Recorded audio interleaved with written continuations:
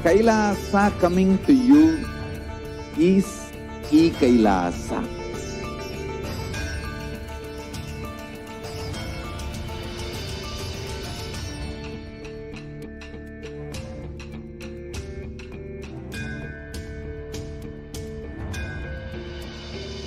I will revive Hinduism.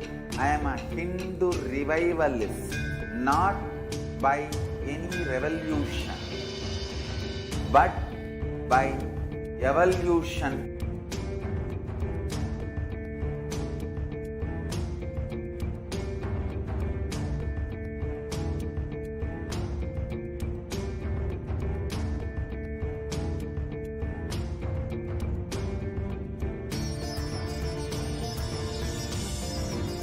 And setting model community.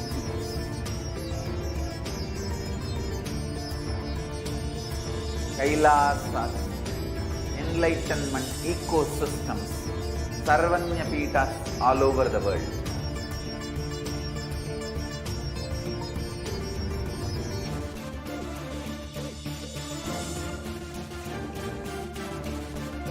All powerful cognition, knowledge, only when you live, power manifestation and possibilities manifestation happens. It's a fundamental truth.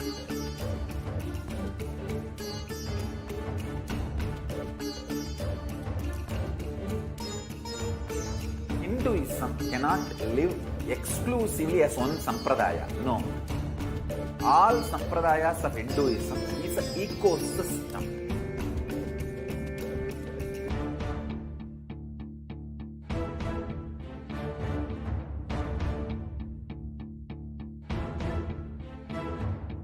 So don't keep quiet thinking that if one sampradaya is attacked, only that sampradaya is going to be affected. All of us are ecosystem.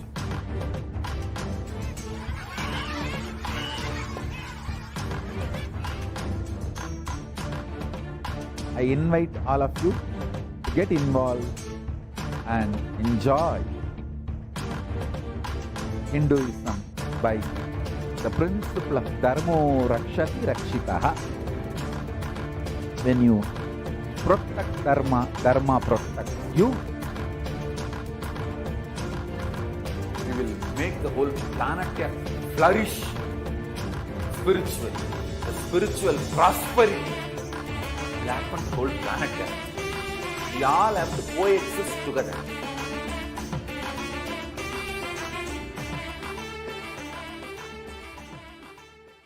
Just be alive for next 3 years. Don't die within next 3 years.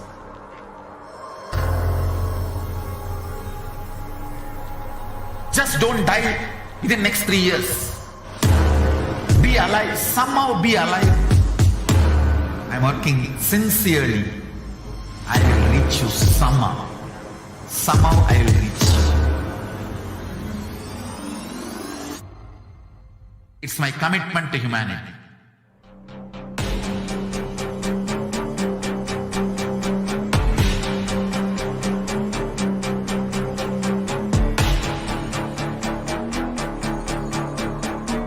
Just don't die within next 3 years.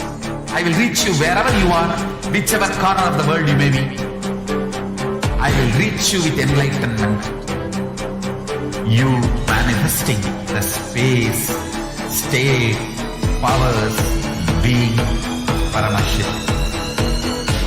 It is possible, and it is possible for you.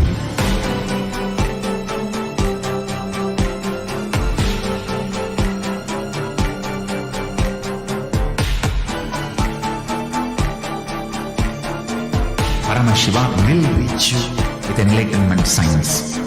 I know he is going to do the job. Just be alive for next 3 years. Nothing else.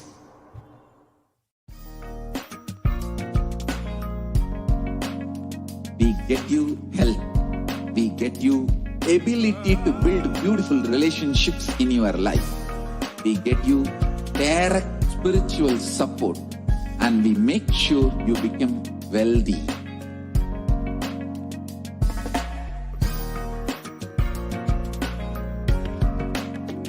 We won't stop giving you just good life.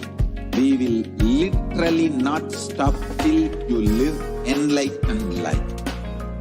Manifesting the state of Paramashiva, space of Paramashiva, powers of Paramashiva, being of Paramashiva.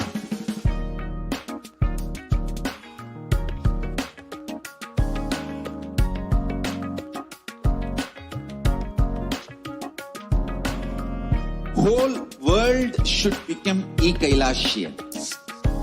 I want the whole world to know Hindus have something great to contribute to the world.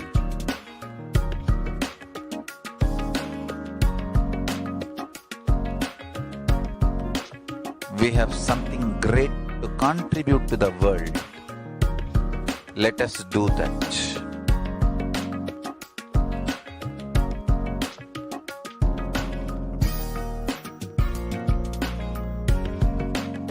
Kailasa is proper customized spiritual service helping you to identify your root patterns of suffering.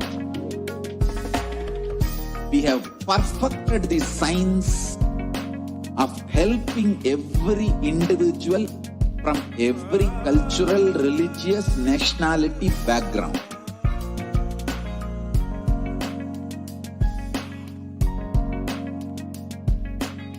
You will have lowest reactionary assumptions, highest awakened response, alive response for life continuously.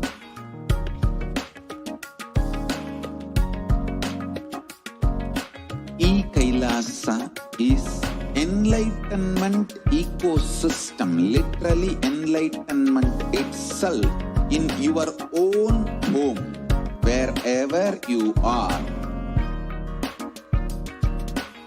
Proper customized spiritual service helping you to complete with your life negativity. Withdrawal from life, self-hatred, self-denial, self-doubt, so much of tiredness, laziness. We can support you aligning your diet, your attitude, your aptitude, your understanding about life. We can help you with everything.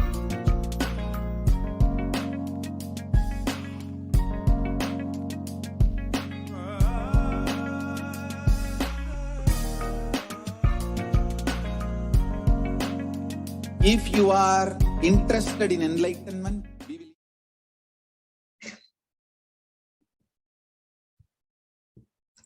Nithyanandam Paramasukadam Kevalam Jnanamurtim Dvandvatitam Gagana Satrusham Tattvamasyadilaksham Ekam Nityam Vimalamachalam Sarvadi Sakshi Bhutam Bhavatitam Trigunarahitam Sadgurum Tam Namami. Nithyanandam, everyone. I welcome all of you today who are watching us on YouTube, Facebook, Twitter, Instagram. I welcome all of you today who are joining us for the Parashakti Akashic readings.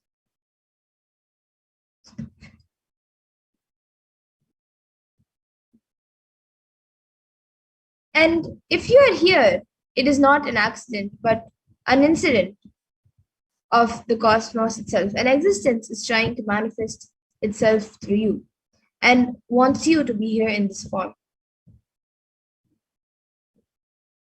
You are a conscious miracle of existence, and existence is trying to express itself through you. So welcome to this sacred spiritual experience, which is your divine, your experience of the divine.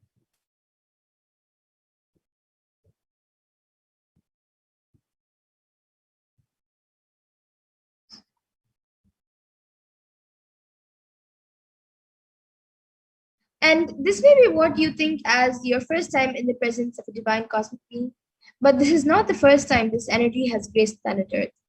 And if you're watching this now, it is not a coincidence, but a cosmic intervention in your life to make you manifest what you want. And some of you might be wondering how this is possible and how has it worked before. So you can experience these answers through the powerful cognitions as referenced from the ancient texts of Hinduism, revived by the Supreme Point of Hinduism. So now let's see, who is Devi Parashakti, the Divine Cosmic Mother? Devi is the ultimate pure feminine consciousness and the Cosmic Mother. She is the Source Shakti, and it is her cosmic womb, the Brahmanda Yoni, from which billions and billions of universes come out and go in, and is the source where Big Bang and black holes go on and on. Parashakti is the source Shakti, source power and source of everything, and is the main deity of the sacred feminine, and the divine consort of Bhagwan Paramashiva, who is the primordial divinity in Hinduism. And the first and foremost relationship is mother. The ability to learn and even the idea to relate starts with the mother. How to relate starts with the mother. So understand your idea to relate and your ability to relate starts with the mother. A mother is a too important factor or way to connect with what you think as life. And in the Vedic tradition, our rishis were aware that your ability to connect with the mother should be directed to the cosmos. It should inspire and awaken your higher consciousness. And connecting with life through the mother is the most sweetest, most beautiful, most easiest form to ever connect. And today, out of his extreme love and compassion, the Supreme Point of Hinduism is manifesting Devi Parashakti herself and gracing us, answering all of our questions, attending to all of our prayers, giving boons, healing us, revealing our past, present, future, delivering profound spiritual truths, and ultimately giving us the experience of Paramashivoham itself. Now let's understand what the science of Bhava Samadhi Darshan is. What exactly is the Bhava Samadhi Darshan that all of us are going to receive today? So the word Samadhi means, it has two components. Sama is oneness and Adi means source. So Samadhi means one with the source, and Bhava means attitude or aspect. So Bhava Samadhi is being one with the source through this aspect. And Darshan means to have a glimpse of. So in the Vedic tradition, it is used to describe the moment when we behold a deity, an avatar, a saint, or an enlightened being, as just seeing such a being can cleanse the karmas of lifetimes and create a deep lasting transformation in the receiver, in all of you and all of us. And Darshan is a powerful superconscious vibration that is present around an avatar at all times. And he simply radiates Darshan just as the sun continuously radiates light. And the auspicious moment when you receive that, when you catch it, becomes the Darshan, the moment of Darshan for you, which raises you to the next level subconscious breakthrough, and which is literally like hitting a reset button on your being. And a few fundamental understandings that we have to internalize and understand about the science of Bhava Samadhi Darshan is that divine cosmic beings are real and they manifest from Kailasa, the enlightened time-space zone, through deities and incarnations. And the divine cosmic beings manifest through the Archavatar, the deities in temples, and through the Bhava Samadhi Darshans in Nijavataras incarnations. The Bhava Samadhi Darshan is also the science where the Nijavatar manifests Paramashiva, the consciousness, and it is where the formless, the being of Paramashiva, expresses through the Divya Sharira and manifests as Nijavatara, the physical form, for us to experience Paramashiva. So now all of you can see how Devi Parashakti expresses through the beings of Rajarajeshwari and manifests as Nijavatara, the physical form, to Devi Meenakshi. And the Archavatar reflects the consciousness and manifestation of the superconscious energy, but unfortunately human beings are not mature enough to receive the higher level experiences from the Archavatar directly. And so the avatar, the physical embodied form, comes down to bridge the gap and create an experience of superconscious energies in all of us. And another important thing, amazing thing that happens during the Bhava Samadhi Darshan is that the Bhava Samadhi awakens your Kundalini Shakti, which is the latent potential energy in every human being. And this influx of superconscious energy visibly slows down the aging process, improves immunity to disease, as well as many other energies. And during the darshan, the whole brain comes alive, turning into a superconductor for superconscious energies that heal, empower, and transform all of our lives. And during the Bhava Samadhi darshan, our neurons mirror that of the avatar, mirroring neurons, which is a natural phenomenon in every human being, activate the process of all the observed movements or information of the avatar just by seeing. And that is, the entire body can silently and without moving receive what is happening elsewhere through a process of direct observation and experience the superconscious energy radiated by the avatar. And the Akashic readings, the readings from the cosmic archives, is not a prediction. It is beyond space where creation and destruction happen simultaneously. In the dimension of time, the past, present, and future start. But because the Akashic records are stored in the Akasha, the space dimension, there is no past, no present, and no future. So that is why what you call as happening, and yet to happen are clearly already recorded.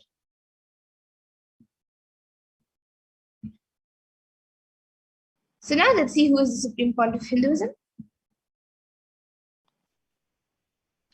So the Supreme Pontiff of Hinduism, Jagadguru Mahasannidhanam, His Divine Holiness Bhagavan Nithyananda Paramashivam, is the reviver of Kailasa, the macrocosmic ancient enlightened Hindu civilizational nation.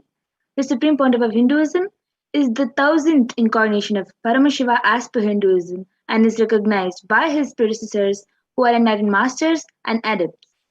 The Supreme Pontiff of Hinduism has made the science of power manifestation, yoga, and temple-based universities a lifestyle for humanity. And the Supreme Pontiff of Hinduism is also ordained as the 233rd Guru Mahasannidhanam of Kanchi Kailasa Sarvagnapeetham, which is the Tandai Mandala Adhanam, is the incumbent emperor of Suryavamsha Sarangi Samrajyam, the present 293rd Jagat Guru Mahasannidhanam of Kailasa Shyamala Pita Sarvagnapeetham, the present Mahamandaleshwar of the Mahanirvani Akada, which is the largest of its monastic order.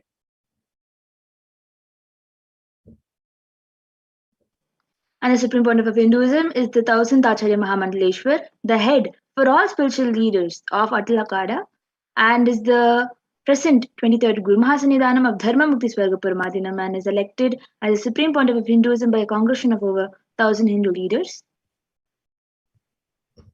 And the Supreme Pontiff of Hinduism is also revered as a teacher of Hinduism, most prolific, most viewed, read, and watched. He has authored 300 books in 10,000 articles and 10,000 articles in 3 different languages, which are English, Tamil, and Sanskrit, and these are translated into 50 languages with over 1,000 titles.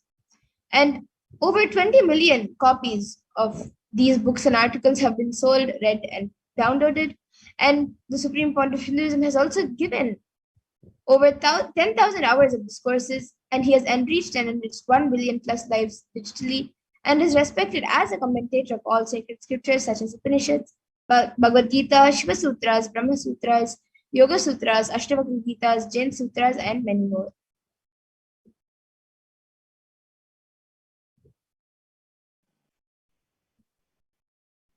And is honored as the leader of Hinduism, the most awarded, internationally recognized Hindu leader, and is the reviver of 108 ancient Hindu sampradayas, including the Rudrakanyas Rudras, Rishis Rishikas, Bhairavas Bhairavis, and the Sannyas. Establisher of the largest Hindu university, Kailasa's Nithyananda Hindu University in the world, with satellite campuses in 150 countries, and is the establisher of 1000 plus Kailasa, the enlightenment ecosystem, and is the founder and reviver of over 100 Sarvagnapeethas, and is a collector of the largest Hindu library with over 1 million books, 1 million palm leaf scriptures, and over 20 million digital books. And now with this, we will be getting into the next segment where we will be seeing a live demonstration of the power manifestation, which is given as a gift to humanity through the science of Diksha.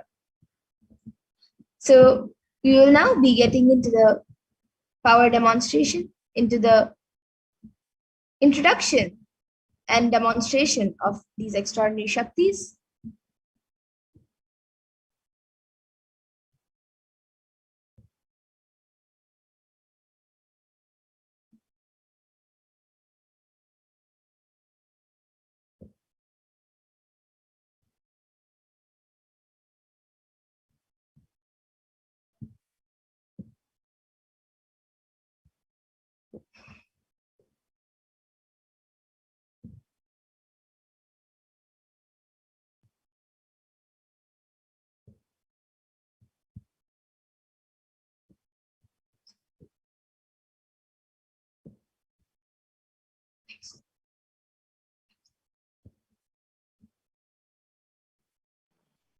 So the Balasans, the Nithyananda yogis, the initiated disciples of the Supreme Pontiff of Hinduism, will now be demonstrating the powers of third eye and sharing with all the experiences and results of the extraordinary manifestation of the divine powers awakened in us through initiation, Diksha.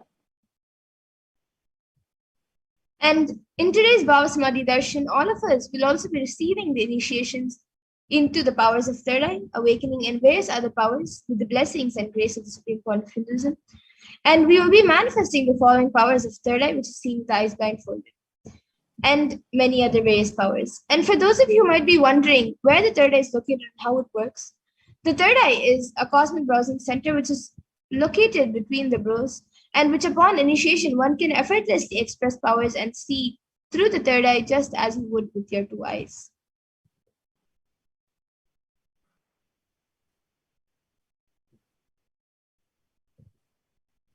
So what are Shaktis?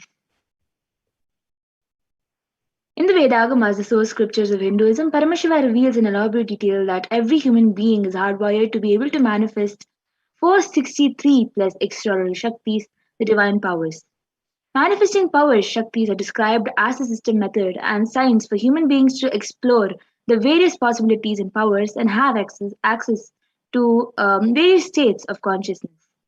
Shaktis manifest from the fundamental cognition that you are a divine, you need to manifest divine, and not that you are a man and you need to reach divine. And some of you might have heard the term Siddhis, as it is a very common term used when there's any type of extraordinary manifestation. So let's look at the difference between Shaktis and Siddhis. So Shakti is expressed from the space of enlightenment as a side effect of feeling connection with the divine and high integrity with the Guru, and are a source of enlightenment, whereas Siddhis are powers that manifest from tapas or penance for enlightenment and are on the path of enlightenment.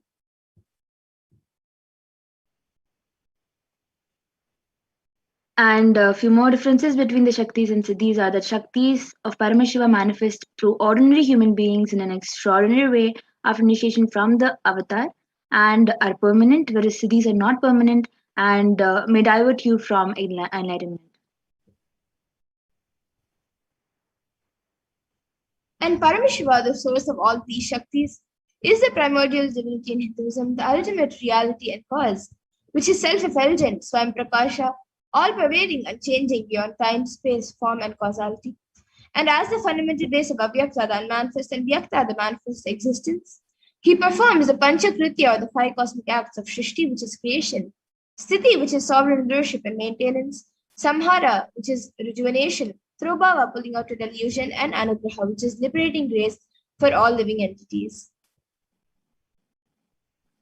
And the avatar of that Paramashiva, the source of Shaktis, the Supreme Pontiff of Hinduism, Jagadguru Mahasannidhanam, his divine holiness Bhagavan Nithyananda Paramashivam, as the 1000th incarnation of and the representative of Paramashiva and the reviver of Kailasa, the ancient enlightened Hindu civilization or nation, the great cosmic borderless Hindu nation.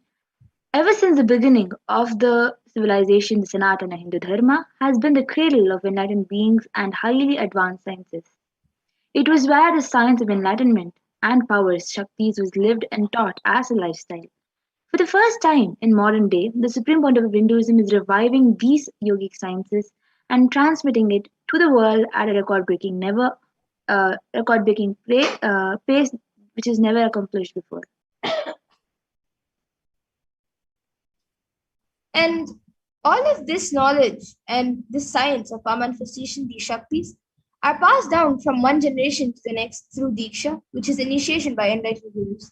And this is called the Guru Parampara, where the sciences is passed down from one generation to the next. And the Supreme Point of Hinduism, being recognized as an incarnation at a very young age, was trained and taught these sciences to revive the initiations and knowledge repositories for billions to manifest the science of power manifestation from the disciplines of Vedanta, Tantra, Sri Vidya, Yoga and Yoga powers, Mantra Shastra, Siddha Vidya, science of Aushadha, Bhakti Yoga, Paramashivoham, Advaita, and many such others. And you can all also see all the various enlightened masters, enlightened gurus, who have trained and taught Swamiji, the Supreme Point of Hinduism, ever since he was young.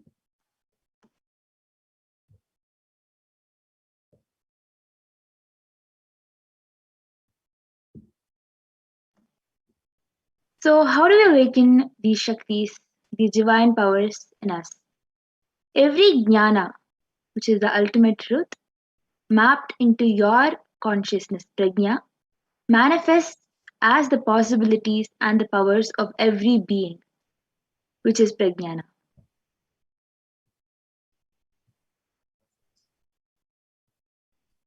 And the science of our manifestation is authenticated through 4 aspects of evidences or pramanas. So the first is the Shastra Pramana, which are the eternal unchangeable truths revealed in the source scriptures. And then the next is the Apta Pramana, which are the experiences and results of Aptas or authorities of Hinduism, where the Vedic rishis and scientists have time tested and verified these sciences. And the next is the Atma Pramana, the account of His Divine Holiness Bhagwan, the Supreme Porter of Hinduism, Jagadguru Mahasanidanam, His Divine Holiness Bhagwan Nithyananda Paramashivam, this millennium's avatar's personal experience of the power manifestation.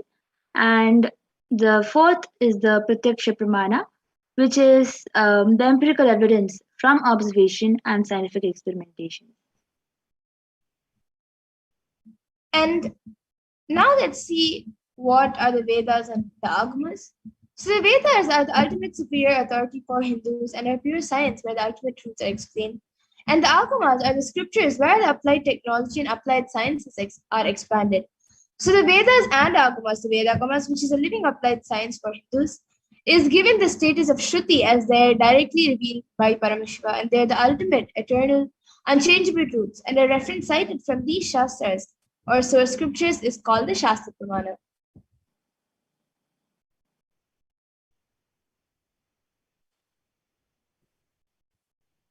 So let us now get ready to witness a very unique and exciting demonstration of this power, the power of third eye. After going through all the pramanas, the evidences for manifesting this power of third eye. So the first is the Shastra Pramana, for the power of third eye, where we'll be seeing through the third eye. So the Shastra Pramana comes from the Vijnana Bhairava Tantra, Dharana 11, 34th verse. Kapalantarmanonyasya tishthanmilitalochanaha kramena manaso dardhyat lakshayet lakshamuttamam. The translation is by fixing the mind on the inner space within the crown center and sitting stably without any movement, having the eyes closed in succession, by that stability of the mind and inner space, through the power of the third eye, one directly sees the ultimate goal Lakshyam by having the vision beyond the sight that reveals any object or place, attaining the space of oneness with the source Paramashiva.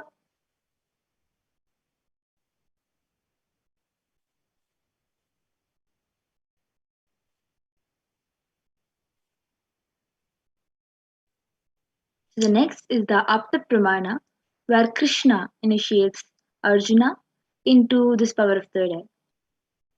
Natu maam shakyase drashtu manenaiva swachakshusha divyam dadami te chakshuhu pashyame yogamaishwaram. Bhagwan Krishna says to Arjuna, but you cannot see my cosmic form with these physical eyes of yours. Therefore I grant you divine third eye vision. Behold my cosmic opulence. In the Hindu Purana Bhagavad Gita, Bhagwan Krishna initiates Arjuna into the power of third eye to behold Krishna's Vishwarupa Darshan, the vision of his cosmic form. The 11th chapter of Bhagavad Gita, which contains the description of Bhagwan Krishna's cosmic form, is completely narrated by Arjuna as he sees Bhagwan Krishna through the third eye.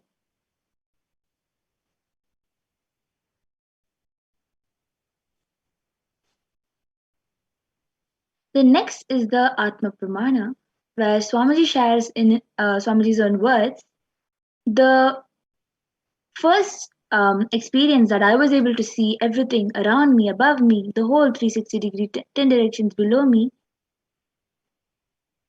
everything, I realized not only I was able to see, I was able to feel, experience all of that as me.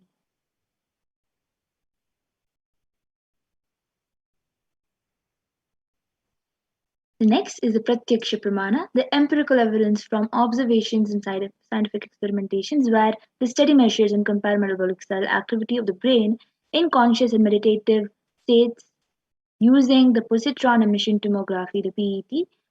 When doing the daily activities, it was shown that it was proven that high activity is measured in the brain where the third eye is located, whereas when in deep samadhi state, only the third eye region is active and almost 90% of the rest of the brain is at peace.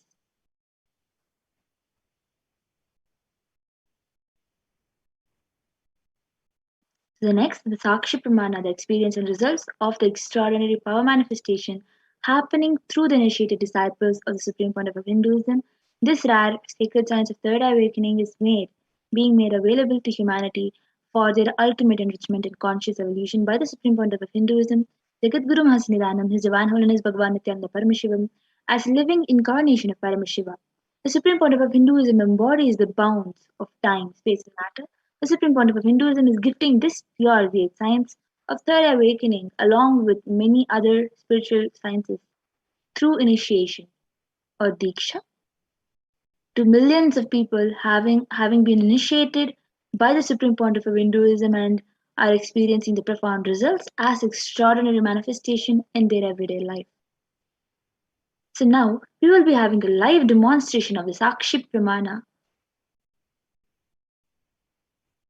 of the power of third eye with the Balasins for the Nityananda Yogis initiated by the Supreme Pontiff of Hinduism.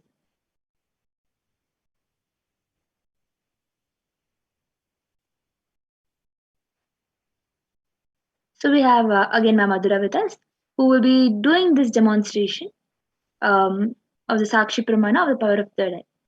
So Ma Madhura has an eye band with her, which she will be showing to all of us. So as you all can see, this eye band has a sponge attached to it, which has two openings, like a pit, into which the eyes will just go and stick. So when this eye band is tied with the strap, it will be tightened on her head and it will just stick to the eyes. And the nose will also get stuck in between the cut on the eye band. So there is no possible light that will be able to enter in through this eye band. Around Ma Madhura has a volunteer who will be helping her to put on the eye band in a secure way.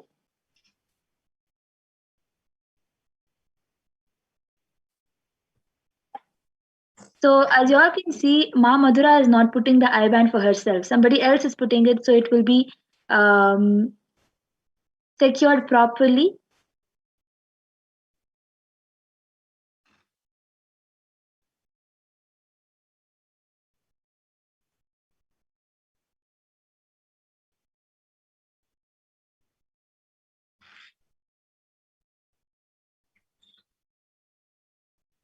And Ma Madhura will be unmuted throughout the whole time.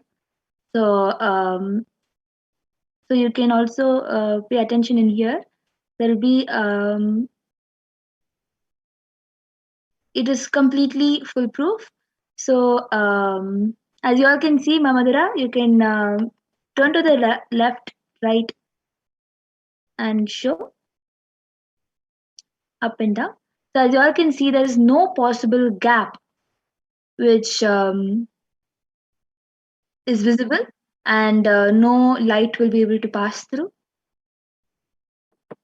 So now whoever wants can comment random numbers, random sentences, any language that you wish, in any language that you wish, any scientific term of your choice which you think Ma Madhura will not know.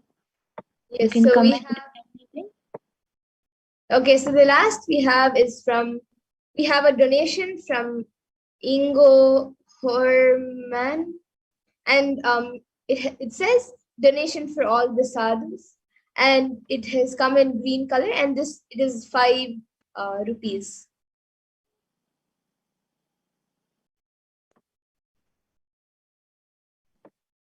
As you all Yes, can and see, thank you for your contribution, Kailasa.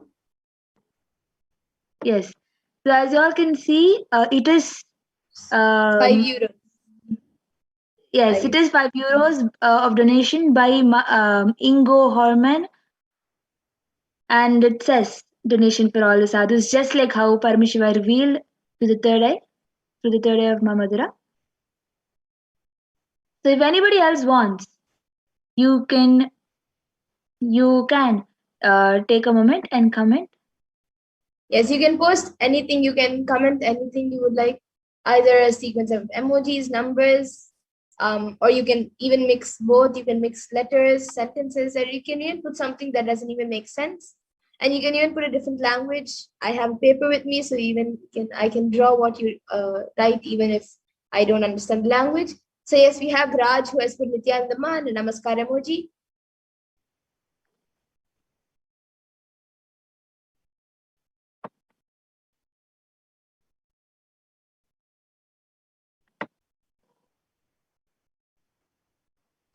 I think we can go back to the comments. Now we have some videos being shown of the Swarajya Shakti Samyama, and then it keeps you're scrolling up.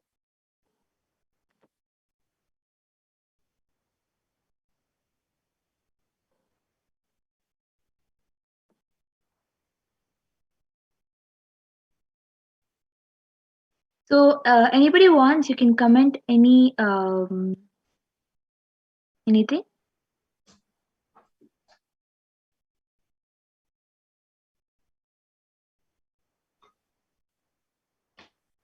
And in the meantime, I have this book with me, which is Uncommon Answers to Common Questions.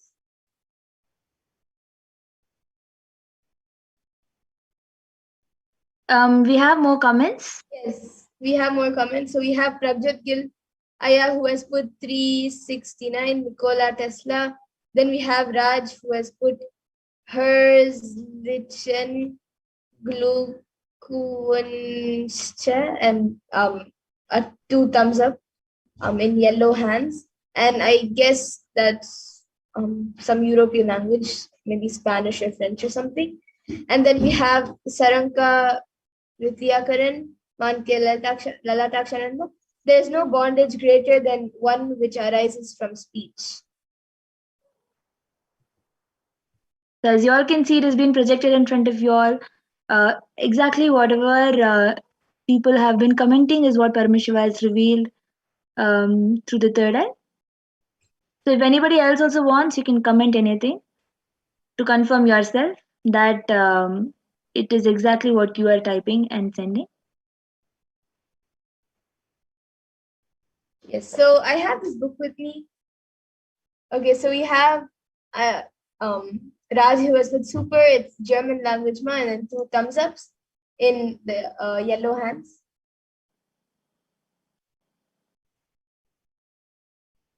Yes, so Mamadura has a book with her. She'll be opening a random page for all of you and reading a page. Okay, so I opened a random page in front of all of you.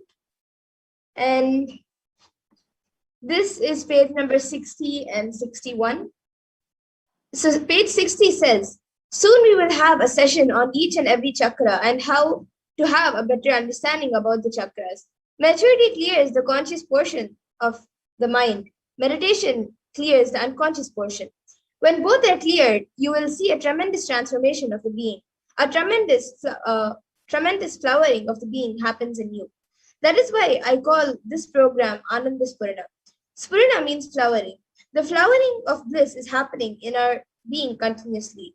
Only we don't look inward. We don't see what is happening. Just look inward and you will find it. This Ananda Spurana, this flowering of bliss. So that is the first first 3 paras of this page before we have another question. And I think we even have another comment from, I think we can scroll up a little bit more. From Prabjot Gill, who has put Parashakti Akashic readings, 9th August 2021. Then a map, a picture of a map, a picture of a clock, and then trees, like something with nature, and something yellow is there, and then a mountain, and then the sun, and then a tornado. It looks, we can scroll back now to the comment. Yeah, and then we have, after the tornado, we have something in orange, which I'm not sure what it is. And then we have a painting palette, and then a Om.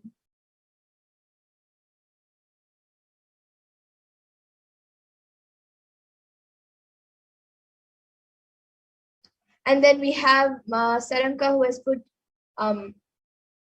Iwiji Golok Zalyakid, which I'm not exactly sure which language that is, but it is a different language, or maybe a random thing.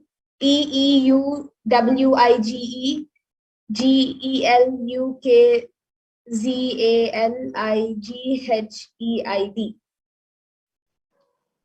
And As then you all she can has, see, it has been projected. It is exactly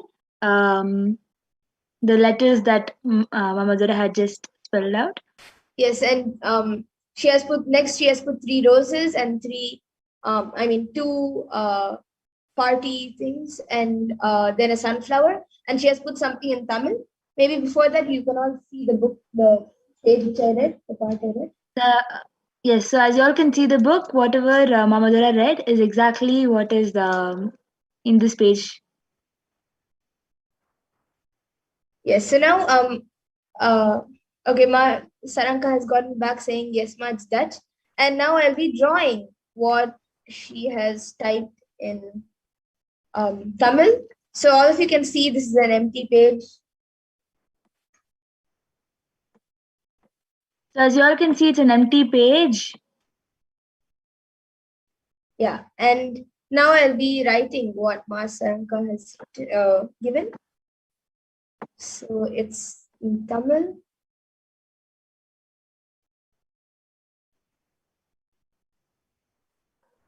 And then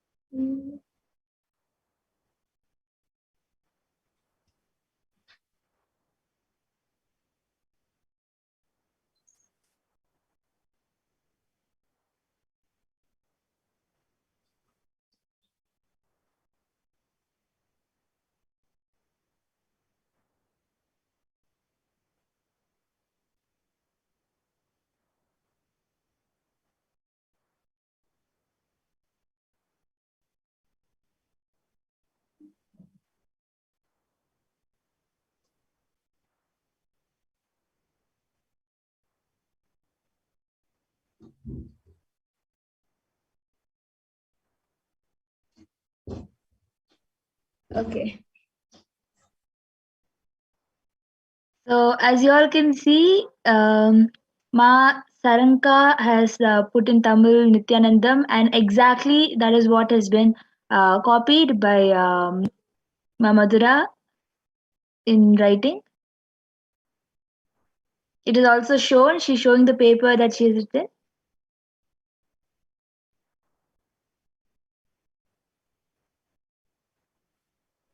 Yes, so now with this, yeah, so the last comment we have is from Ma Saranka saying yes, ma, it's Dutch. And do we have any more comments, ma, which have come after that? Nope. As of now, it is just that much. Yes. So if anyone else would like to comment before we move to the next power. Okay, so we have Ma Saranka who has put a smiley emoji and then a party phone emoji, and then we have Prabjot Gilaya who has put wow with so many O's. 1, 2, 3, 4, 5, 6, 7, 8, 9, 10, 11, 12, 13, 14, 15, 16, 17, 18, 19, 20, 21, 22, 23, 24, 25, 26, 27, 28, 29, 30, 31, 32, 33, 34, 35, 36, 37, 38, 39, 40, 41 O's. And then emoji with a cat in a box, and then emoji of funny face. I don't know exactly what that is. And then another party emoji with a face, and then a emoji with a magnifying glass, an emoji with sunglasses, and then a heart, and then Nithyanandam, and then a fire emoji with a heart, and a namaste, namaskar emoji, and then Raj, who has put 3 namaskar emojis, and then Masaranka, who has put laughing emoji. So as you all can see, it is exactly whatever Paramashiva revealed, and even how many ever O's is exactly what Paramashiva has revealed. So then with this, I think the volunteer can help Mamadura out of the IBAN, and we'll be entering into the next power of body scanning.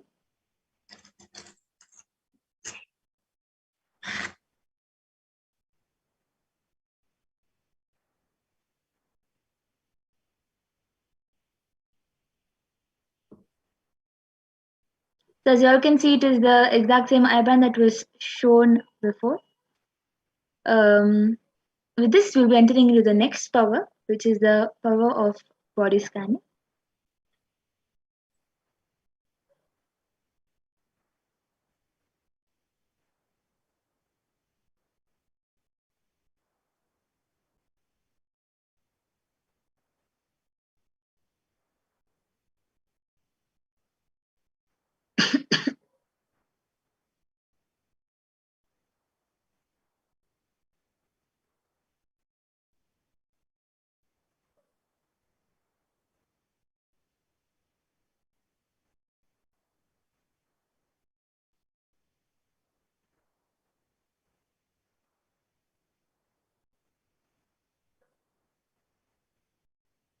So now we will be manifesting the power of body scanning. In this power of body scanning, one awakens to the ability to scan illnesses, diseases, medically diagnose issues, and provide solutions through the awakened third eye.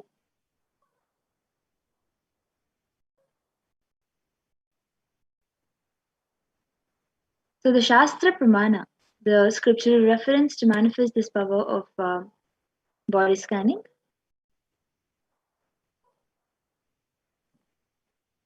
स्वदेहे जगतो वापि सूक्ष्म सूक्ष्मतराणि च तत्त्वानि यानि निलयम् ध्यात्वन्ते व्यज्यते परा. Bhagavan Paramashiva says, cognize deeply that from the subtle to the subtlest constitutive principle of your whole body, Swadeha, or of the whole universe simultaneously consist of the essential reality. They are being absorbed in their source cause Paramashiva. By the experience of such restful awareness, one becomes complete from all thoughts in the ultimate universal divine power Paradevi. Adi Shakti is revealed and the supreme power manifestation happens.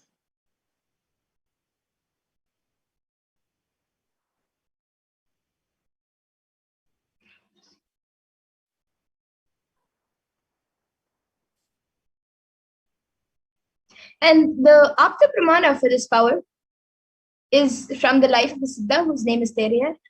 And he was one of the prominent disciples of Agathya. And one day a man suffering from severe headache comes to Agathya for healing, and Agathya uses the power of body scanning and identifies the root cause of the headache. He reveals that there is a small tere, a type of frog, sitting in the person's brain, and Agathya immediately instructs Teriyar, his disciple, to perform an open head surgery and remove the frog. And after the surgery is completed successfully, the person is healed and cured of the headache, and thus he gains the name Terayar.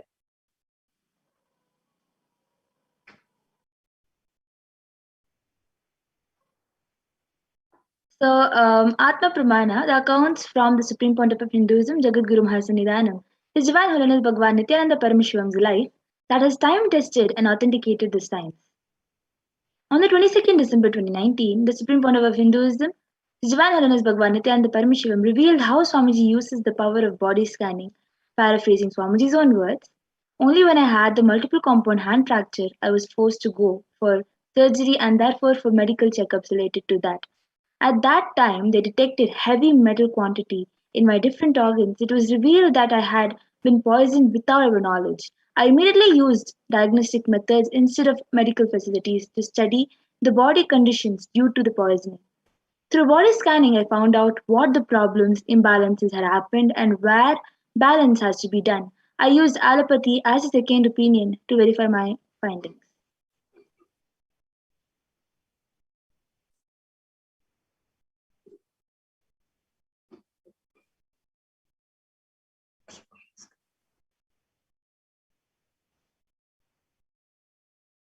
And now all of you can see the Sakshi Pramanas.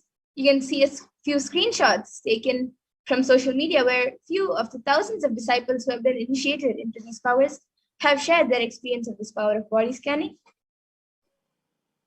And now we will be witnessing the live demonstration of the power of body scanning. So anyone who would like a body scan can put your comments in the YouTube comment section and we will be doing a body scan for you.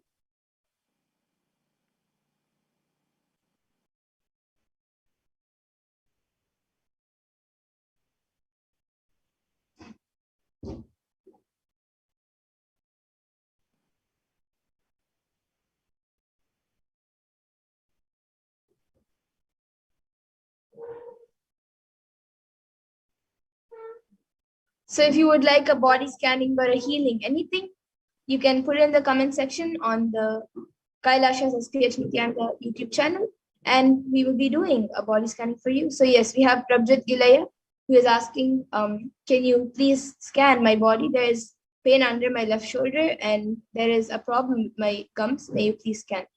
Yes, Ma Pragya, you can start scanning for Prabjot Gilaya. And Ma Saranka has also asked for a body scan. Yes, Ma, now I will be scanning your body.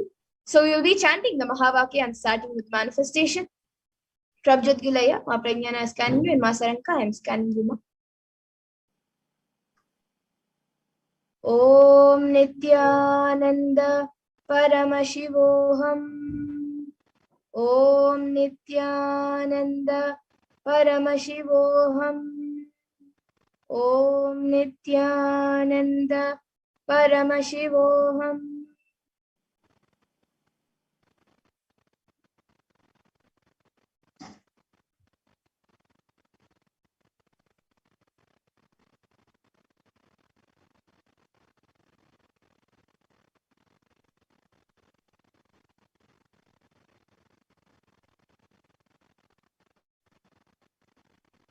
Prabjot Gilaya, I was able to, Parameshwar revealed that due to the limit of movement of your body, you're facing pain on your back.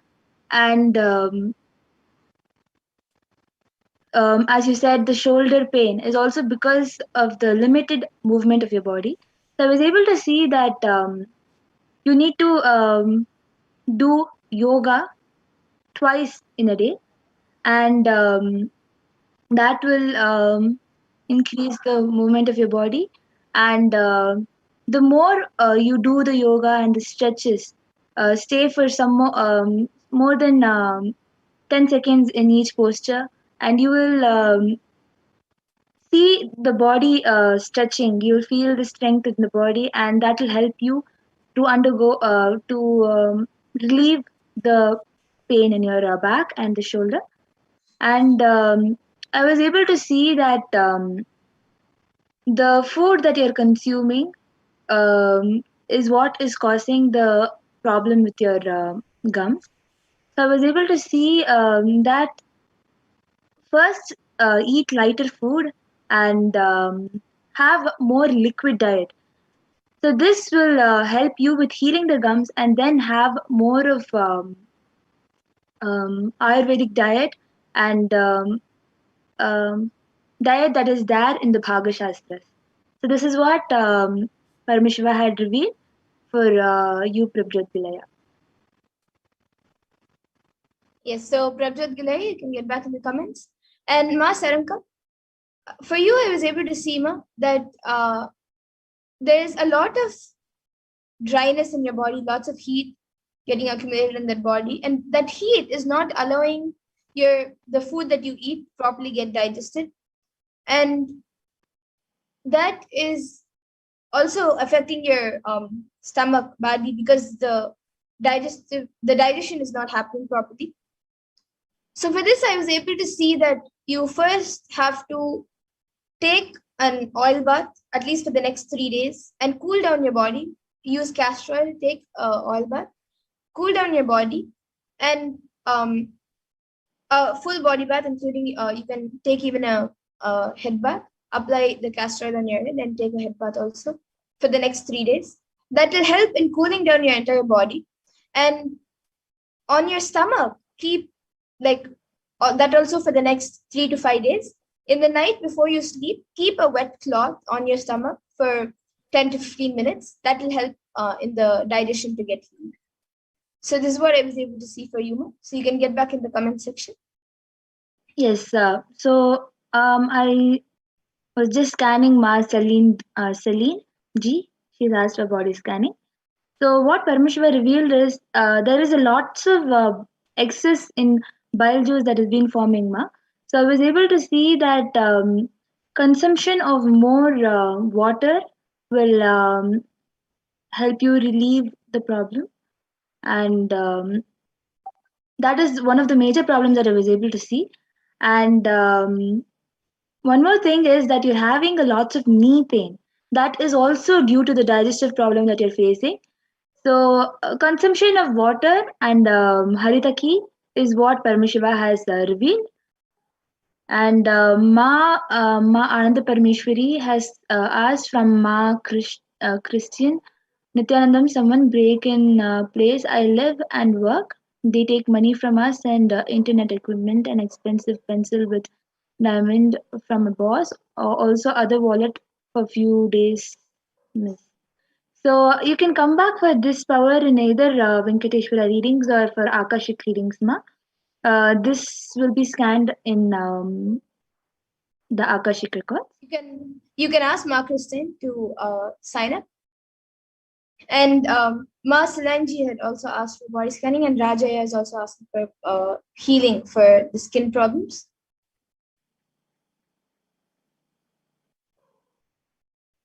This one we can scroll a little up. So Ma Pranyana, you can now scan for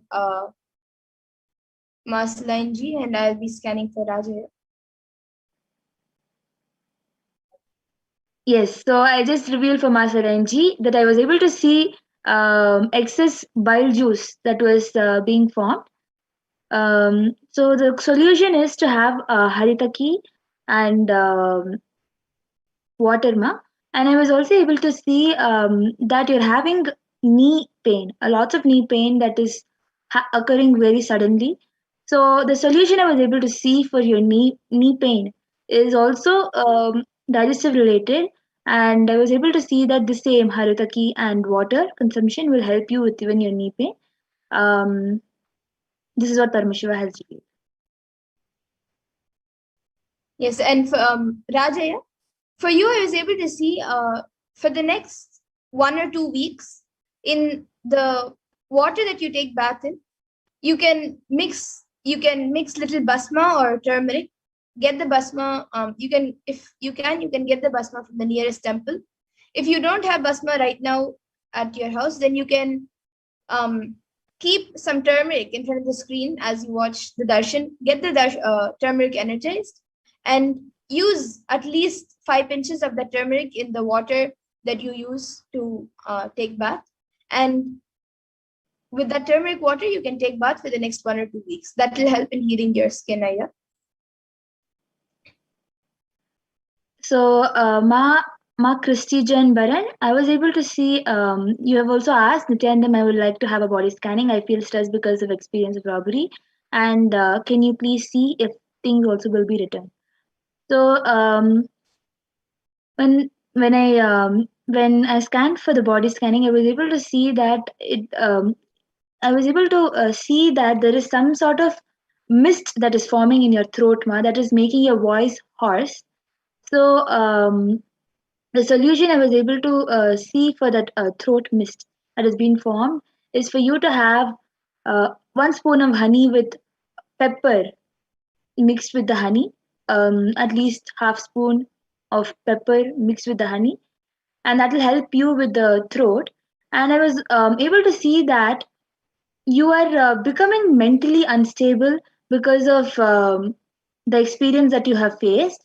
So I was able to see that the solution for that is to spend your time listening to Mahavakya and to take part in the Swaraja Samyama, which is you either listen to the Mahavakya and lessen your talking. So I was able to see the solution for your stress is to do the Swaraja Samyama, and it will help you.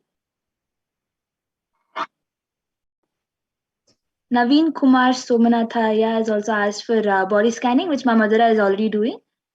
Yes, so Aya, for you, I was able to see that for the past few days, you have been putting a lot of pressure on your feet, and also overall you are getting quite stressed, and due to that you are having frequent headaches, and that is also affecting your eyes.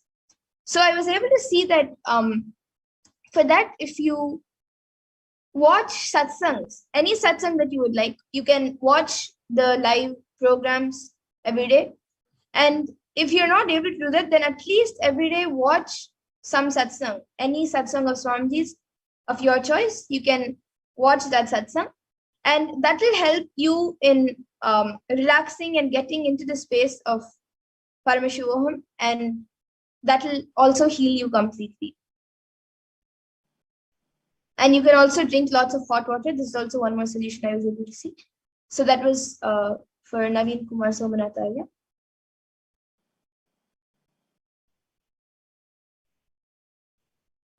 Yes, and Rajaya has got back saying, thank you, Ma. I will follow the solution as Paramashiva prescribed. Yes, Aya. And you will surely be healed by the grace and blessings of Paramashiva and Swamiji.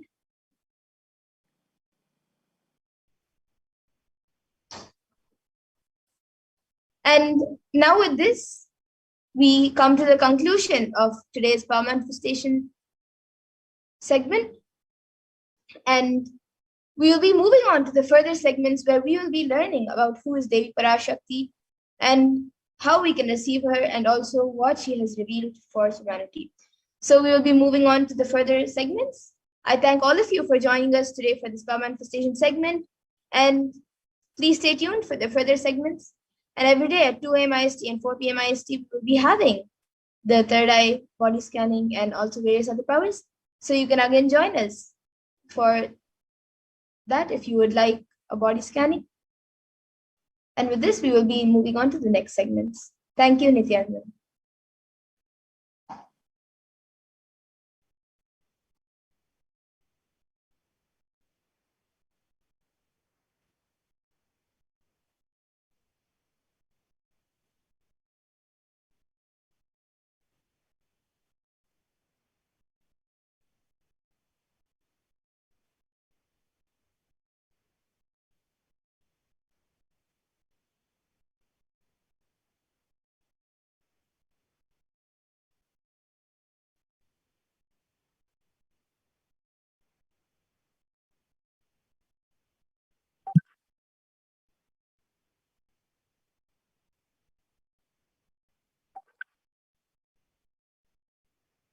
So now we'll be understanding about the divine feminine consciousness.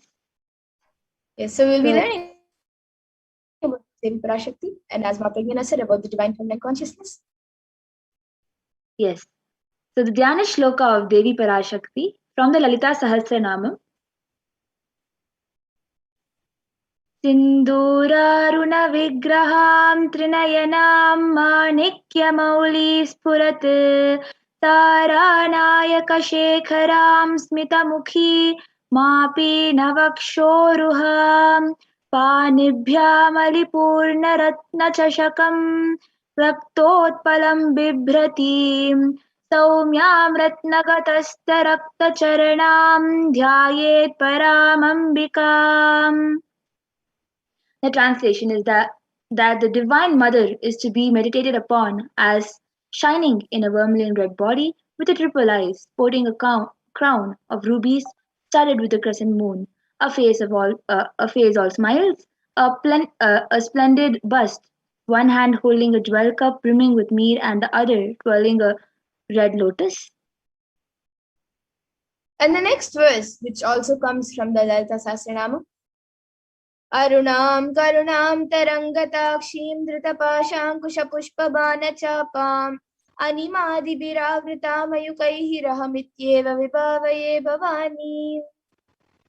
And the translation for this verse says, I meditate on the great Empress. She is red in color and her eyes are full of compassion, and holds the noose, the gourd, the bow, and the flowery arrow in her hands. She is surrounded on all sides by powers such as Anima Fures, and she is the self within me.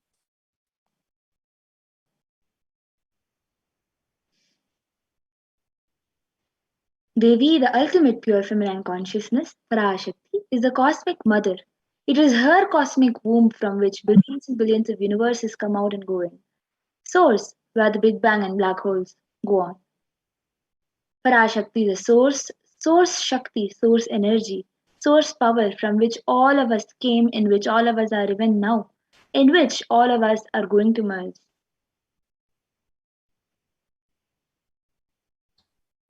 And Devi, out of her extreme compassion and love, she herself is manifesting through the embodied form as the Nijavatara of the Supreme Point of Hinduism, Jagat Guru Mahasanidanam, His Divine Holiness Bhagavan Nithyananda Paramashivam, gracing us, answering all of our questions, attending to our prayers, giving boons, healing us, revealing our past, present, future, delivering profound spiritual truths, and ultimately giving us the experience of Paramashivoham itself.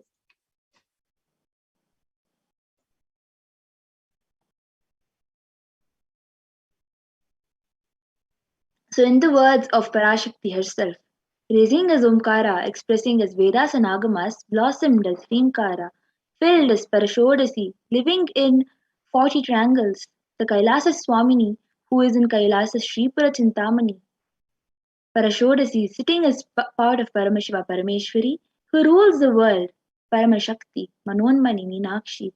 As Nithyananda, I took Nijavatara here to give good boon to everyone, to bestow all goodness, Hiranyagarbha Swarupini, Brahmanda Yoni, Shami, Chandramauli, Rapala, Aparna, Uma, Parvati, Savitri, Navayavana, Samraja Lakshmi, Parameshwari, Parashodasi Meenakshi. Taking the form of Nithyananda, I came here as Nijavatara with great compassion. I am blessing pleasant people.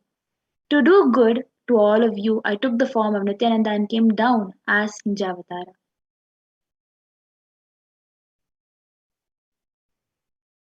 And again, in the words of Devi Parashakti herself, she beautifully says, raising in Omkara, blossoming as Shiva, Shiva, manifesting as source of existence, powers of existence, expression of existence, from the oneness of Om, blossoming into two as Prakriti and Purusha, blossoming as three Shaktis, Icha, Kriya, and Jnana, growing as 4 Vedas, expanding as 5 Panchabhutas, beyond 6 chakras, filled as Gotras of 7 Rishis, expanding as 8 directions, existing as 9 grahas, blossoming as 10 indriyas, being as 11 rudras, creating all the worlds, bringing life to tell and make truth blossom and to do good.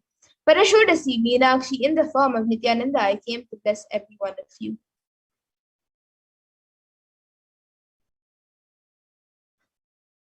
How to receive Devi Parashakti? Literally, you're seeing Paramashivan Parashakti at the moment. She is there in your screen, so always receive her very traditionally. Keep 2 betel leaves, 1 banana, 1 betel nut, and 1 coin in front of the screen. Watch Devi. Coin is considered as a traditional Lakshana in Hindu tradition. It can be to the lowest value. In India, it can even be just 1 paise, and in USA, it can be a cent. Even I'm not trying to monetize. Keep even 1 cent. It is okay. So for 100 days, if you have darshan, it will add up to $1. In India, even 1 paise is okay. And you can offer that to Devi Parashakti. And once the darshan is over, you can do namaskar and eat the banana, the betel leaf, and betel nut, taking it as prasadam immediately. And the coins that you collect, you can send it to the LA temple for the further procedures. And this betel leaf and betel nut, all of you might be wondering how it may benefit you. Swamiji says it may look too small, but in a few days you will see how much it adds to your sentiment that really she is there. You will not take the Devi Darshan for granted. Rituals will break your monotonous unconscious mentality and lifestyle and remind you to raise you to powerful cognitions and to break your unconscious behavior. So you can organize your banana, 3 betel leaves or a few betel leaves, along with a coin and a betel nut on top of a plate. You can also add other stuff like vastram, which is a sacred cloth, and kumkum and a coconut, flowers.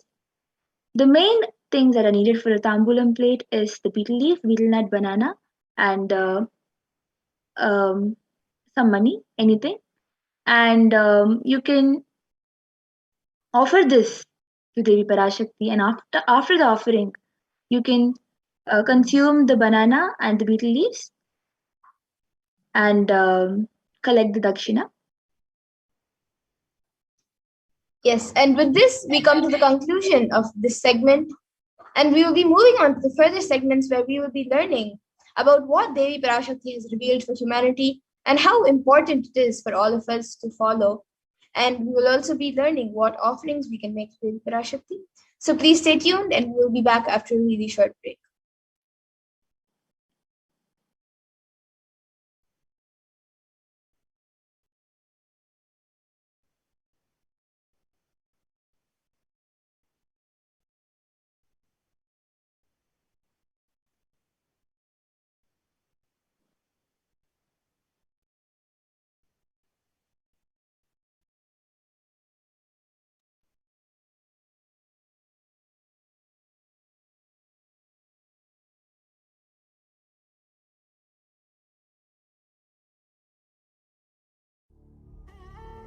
What I mean by the word Kailasa, listen intensely. Enlightenment ecosystem, literally enlightenment itself, in your own home, wherever you are. If you cannot come to Kailasa, it's okay. Kailasa can come to you. Kailasa coming to you is Kailasa.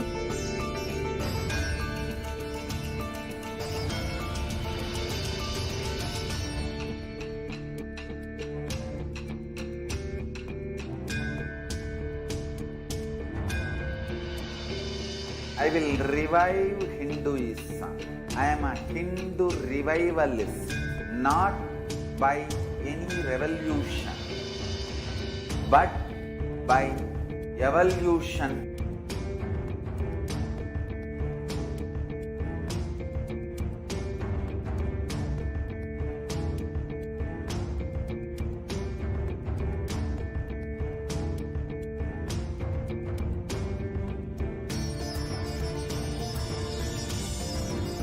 And setting model communities.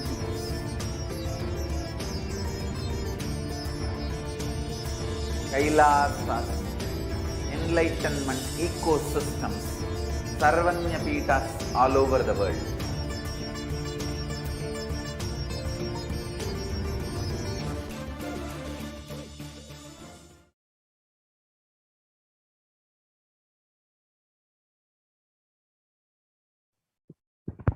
Nithyanandam, welcome back, dear viewers.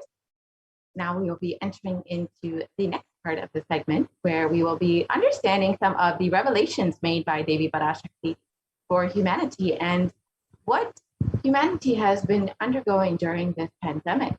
Let us enter into this segment.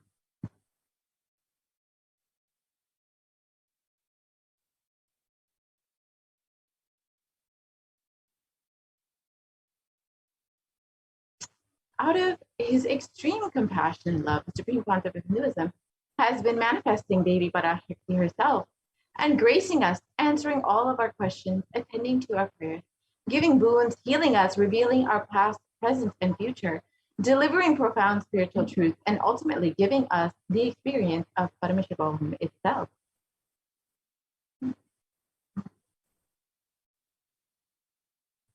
So today, let us see what Devi Parashakti has revealed about immunity and COVID-19.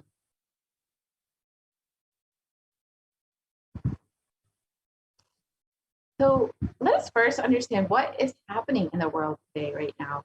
We all know that we are still in the midst of a global pandemic with millions of people who have been infected. Over 186 million people have been confirmed to be infected with COVID-19, and over 4 million people have died over the course of the past 1.5 years due to this pandemic. And the worst affected countries are the United States, India, and Brazil.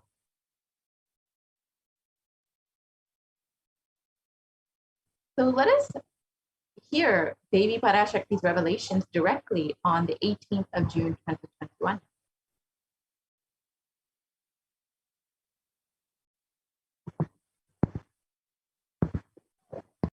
Still, you are all not realizing the power of my words when I say Corona is very much out there with the support of decision makers, rulers, people who are supposed to protect all of you. Due to their irresponsibility, it is there and getting more and more strengthened. It is becoming more and more stronger in multiple forms. And all the other diseases which are waiting to attack human bodies, because Corona has made the immunity strength weak in human bodies. Human bodies have lost the strength of immunity power.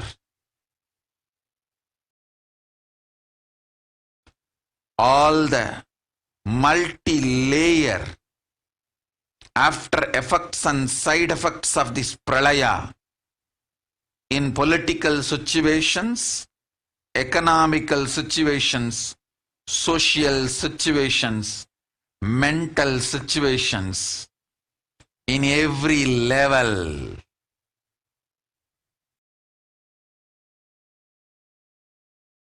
Cannot be described. Wait. This year, focus on keeping yourself alive.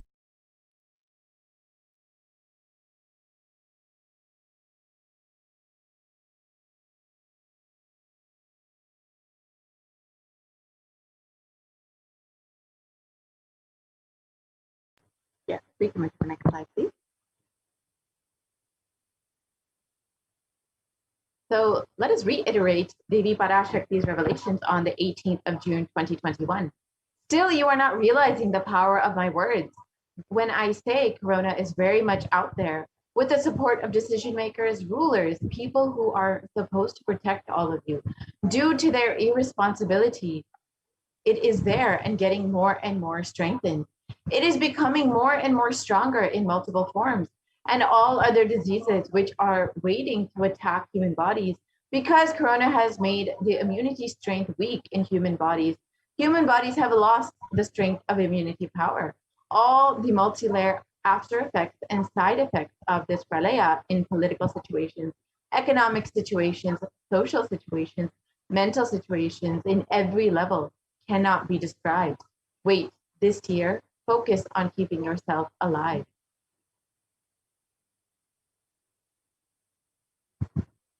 So we will focus on three main revelations made by Devi Parashakti. The first is that corona has made the immunity strength weak in human bodies. So let us analyze this revelation and understand how it has been manifesting in our reality.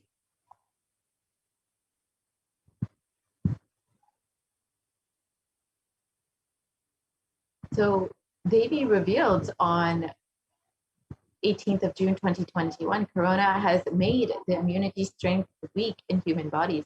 Human bodies have lost the strength of immunity.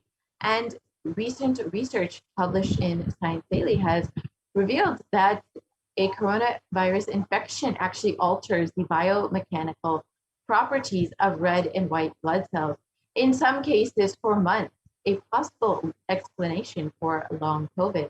And this was published on June 29, 2021. And just as Devi revealed, coronavirus actually changes how your body responds and how your actual immunity strength. And here, the research is showing exactly that.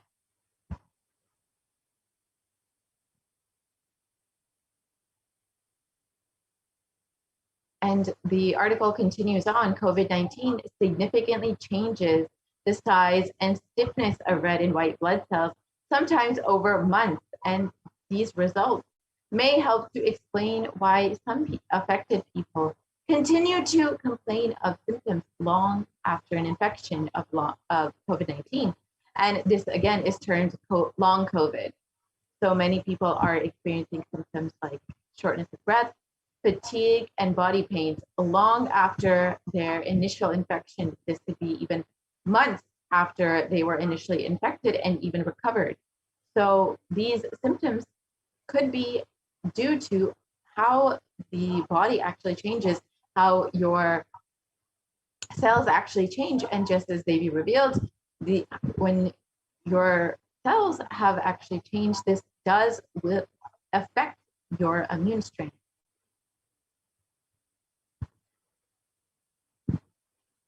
And let us understand how corona actually affects the body.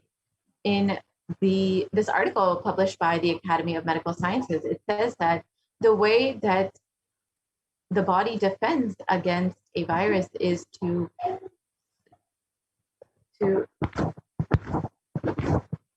neutralize it. However,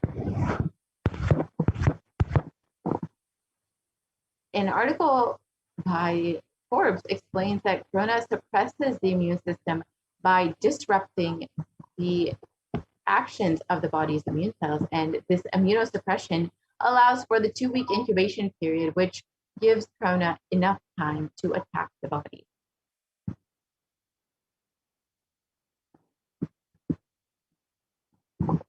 And the typical timeline for someone infected with COVID-19 is it usually lasts about 2 weeks, and the first 5 days are the incubation period. And during this time, then after that is the prodromal period, between 5 to 10 days, and between 10 to 15 days is the usual onset of acute infection, which is when many people end up in the ICU. After this, many people are able to recover from their infection. However, many times they continue to experience very severe infection, which can last for weeks, and sometimes the symptoms can even last months.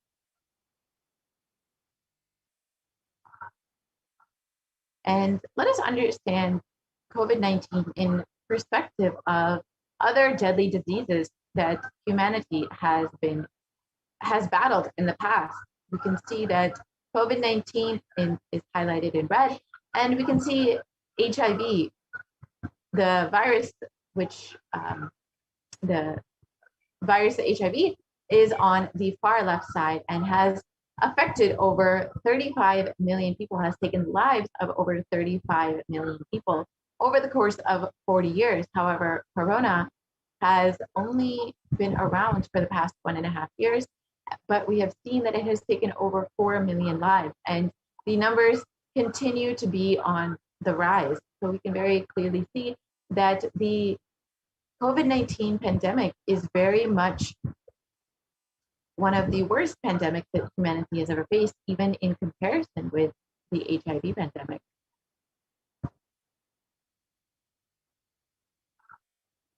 And further studies done by the University of Oxford found that cells are profoundly impaired after recovering from COVID-19.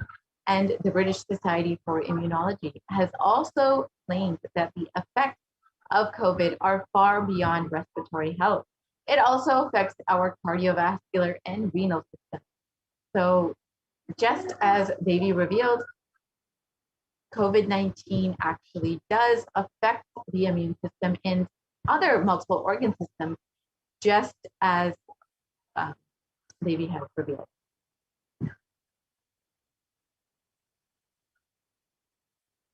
And in a recent article published, it states that the exposure to the disease, COVID-19, causes symptoms in multiple organ systems across the body and is not limited to only the lungs and respiratory system, as was originally thought. In addition, people are reporting that chronic symptoms such as fatigue and shortness of breath have lasted for months and right after the original infection.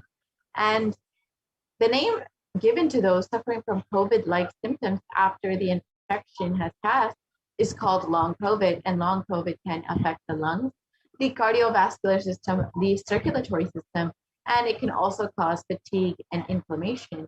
And as we have learned from Devi Parashakti, that it can also affect the immune system. And here we have an example of how the lungs can be affected in someone who has suffered from COVID-19. On the left side, you can see the healthy lung, and you can see on the right side, COVID-scarred lungs, and you can see the dark spots where the scars have formed.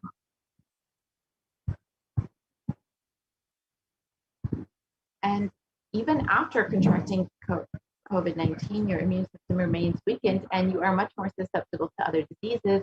And it was reported in the CDC that symptoms that can last weeks or months after first being infected with COVID-19, and it can affect multiple organ systems in the body, including the heart, the lungs, the kidney, the respiratory system, the skin, and other brain functions.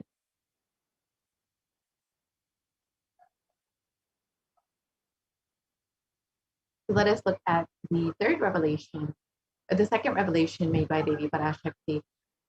All other diseases which are waiting to attack human bodies are attacking the human body after the immunity strength has been weakened in human bodies.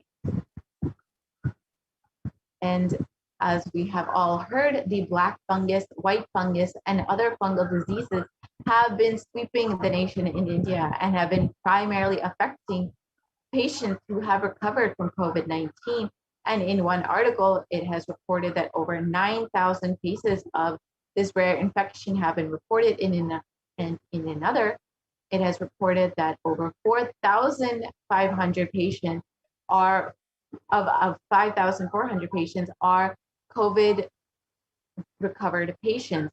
And these people, after recovering from COVID-19, have been affected by these fungal diseases. And as we have heard, the fungal diseases primarily attack COVID-19 patients and people who have recovered from COVID-19, because after recovering from the disease and during the disease, you have a weakened immunity, and it makes you much more susceptible to these other infections. And this is exactly what we're seeing, and this is exactly as Devi Parashakti has revealed.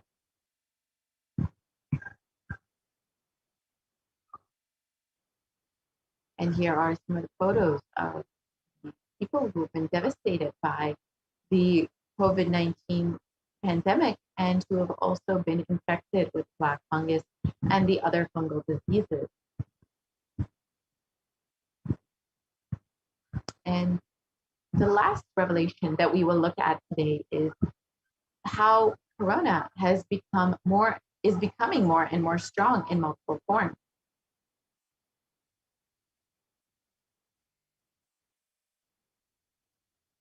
And as we have all heard, there have been many variants of COVID-19 that have been sweeping the globe.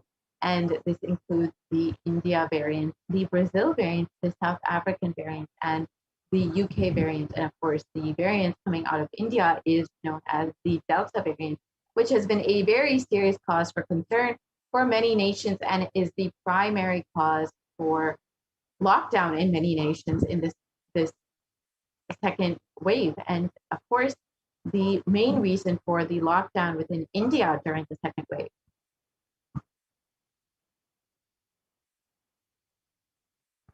And here are the different variants and the countries which they have emerged out of. The Alpha variant, which has emerged out of UK, the Beta variant, which has emerged out of South Africa, the Gamma variant, which has emerged out of Brazil, and the Delta variant, which has emerged out of India.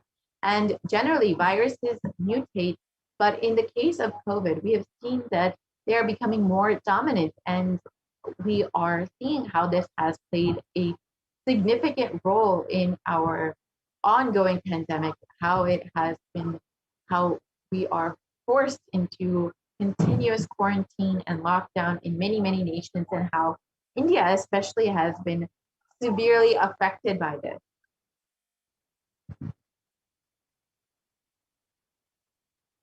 And here we have a small infographic that shows us the variants that are currently circulating the world and how many countries they have each affected.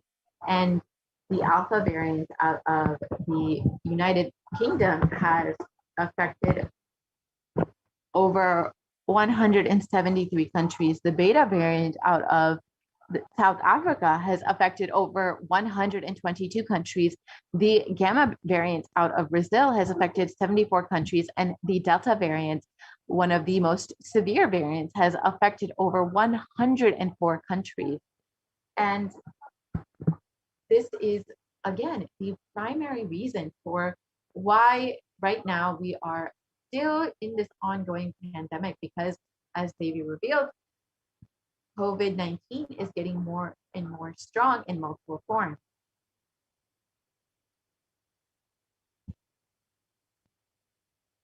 And other variants of corona have also been recently discovered, as we have heard from the Supreme Concept of Hinduism himself.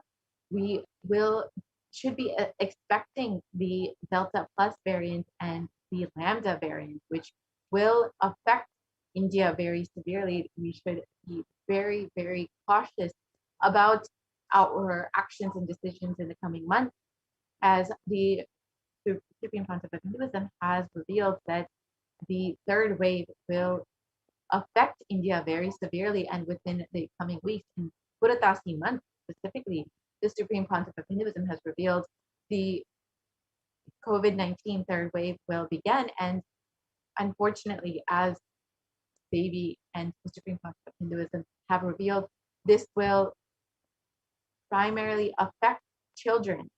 If we continue on to the next slide, please. Sorry, Sharmila. go back to the previous slide. Yeah. And studies have suggested that the Delta variant is 60% more transmissible than the Alpha variant, which is much more contagious than the original infection, the original strain that emerged out of China. And the secondary attack rates have been known to be between 51 to 67% higher than that of the Alpha variant. Again, this is the Delta variant, which is the primary cause of the second wave within India. And the Delta Plus variant, which we should be soon expecting, will be even much more transmissible than this. Let us move to the next slide and see what Devi has revealed about this on the 14th of April, 2021. Sharmila, corona ஒழிந்தது. கொரோனாவை வைத்து அரசியலும் அழிவாட்டமும் செய்ய நினைக்கும் மனிதர்களின் சதிராட்டம் முடிய இன்னும் 4 ஆண்டுகளாகும். என் பக்தர்களையும் சீடர்களையும் கைலாய வாசிகளையும் நானே காத்துக் கொள்கின்றேன், நானே காக்கின்றேன். என் பக்தர்களுக்கு ஒரு துயரும் ஒரு துக்கமும் வாராது. ஆனால் உலகின் இந்த கொரோனாவின் சதியாட்டம் முடிய 4 ஆண்டுகள் ஆகும். 2025 தான் அடங்கும். இது சதியாட்டம், மனிதர்களின் சதியாட்டம்.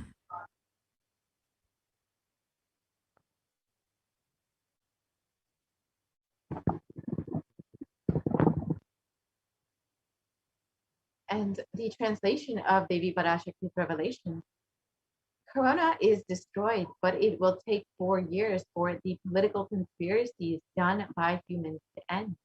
I will protect my devotees, disciples, and Kailasa-vasis.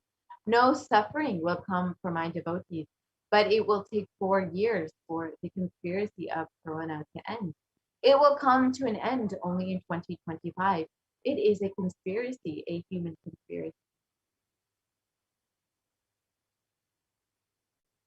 And here we can see in this article below the highlights of the prediction for the future of COVID-19 within India. And as Devi revealed, the third wave will be coming in the coming weeks and months. And the peak of the third wave will be in October and November. And this is nearly inevitable as per the current scientific report.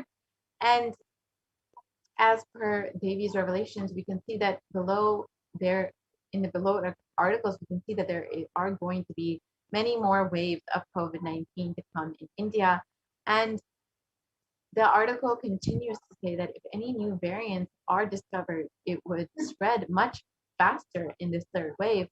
And as the Supreme Pontiff of Hinduism has already revealed, there will be other variants that are discovered in the coming future, including the Delta Plus variant and the Lambda variant. So as Devi has revealed, there will be many more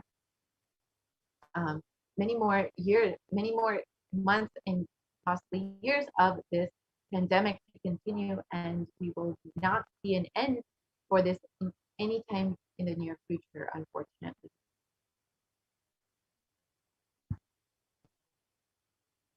So with so many waves of COVID-19 to be coming in the future, what is the best way to protect ourselves? And does anybody have a solution?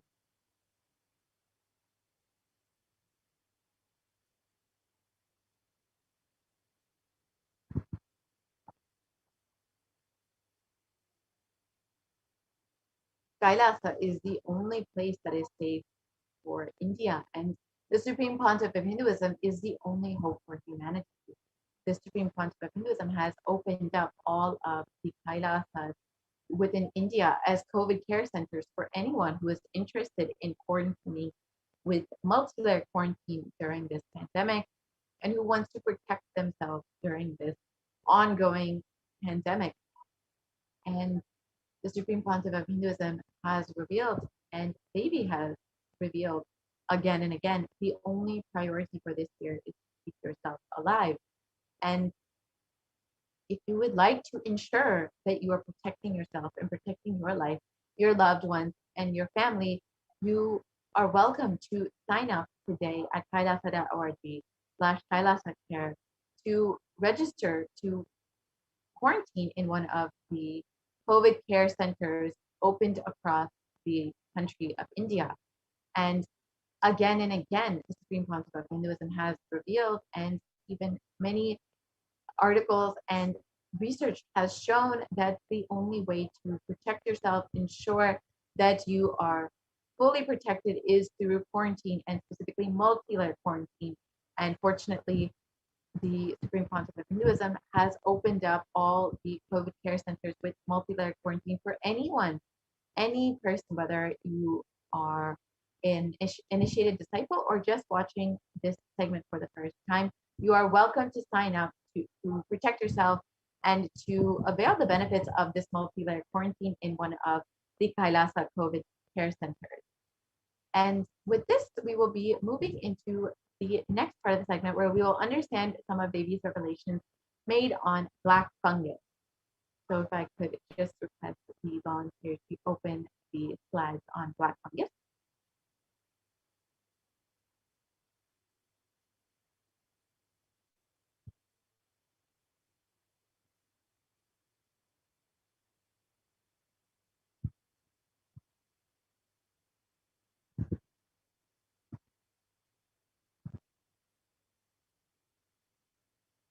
Yes, if we can just open these slides on black fungus.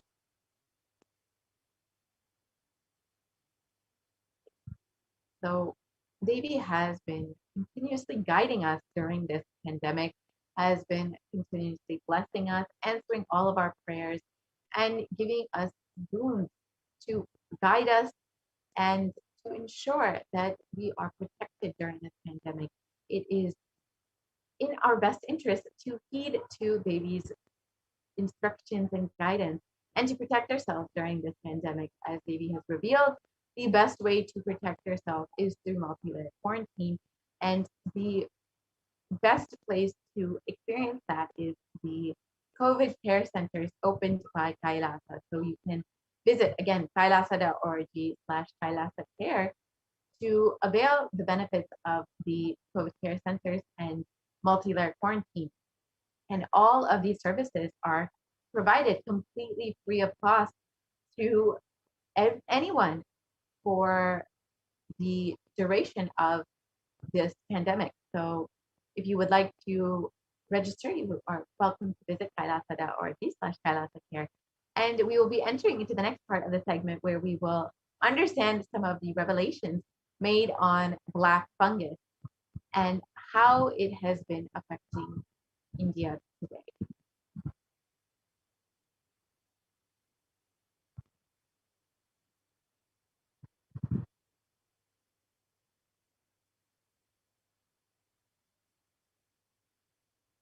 So if I can request the volunteer to open the slides on black fungus.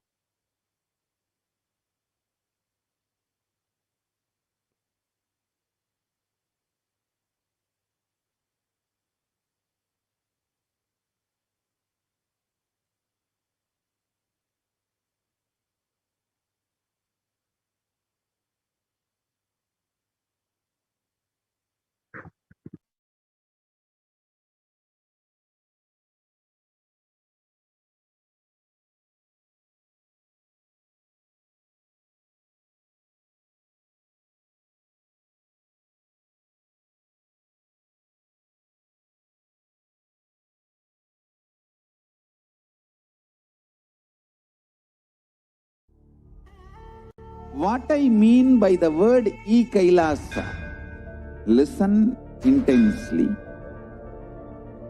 Enlightenment ecosystem, literally enlightenment itself, in your own home, wherever you are.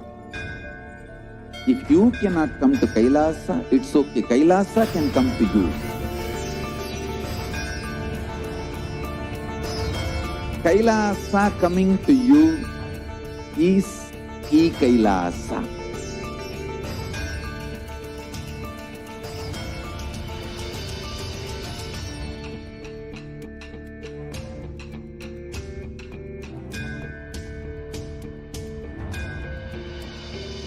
I will revive Hinduism.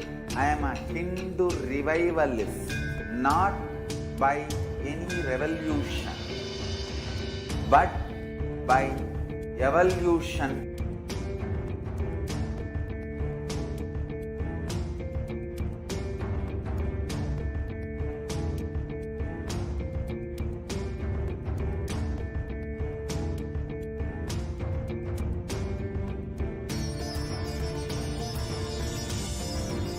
And setting model communities.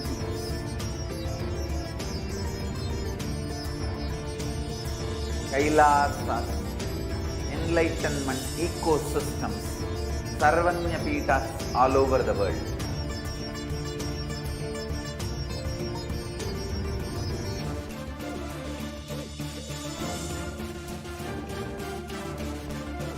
All powerful cognition, knowledge, only when you live, power manifestation and possibilities manifestation happens. It's a fundamental truth.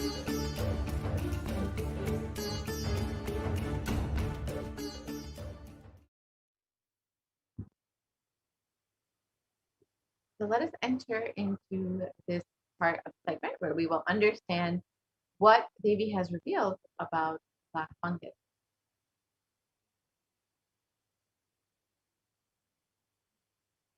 So let us listen to Devi Parashakti directly on the 19th of May, 2021. வியாதிக்கு வைத்தியம் கேட்கின்றாய் நன்றாய் தெரிந்து கொள். கரும்பூஞ்சை வியாதி நுரையீரல் மட்டுமல்லாது மூளையையும் நசுக்கி மனிதனை ஜடமாக்கி மரணத்திற்குள் தள்ளும் உயிரியல் ஆயுதம். மனிதர்கள் மீது நடத்தப்படும் உயிரியல் போர் இது. நவபாஷாணத்தின் மீது பொழியப்பட்ட நீரும் மஞ்சளும் பாலும் வேம்பு ரசமுமே இதற்கு மருந்து. அதை அருந்தி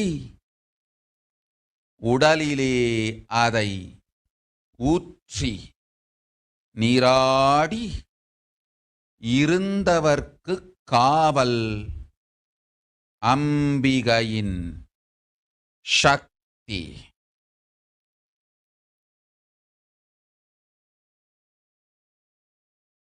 ஓம் ஓம் ஓம். சிருஷ்டி நஷ்டமாகாதிருக்க தேவ ரகசியங்களை தெளிவாய் உலகத்திற்கு சொல்லிவிட்டேன்.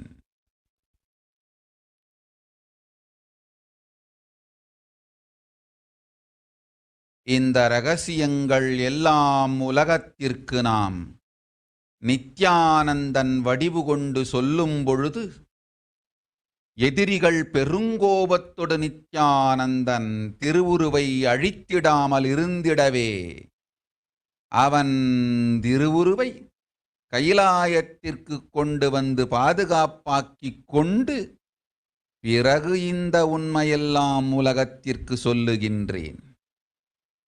அன்னை பராசக்தியும் கூட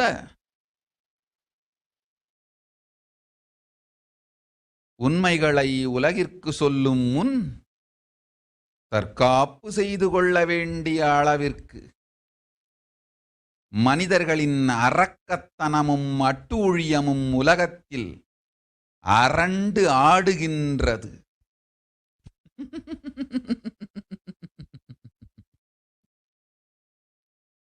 ஓம் ஓம் ஓம் ஓம் ஓம்.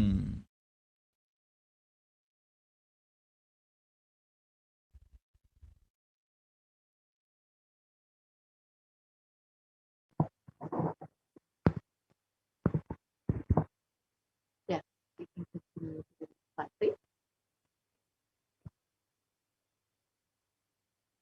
And Devi's revelations mapped into English are: you are asking a remedy for black fungal disease. Know properly, black fungal disease, not only it will affect the lungs, it will smash the brain. Also, it is a bioweapon that makes humans a lifeless matter and pushes them to death. The demonishness and atrocities of humans is dancing in the world, that even Mother Parashakti needs to do self-protection before telling the truth to the world. So let us understand what Devi revealed about black fungus and how it has been affecting our world today. Initially, black fungus was denied and dismissed as very rare, and later it became declared as an epidemic by several states. And eventually, it was declared as a pandemic within a pandemic. And as Devi revealed, it eats the brain and mutilates the body, the face, and even eats the bones. And it primarily affects COVID-19 patients and is extremely fatal with a 50% mortality rate with for especially for those who have been infected previously with COVID-19.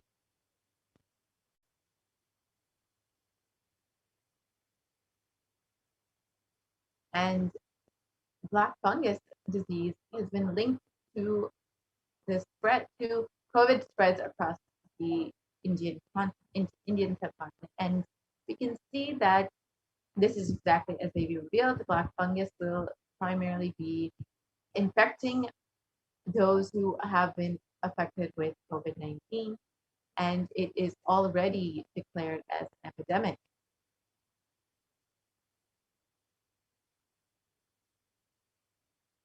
And COVID-19 increases the black fungus infection risk within India, and India faces a shortage of treatments within the face of the two pandemic.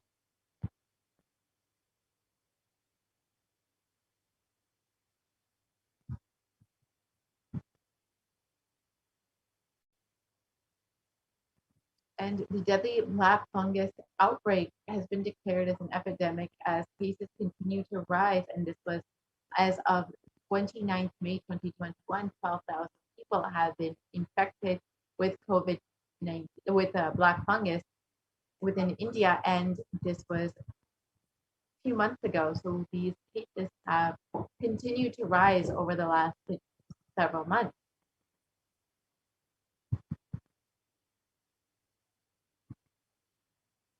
And as we stated, black fungus is a pandemic within the COVID-19 pandemic. And after COVID-19, the soaring numbers of fungal infections among recovered patients have emerged as a new medical concern. More than 12,000 cases of fungal infection have been reported from different parts of the country, and this has been a very serious cause for panic and concern among the people.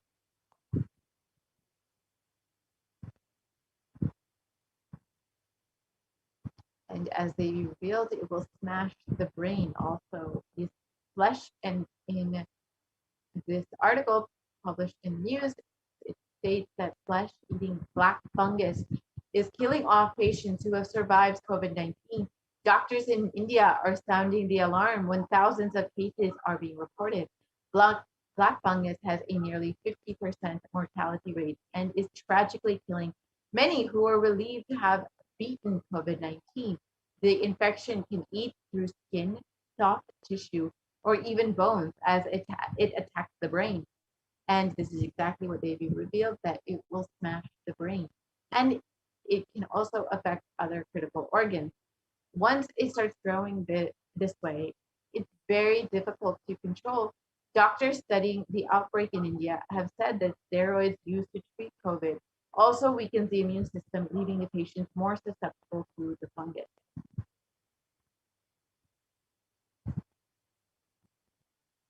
And it's been revealed by the Supreme Court of Hinduism, human beings will die like rats and cats on the street. And the Supreme Court of Hinduism revealed that in a vision, Devi Parashakti revealed that dead bodies will be floating in large quantities in Ganga. Authorities will be, unfortunately, misreporting and underreporting the numbers of people who have been infected and have died from this COVID-19 pandemic. And dogs will be eating those dead bodies that have been infected with COVID-19 and have died from COVID-19. And because dogs have eaten those dead bodies, they are also dying. And poor human beings eating those dogs' dead bodies because they don't have food are also dying.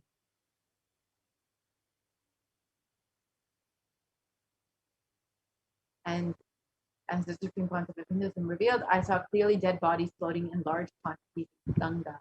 And it has been already reported that corpses have been found floating in Ganga. And here you can see some of the photos of the dead bodies floating on Ganga.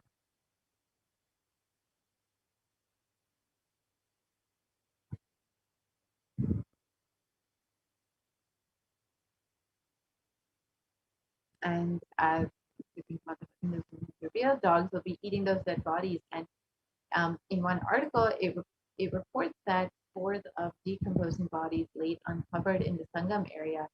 For the last 2 to 3 months, people have been burying their dead bodies, their dead here, and sand covering the bodies blown away by the strong wind, exposing the decomposing bodies. And predatory birds and dogs have been feasting on these remains.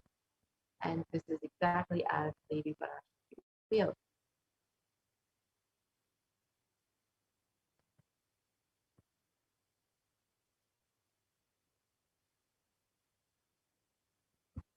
And more reports show that human beings have been very severely affected by the pandemic.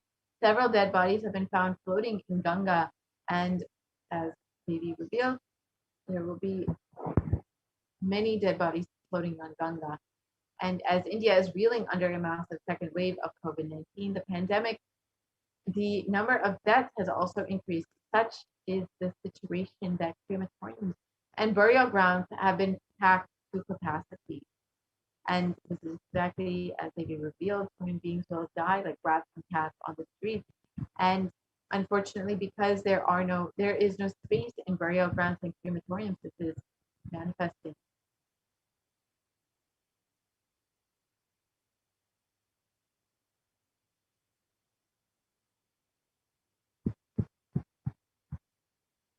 And over 150 dead bodies, which have been reported as COVID fatalities, were dumped on the banks of Ganga. These COVID bodies will be washed down further and can be eaten by stray dogs, which will further spread the COVID-19 pandemic, as per report.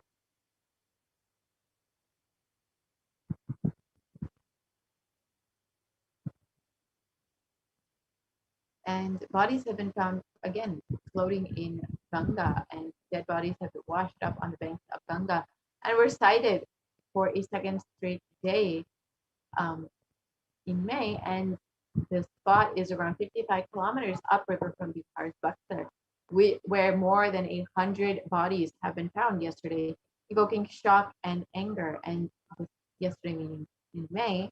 And the Bihar authorities have argued that the corpses have floated down from the Uttar Pradesh, and because their state does not have a tradition of consigning bodies to water.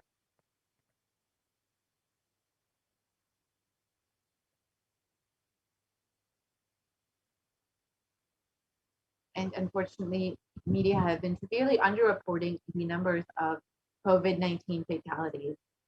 Next slide.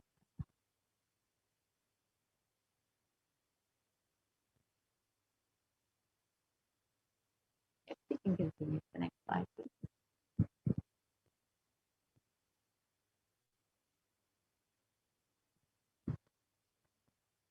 And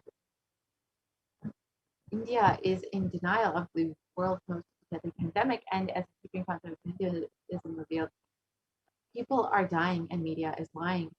And in a recent article published in the New York Times, it revealed that the pandemic within India is much, much worse than we thought.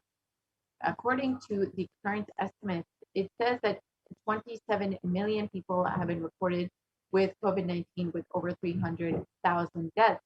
However, the likely actual number of people who have been affected is much higher, and a conservative estimate states that over 400 million people are actually infected with this pandemic, and over 600,000 people, nearly double the number of people that has been reported, are likely have died from this COVID-19 disease. And the actual number could be even higher. The more realistic number is probably around 1.6 million people who have died from this deadly infection, and over 500 million people have probably likely been infected with COVID-19. And a worst case scenario reports that over 700 million people, that's nearly half the population of India, could be infected with COVID-19, with over 4 million people that could have died from this COVID-19 disease. And just to give an idea, it's reported currently that there are around 4 million deaths worldwide, a little bit more than that. However, it's estimated that in a worst case scenario, currently, the actual numbers of people who have died from COVID-19 within India alone is around 4 million.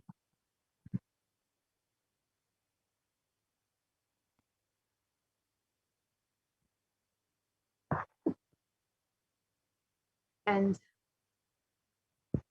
yes, we can continue to the next slide, please.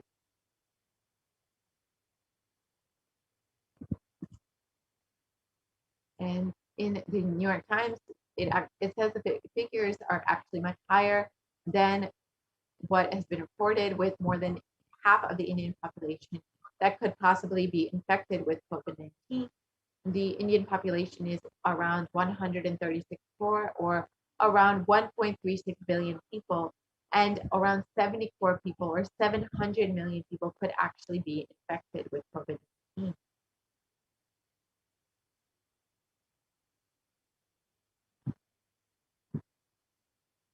And at worst case, India's COVID deaths are 14 times higher. It was reported in the print, and this was as per the New York Times. And this is 14 times higher than what the government has reported. And this is exactly what the Supreme Council of Hinduism revealed. Media is dying. India is dying, and media is lying.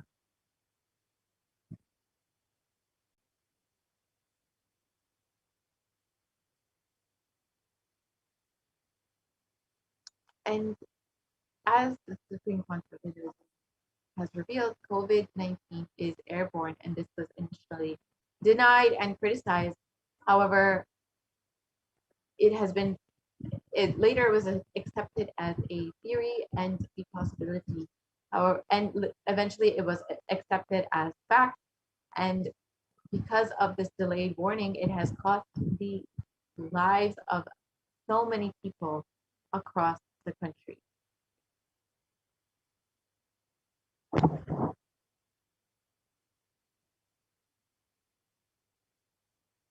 We can continue to the next slide, please.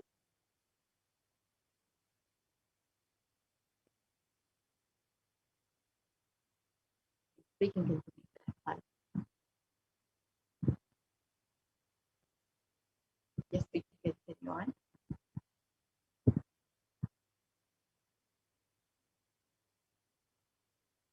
We can move to the next slide, please.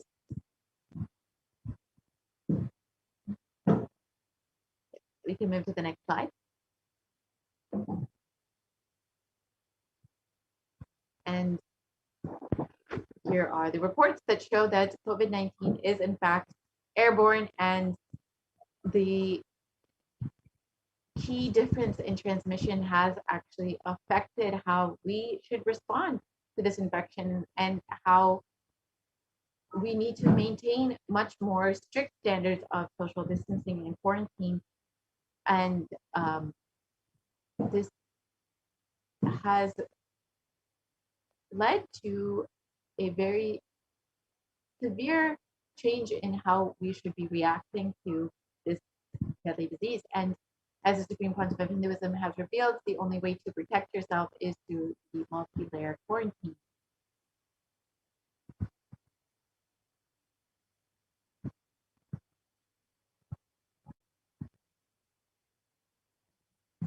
And as the Supreme Council of Hinduism has revealed, home quarantine is not possible within India. And this has been also reported by the Assam Chief Minister, stating that home quarantine is one of the prime reasons for the large number of deaths during the second wave of COVID-19 in Assam.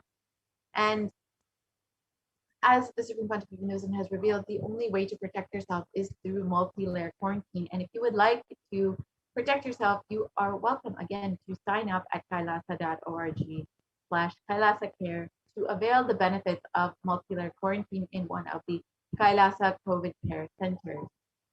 So with this, we will be concluding this segment. And if you would, again, like to sign up for multi-layer quarantine, you can register yourself at kailasa.org/Kailasa Care. And now we will be moving into the next segment where we will understand some of the offerings that we can make to Devi Parashakti.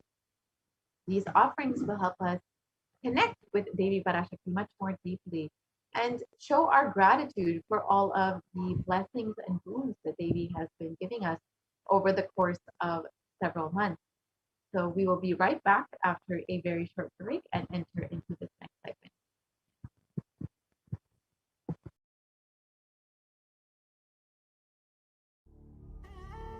What I mean by the word Kailasa, listen intensely. Enlightenment ecosystem, literally enlightenment itself, in your own home, wherever you are. If you cannot come to Kailasa, it's okay. Kailasa can come to you. Kailasa coming to you is Kailasa.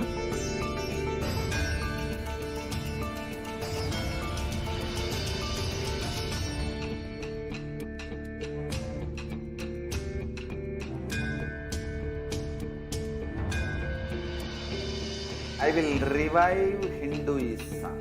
I am a Hindu revivalist, not by any revolution, but by evolution.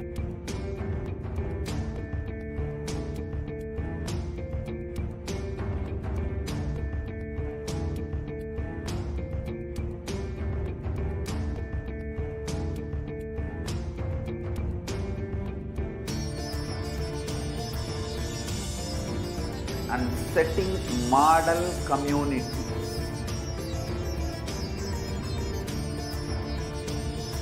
Kailasa, enlightenment ecosystems, Sarvanya Peethas all over the world.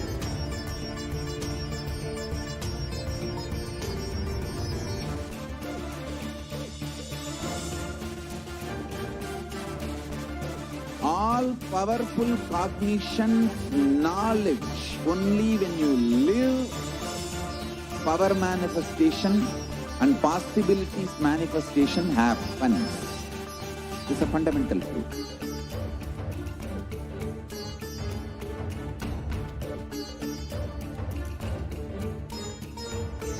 Hinduism cannot live exclusively as one sampradaya. No. All sampradayas of Hinduism is an ecosystem.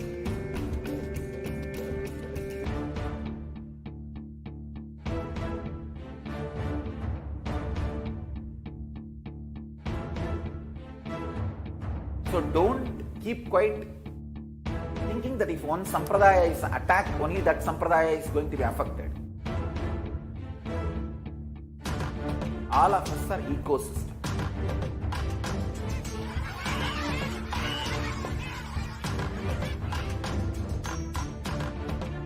I invite all of you to get involved and enjoy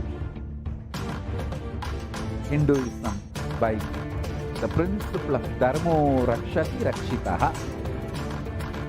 When you protect Dharma, Dharma protects you. We will make the whole planet flourish spiritually. The spiritual prosperity will happen to the whole planet. We all have to coexist together.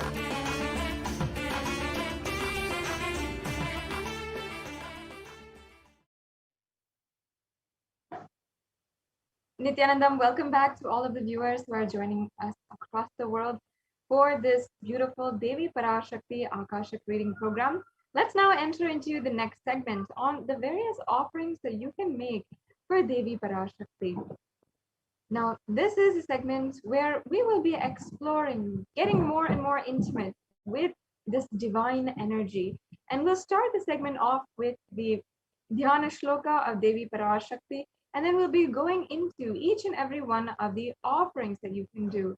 And ultimately, the context behind these offerings is that until you are able to manifest the reality that you want in your life, we will manifest it for you through these offerings.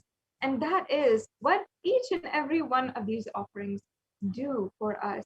They ignite the powerful cognitions that they represent, and they make us realize that in our reality and help us achieve that. So now we will be entering into this segment and understanding how to make the offerings. And you can just ensure that you're listening, imbibe these great significances, this context very deeply, and just sit and understand what the context is behind each and every one of these offerings. Ultimately, to make you realize the ultimate oneness with Parashakti and the avatar, the Nija avatar who is manifested here today for us.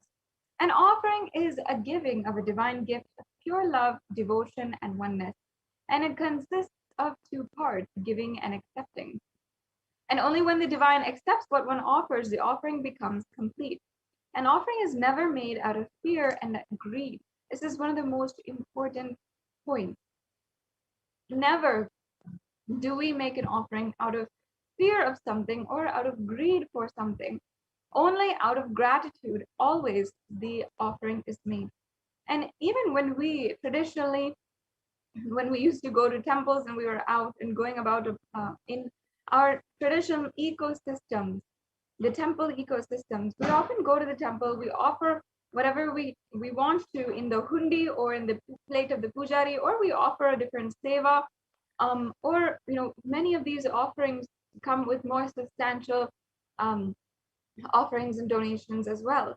And all of that was simply out of gratitude for the gods, the goddesses, for making themselves available for us, and for literally going to all extents, creating this ecosystem and giving us everything that we need in our life. And that is ultimately what the incarnations, each and every one of these goddesses had done in the enlightened civilization. Devi Meenakshi, for example, had literally come down, had manifested a breakthrough for the entire humanity at that time.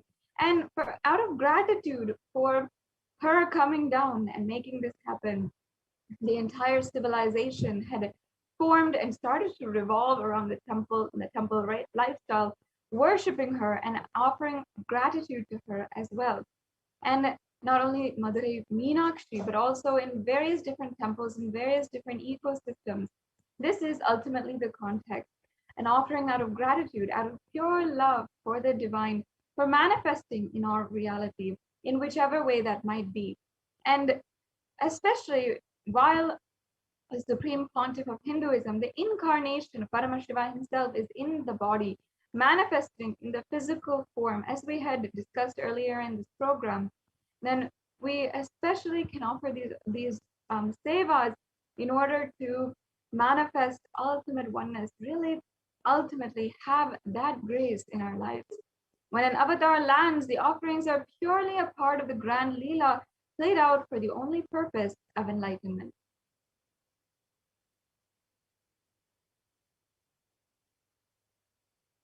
Let's now enter into this segment and chant the Dhyana Shloka for Devi Parashakti. This is the Dhyana Shloka for Devi Manonmani, who is seated on the very lap of Paramashiva and the embodiment of love, compassion, grace, elegance, radiance, resilience, and so much more.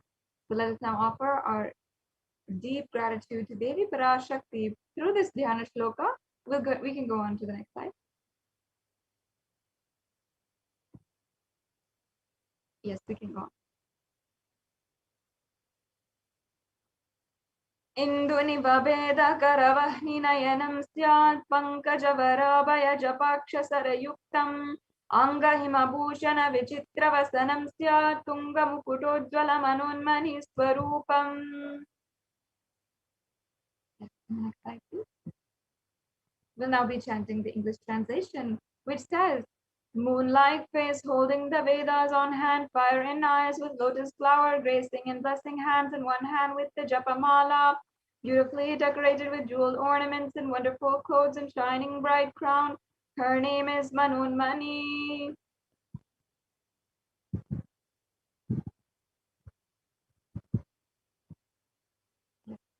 And the next verse I'll be now chanting is still the Dhyana Shloka of Devi Parashakti.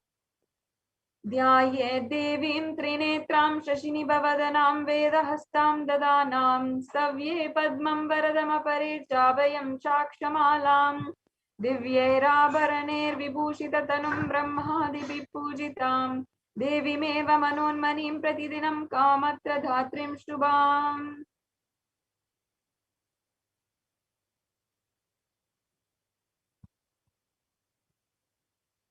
And once again, the English translation says, I meditate on Devi with 3 eyes like a moon and holding the Vedas, lotus and gracing with blessing and gracing hands.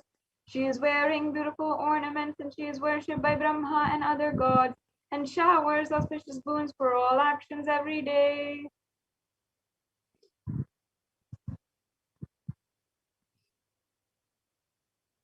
Yes. Now, having thus invoked the divine presence of Devi Parashakti, let us enter into this segment, understanding the significance of the element gold. Now that we have invoked and invited the presence of Devi Parashakti, we can lay the foundation for the offerings that we can make today. And that is understanding this significance of gold. You'll see that many of these offerings are offered in gold exactly. And that is because gold has a very significant quality that makes it very powerful in manifesting super consciousness. And here we have the verse from the Atharva Veda, where it says, triply born by birth is this gold, from the atoms of Agni is one. Sorry, can we go back to the last slide? And it becomes dearest to Agni. One fell away from the Soma when it was heard. One they call the seed, a virtuous and powerful Apaha. Let that triple gold be for your long life. So here you can see gold is referred as virtuous and powerful and is also associated with long life. And this might be familiar to you, especially in popular culture nowadays. If you are familiar in many mythologies, the gold is associated with immortality, with the sorcerer's stone, with so many different popular culture, mythology ideas and ideologies that are running in the media and entertainment and making people go frenzy about these different ideas.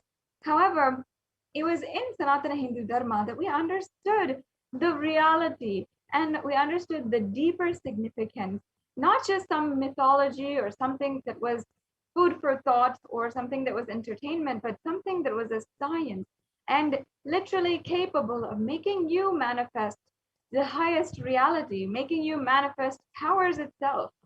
And even today, even in our day-to-day life, we understand that gold has a significance in the economy. We do know that gold has economic value, but gold is a divine element. I can say it again and again. The gold actually has so many divine qualities that are associated to it.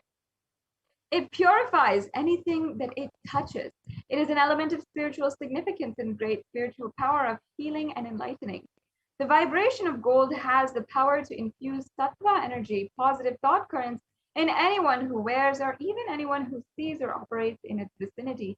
That's why the entire civilization, the Hindu civilization, was built in gold, because Vedic rishis understood that gold is a divine element. And as we do, you'll see as a pattern throughout this segment, whatever we see as divine in Sanatana Hindu Dharma, we distribute that, we make that happen everywhere, and we give that to everyone, no matter where it is, no matter what it is. And you'll see even the animals, even the cows, horses, the elephants, were all adorned with gold, decorated with gold in the Hindu civilization. And that is because, once again, they were worshipped as embodiments of pure consciousness. And even so, in all of the scriptures, we can go on to the next slide. In all the scriptures, the Vedas, the Agamas, the Itihasas, the Puranas, the Shrutis, Smritis, in everything, the gold was present and displayed abundantly. It is the most auspicious and purest metal, which can purify even the consciousness. In the Hindu civilization, everything was built in gold, and even rituals, their feasts, they were exchanged in gold bricks. And so much, everything, even the streets had huge columns and huge archways made of gold. Gold was so populous and literally distributed among the whole civilization. That's why the civilization ultimately attracted so many people, because of its riches and its abundance. So gold had such higher significance. The Vedic rishis understood this, and that is why we had literally put it into an applied science, applying it in our lives, and it became a significant part of the life. And that is why there's so much of gold jewelry, there's so much that is offered to deities, even living incarnations. Gold is a fundamental aspect of the offerings. And now we understand why and how that is extremely significant for your enlightenment process, not just something that is good to look at or something that is rich in economic value, but something that has a high significance even in the spiritual realm. So yes, now we have laid the foundation. We understand why gold is used, and in the Hindu civilization, even the Indus River was called the Hiranyamaya, the river of gold in the Rig Veda, and the river Saraswati was called the Hiranyavartani in the Atharva Veda. So it literally holds and preserves the enlightenment energy for thousands of years. Now we have established this foundation about the context of gold. Let's enter into the various different offerings that you can offer today, starting with the E-Hundi offering. This is a very easy offering that you can do. It's a general donation. And all of us Hindus know that when we go to the temple, we often give a few coins in the hundi, no matter what it is. And every single time, we may go every day, but we still offer something in the hundi. That is the custom, that's the tradition.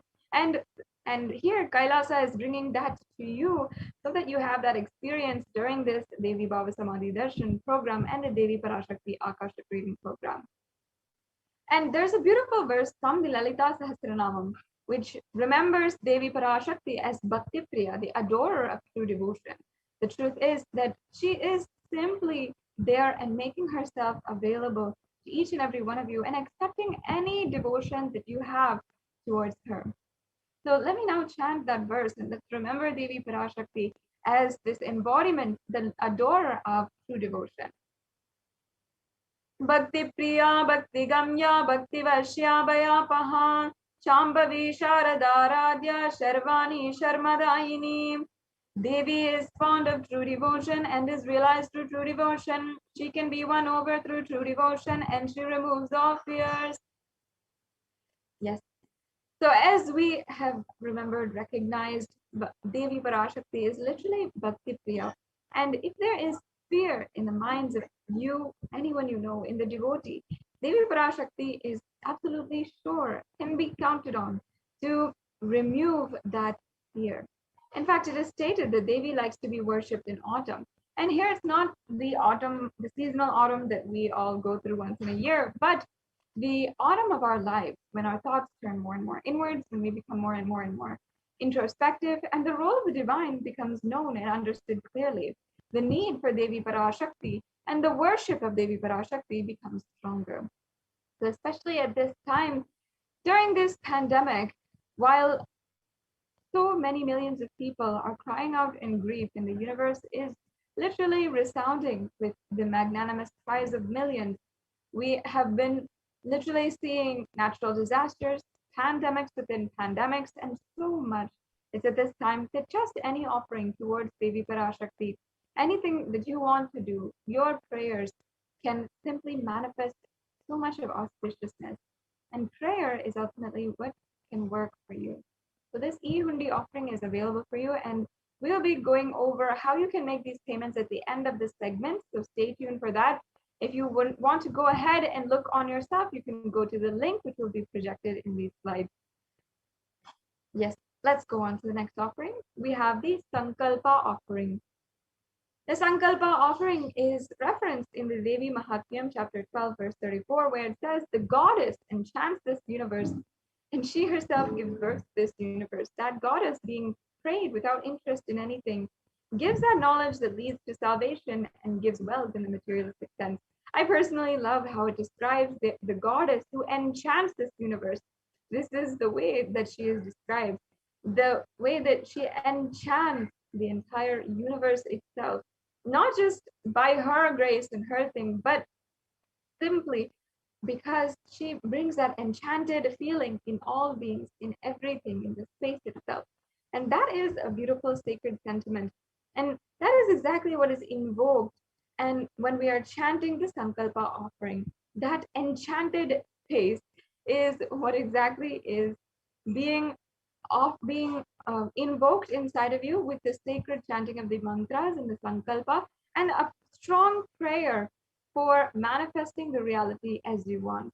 And just as an avatar comes down for a purpose and day in and day out works towards only that purpose from the very beginning of his advent, in the same way, upon making this Sankalpa, every single day or every time we offer the Sankalpa, it is invoking the energy and aligning all of the energy that we are blessed to have from Paramashiva towards that Sankalpa that we are making.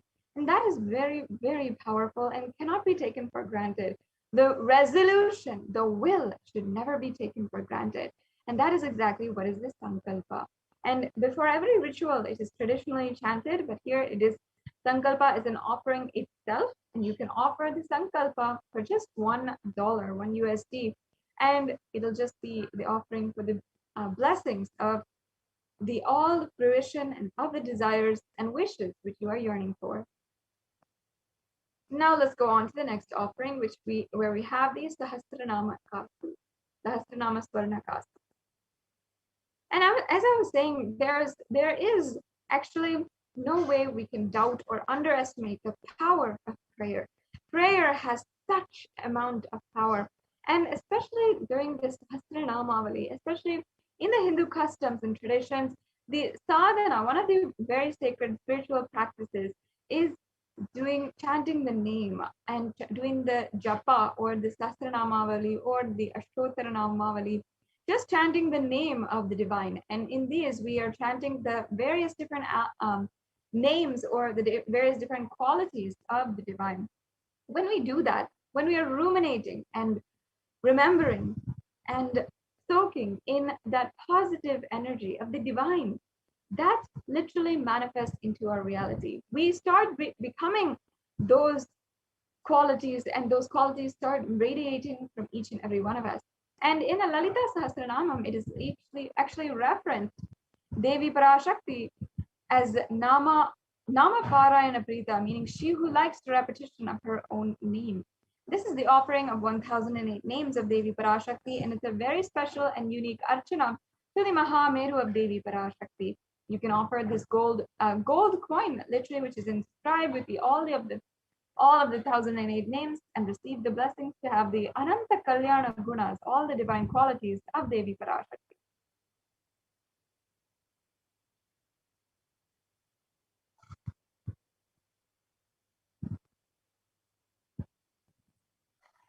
Yes. Now we have the next offering, which is the Mukta Anguti, the finger ring with a pearl. And Devi Parashakti is described in the Meenakshi Pancharatnam, which is the stotram on the Devi Meenakshi, the incarnation of Devi Parashakti, who happened thousands of years back on planet Earth itself. And she is described as Mukta Harana, meaning adorned with pearls. And I'll now chant the verse before proceeding with explaining this offering. Muktaharanala Kiritaruchiram Purnendu Vaktra Prabham Shinjannu Purikinkini Manidaram Padma Prabhava Suram Sarvabhita Palapradam Girisutam Vani Ramasevitam Meenakshim Pranatosmi Santatamaham Karunyavaram Nidim. Yes. I bow down to the goddess Meenakshi, whose crown has garlands of pearls and face shining like a full moon, who wears anklets that are studded with gemstones and has small bells, who is shining like the splendor of a lotus, who grants all the wishes, the daughter of the mountain, who is worshipped by goddess Vani and Rama. I remain ever bowing to goddess Meenakshi, the ocean of compassion. So here again, Devi Meenakshi is described as the ocean of compassion, and many people do not know that the pearl is actually a symbol of compassion, and that's why we are offering this pearl ring. And Devi Meenakshi's advent itself is out of utmost compassion to humanity. As I was saying earlier, she literally came down, she had united all of the 56 deshas, all of the 56 nations that Sanatana Hindu Dharma had once been ruled by the Dharma, had been ruled by the cosmic Dharma, and had literally been all over the world, from Pakistan and Afghanistan until Cambodia, Indonesia, Malaysia, and across the seas as well. And this tradition had literally been able to spread across the world, and literally it's only because of Devi Meenakshi that a enlightened civilization formed for the first time after a very long time, and had literally created a breakthrough for human civilization at that time. Even some of the most ancient records of writing, reading, of speaking are dated back to the Madurai time, and this is something that each and every one of you can Google if you'd like, about Madurai being one of the earliest civilizations known to mankind itself. And there's evidence being archaeological and evidence of this available for each and every one of you as well to go through if you just want to Google and see. So you can coming back to this offering, you can offer this offering, the Mukta Anguti with a pearl, to Devi Parashakti, in order to have all the compassion in your life of Devi Parashakti. And whatever business endeavor, whatever ambition that you have, whatever career that you want, you can have the blessings to manifest that from Devi Meenakshi. Yes, let's go on to the next offering.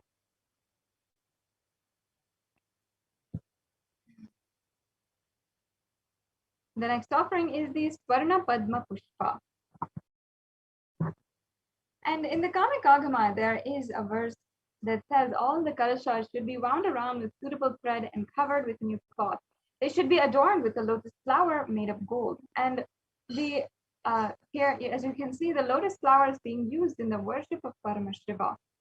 And it's not just this verse, but hundreds of scriptural references for the use of the lotus in the worship of Paramashiva. And you might be also familiar in the arts and architecture, in yoga itself, in power manifestation. There are so many references to the lotus, and even in the science of consciousness, all the chakras, all the energy centers in our body are even symbolized by lotus. That's because there's so much of deep significance, not just the lotus flower, but also the lotus leaves, the lotus pericarp, the lotus stem, and even the lotus petals all have a very profound significance in Sanatana Hindu Dharma. And they literally represent the divine. And that is because the lotus has an innate divine quality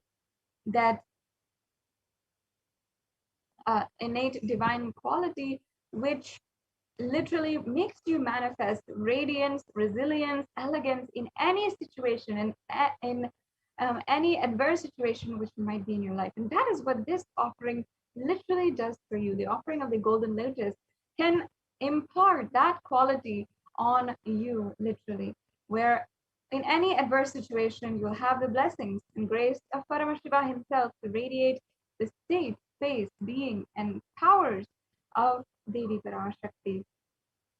So it's also a very special announcement for each and every one of you who is joining us right now. We are going to be having the live Parashakti Akashic reading at 7 a.m. Indian Standard Time, as you can see now. Please spread the news and let us share with one and all that there is exciting announcement that there is going to be the live Parashakti Akashic reading at 7 a.m. Indian Standard Time. And now, especially if you're viewing, now that it is live, we know that it's live, you can take a few minutes, especially to offer to Devi Parashakti, and also get ready your questions. If you'd like to ask a question directly to Devi Parashakti, she is making herself available today at 7 a.m. Indian Standard Time. You can ask through YouTube and ensure that you are joined as a YouTube member on Kailasa's SATSANG Nithyananda YouTube channel. And then you can also ask on Facebook, Instagram, or Twitter as well. Yes, let's go on to the next offering.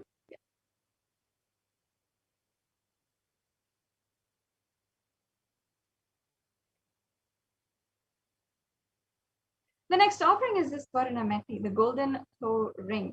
And the toe ring in popular culture nowadays has become very fashionable. I'm sure many people have started to use it, even if you're not Hindu. But you should know that toe ring actually has a very deep significance in Sanatana Hindu Dharma, and it's actually referenced here in this verse.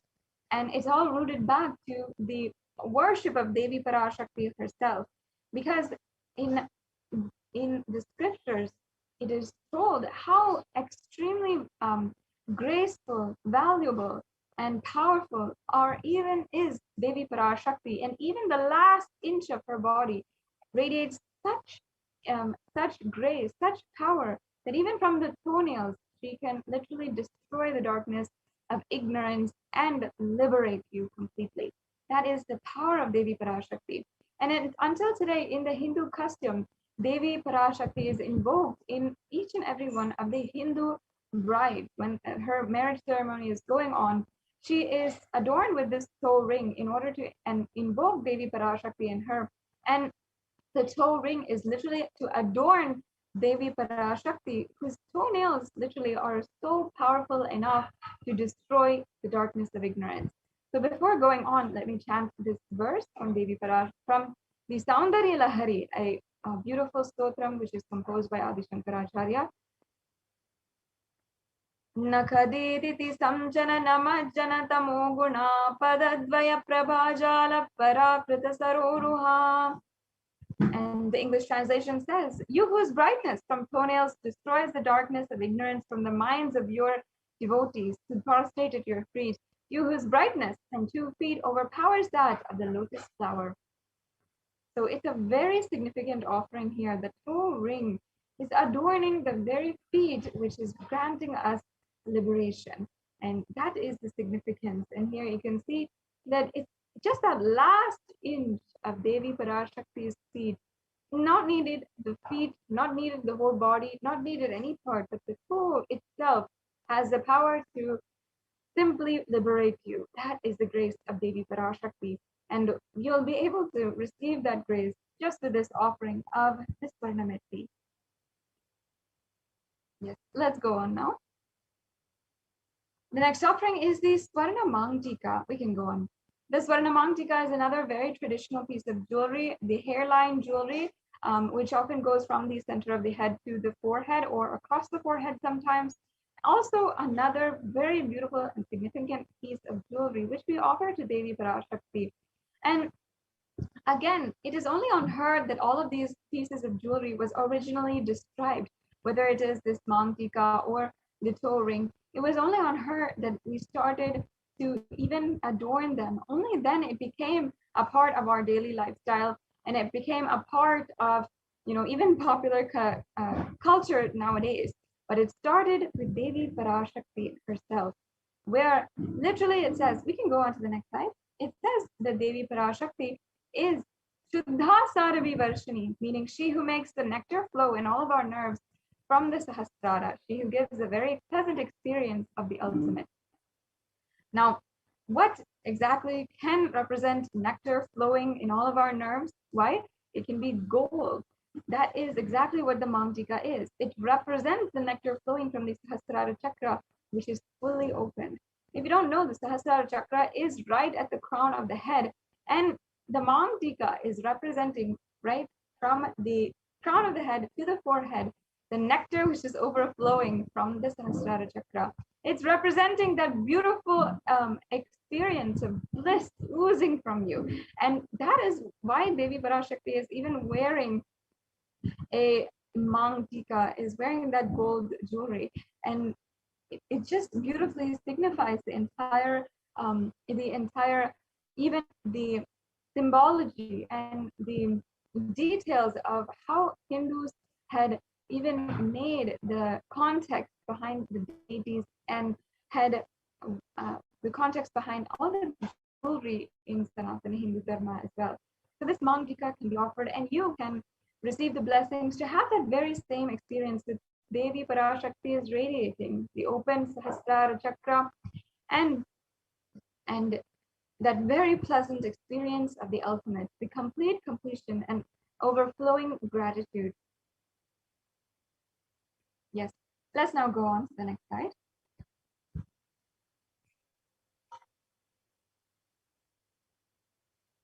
We can go on. We have the Pratyaksha Pada Puja. This is an offering that not only can be made for Devi Parashakti, but also the Guru. And no matter any incarnation of Paramashiva or any stotram, the Guru is always offered the respect first, even before sometimes God himself. And the Guru has so much of significance in Sanatana Hindu Dharma. An offering to the feet of the Guru, whether it is the Guru Padaka Stotram or the Guru Gita, there's so much of significance that is denoted for the Guru Padakas. This Pratyaksha Pada Puja is directly an elaborate offering for the Guru Padakas, and you have the opportunity to be blessed to offer for Devi Parashakti herself, manifesting through the Nijavatara, the Jagat Guru, the Supreme Pontiff of Hinduism. Let's go on to the next slide.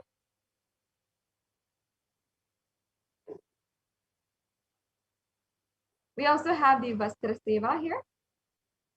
This is the offering of the sacred cloth, which is also very powerful to bestow all the auspiciousness and blessings of the Supreme Pontiff of Hinduism. The next slide, please.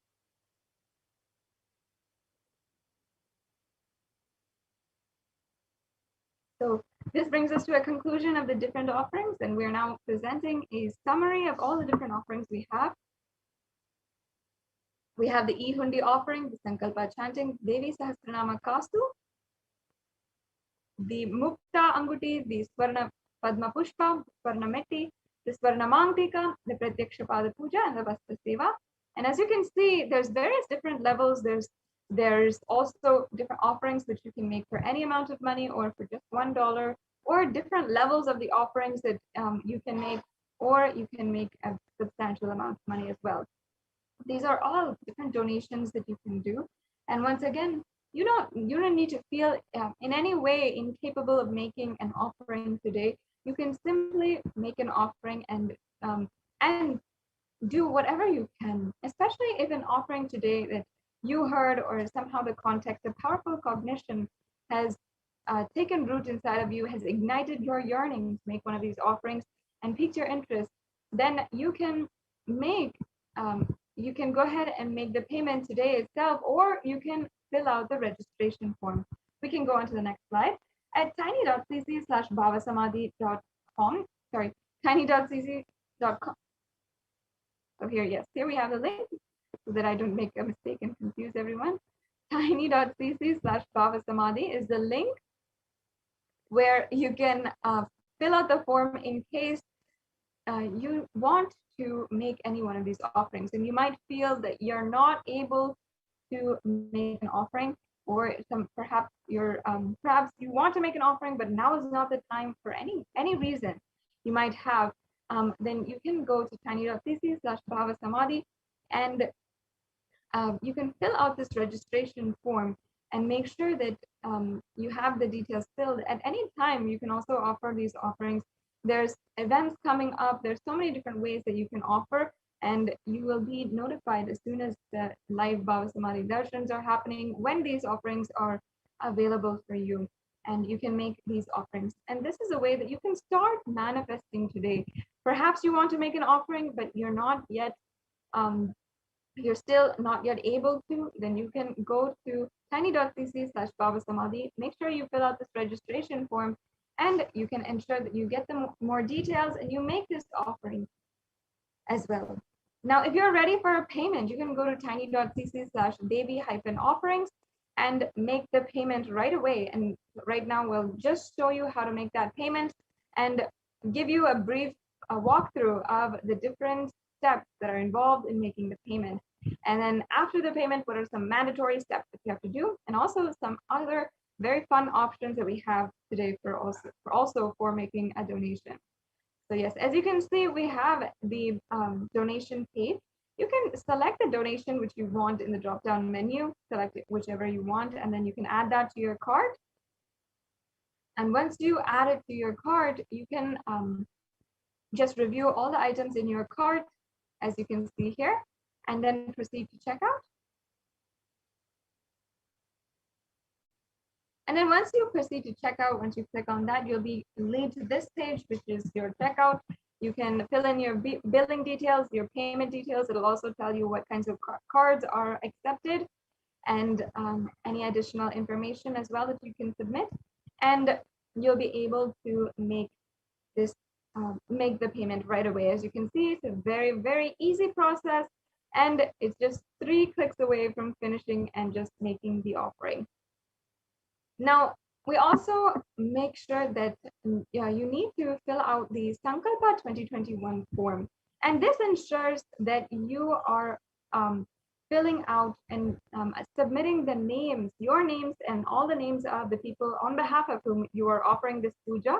So this will connect your name with the offering order, and you'll have to input your payment offering, the order number right here, so that during the offering, your name can be chanted, and it's a very seamless process as well. And you're bestowed with all of the blessings of Devi Parashakti today. Once again, I invite each and every one of you to make an offering today, especially because we are having the live Parashakti Akashic reading at 7 a.m. Indian Standard Time. Now, moving on quickly, we also have the YouTube Super Chat. So on YouTube, if you go to the Kailasa's SATSANG YouTube channel, and we'll be showing you that as well, you can go to the live video that we have. And first of all, make sure that you are joined as a member.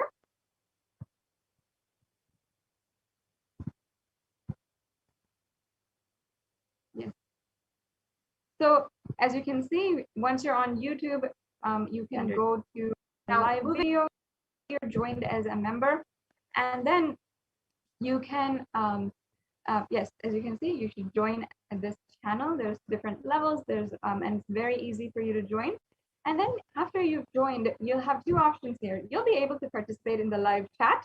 And then also you can join in the super chat. And the super chat is an option where you can make a donation towards Kailasa through this right here, as you can see.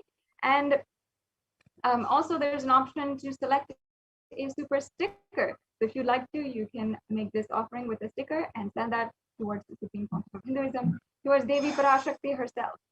Yes, as you can see, this is how you can adjust the offering. And yeah, a very simple process. And YouTube has also made available a credit card payment, debit card, or even PayPal. So that's another option that you have as well. So I can see many people who are also offering right now and who are making a donation towards Kailasa. Thank you so much for your donations towards Kailasa. This brings us to a conclusion of this segment. And once again, if you are joining us today, I welcome you. And you can register at this link, as you can see the form, BHAVA Samadhi Darshan, and you can make an intention to make an offering. And this registration form will give you more details about the further programs and so much more in this simple form. So yes, we are now coming to a conclusion of this segment in today's program.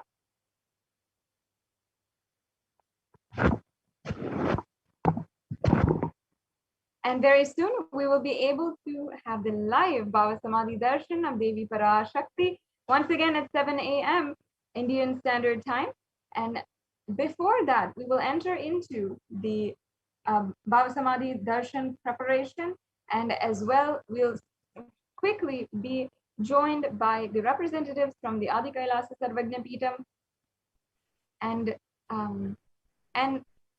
hear from them the various different updates from Adi Kailasa, including the UN recognizing the Hindu multilateralism and the solution for COVID-19 proposed by Kailasa to the United Nations.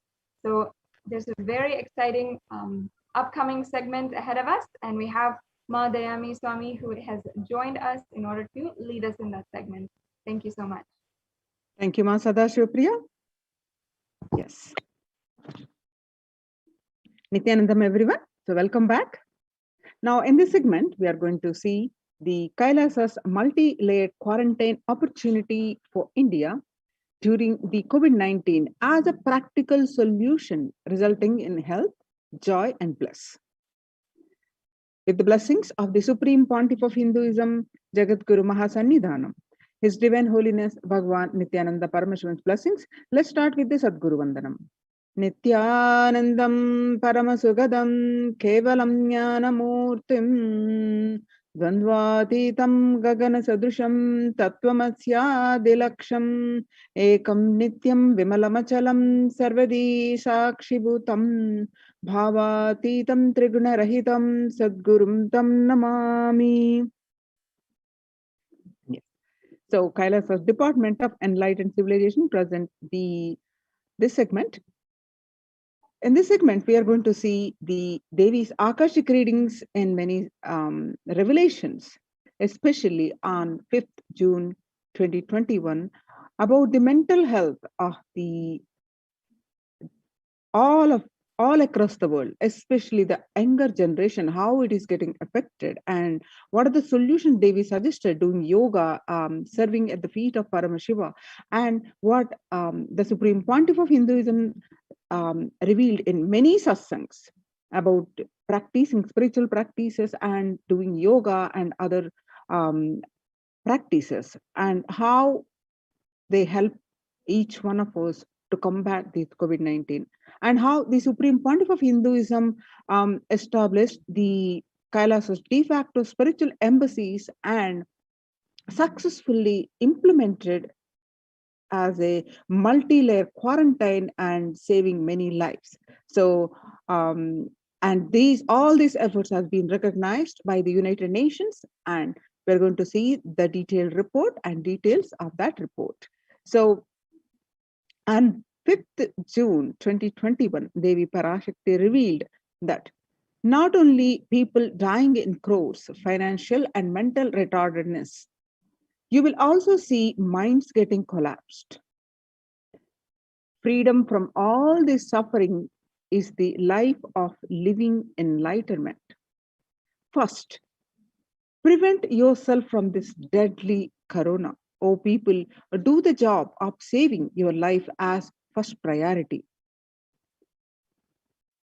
Listen properly, people. The only way to protect yourself from this overflowing cosmic pralaya and from the demonic people who search for destruction for themselves and for others because of pralaya, go to Adi Kailasa, getting shelter at the feet of Paramashiva. Save yourself from corona and death, economic crisis and mental collapse that is formed because of corona. Save yourself and move towards living enlightenment. Move towards Paramashiva, Paramporul, doing yoga and tapas, doing seva to all the devotees of Paramashiva. Live a good life. Just for that, I have opened the doors of Adi Kailasa, and for all those in the universe, not only human beings, as even Siddhas, Jnanis, and Yogis have come and are doing penance in Adi Kailasa. For everyone who come, goodness, prosperity, Jnanam, and Yogam will overflow. Do not have fear, bliss is there, and do not have worry, I will protect with goodness. Just for that, I have opened the doors of Adi Kailasa for all those in the universe, not only human beings, as even Siddhas, Jnanis, and yogis have come and are doing penance in Adi Kailasa. For everyone who come, goodness, prosperity, jnanam, and yogam will overflow. Do not have fear, bliss is there. Do not have worry, I will protect with goodness.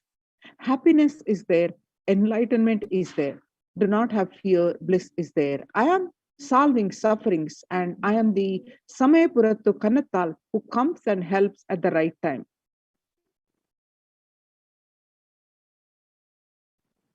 So, this is what Devi revealed during the Akashic readings on 5th June 2021, and media articles confirming the same on the subsequent days.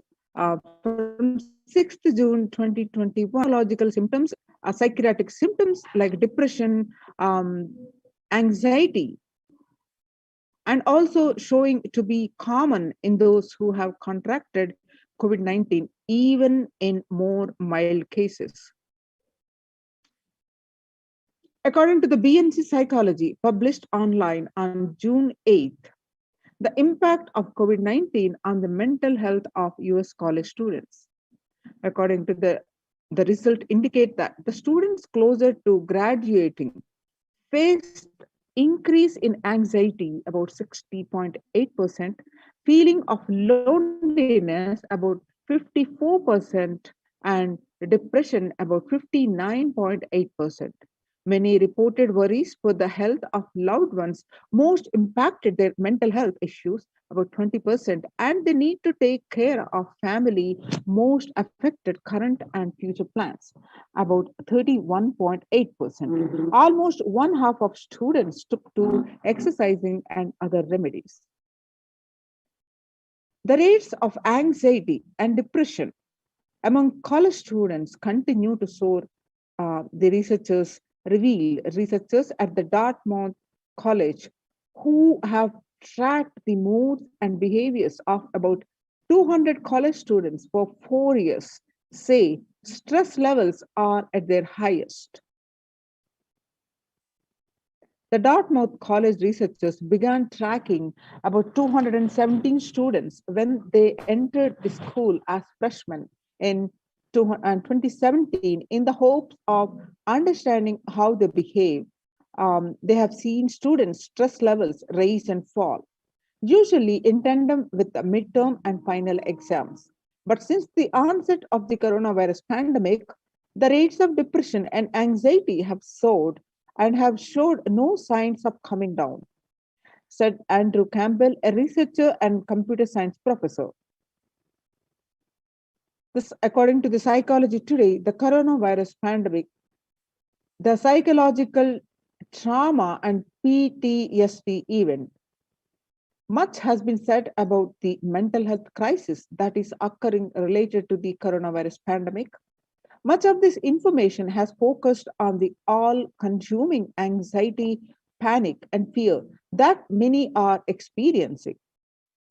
While this is important and needs to be at the forefront of discussions, something has not been discussed in the psychologically traumatic nature of what our nation, and our world are experiencing. The increased prevalence of the post-traumatic stress disorder, the PTSD, is expected to emerge as a primary factor driving the growth of the global post-traumatic stress disorder. Therapeutics market over the period of assessment says about what it used to be in 2019 and what it's going to grow in 2027 is about 11.91%. According to the CNN news from the United Nations, it says there is a high prevalence of mental distress in countries, according to the globe, due to the coronavirus pandemic, especially among healthcare workers and children. According to the United Nations and the World Health Organization, the impact of the pandemic on people's mental health is extremely concerning. The World Health Organization Director General Tedros Adhanom released in a news release recently.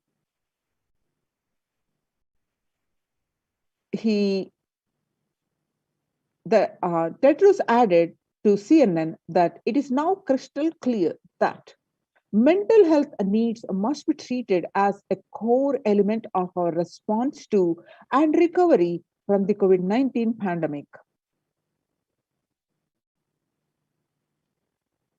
Yoga greatly improves mental, spiritual, and physical health. People who practice yoga experience less anxiety, less depression, and fewer symptoms of post traumatic stress disorder. Yoga also improves well being, including increased gratitude, relatedness, acceptance, centeredness, empowerment, self esteem, compassion, self awareness, and hope. Yoga can help us to manage stress and self regulate, an important tool in the current time. We are all equipped with innate coping strategies for responding to stress. But sometimes our stress response can become out of balance. We are living in a world that regularly activates our sympathetic response, that is, the body's way of responding to stress, sometimes called fight or flight. This is balanced by our parasympathetic response, the way our body helps us to rest and relax. Yoga can help bring our parasympathetic response back to online and allows us to find balance. Activating our parasympathetic response brings us into a more restful space and allows us to find calmness, connection, and compassion. The deep, mindful breathing of yoga and meditation stimulates the vagus nerve, which activates the parasympathetic nervous system and supports self regulation and stress management. Yoga can be a valuable tool for self care, especially in challenging times. Yoga is now being used as an empirically based treatment, often in combination with other interventions, with benefits for both physical and mental health. Many clinicians are recommending yoga as it may help support effectiveness of traditional treatment approaches. According to the Psychology Today, when we actively choose a tool of self-care, we better equip ourselves to survive and seek resilience in different circumstances. While it is but one tool, yoga offers the potential for connection and well-being, even in those challenging times. Spirituality benefits mental health. Research shows that individuals have better mental health if they belong to a particular community or have religious beliefs. Spirituality can help people in many ways. First and foremost, spirituality or religion can help people find meaning in their lives, which is instrumental in improving one's mental health. Spirituality can perhaps help you connect with your divine self. In addition to endowing meaning to your life, it has the potential to improve mental, physical, and emotional well being as well. It has been a source of relief and comfort from various challenging issues for thousands of years. The revelations to the world by the Supreme Pontiff of Hinduism, Jagadguru Mahasannidhanam, His Divine Holiness Bhagwan Nithyananda Paramashivam, on 22nd May 2021. In his own words, Paramashiva is very clear. Focus on making your body alive, life alive. Mind is obsessive compulsive reaction. It is nothing but a bunch of unconscious reactions. Do not try to sympathize with the mind. Make your body and life alive, and what that is the only priority for all of you. I am talking to everyone who is a little love and sympathy for me. For all of you, take this as a guru work. Make your body consciously strong. Gym will build muscles and make you look very nice in the outside, but only yoga and Ayurvedic lifestyle will make your body conscious. Just say all over the world, all the gym bodies are just dropping dead. Only yoga will make your internal organs strong and your ability to manifest your consciousness strong. Let me give you the solution from Paramashiva to protect yourself from this whole pralaya, not just from this corona. The amount of depression, mental suffering, the way the whole world is suffering, the kind of poverty happening, people losing their job, income, having insecurity, comforts being lost. So much just to make your life extremely strong. 3 years back, I said, keep yourself alive for next 3 years. I have enough evidence that 3 years back, I trained the whole Kailasa. First, the devotees in their own homes. And second, the Kailasa was inside the Sangha physically, mentally, and psychologically or consciously for a quarantine lifestyle. For being active without getting mentally broken by being in one place. Doing intense yoga, making the body and internal organs strong. Taking bay leaf and neem juice, tulsi, haritaki, triphala churna, and Ayurvedic lifestyle. Lifestyle of less food and more energy, more activism. I only told it is for an important reason. Please wake up. Quarantine yourself, build your body. Don't bother about business or any other profit or anything else. This year, if you are alive, that is the greatest profit.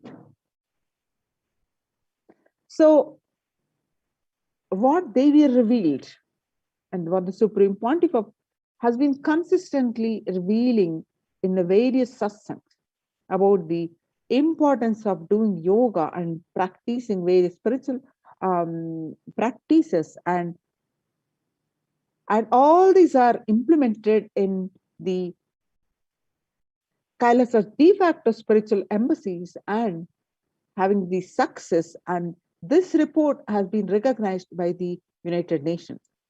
So we'll see this report. You can see the screenshots of this report and the Supreme Pontiff of Hinduism's Facebook page. You can see the detailed report, screenshots of this report. You can go ahead and click on this link of the United Nations and read the whole article by yourself. The report published on their website, www.ohchr.org. The globalization of disease has led the world to be only as resilient as the least resilient country and person, especially for highly contagious COVID-19, which has spread with a scale and severity not seen since Spanish flu. The variants of the virus, such as the Delta, Delta Plus, Epsilon, and Gamma, continue to threaten with those vaccinated. The secondary diseases, such as black fungus, are targeting COVID patients and killing almost 1 in 2% in such cases. Human life is more precious and important than all economic principles and systems in totality, because all these concepts are legitimate only because of their utility value, which is to be fundamentally make human life better.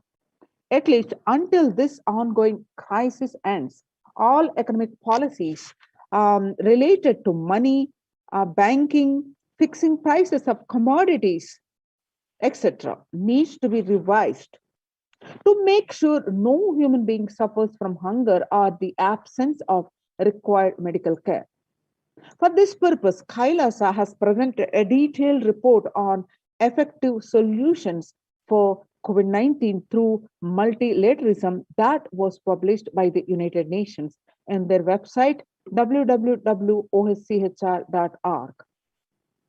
Earlier report recognized by the United Nations are a report on rights of indigenous women and girls, second report on the femicide, and this report on COVID-19 and multilateralism is the third one.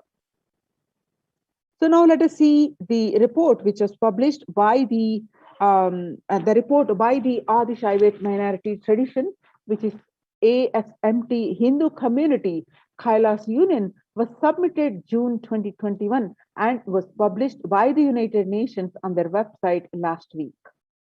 So now let's see the details of this report, the introduction, the key obstacles presented are the globalization of the disease is the first part.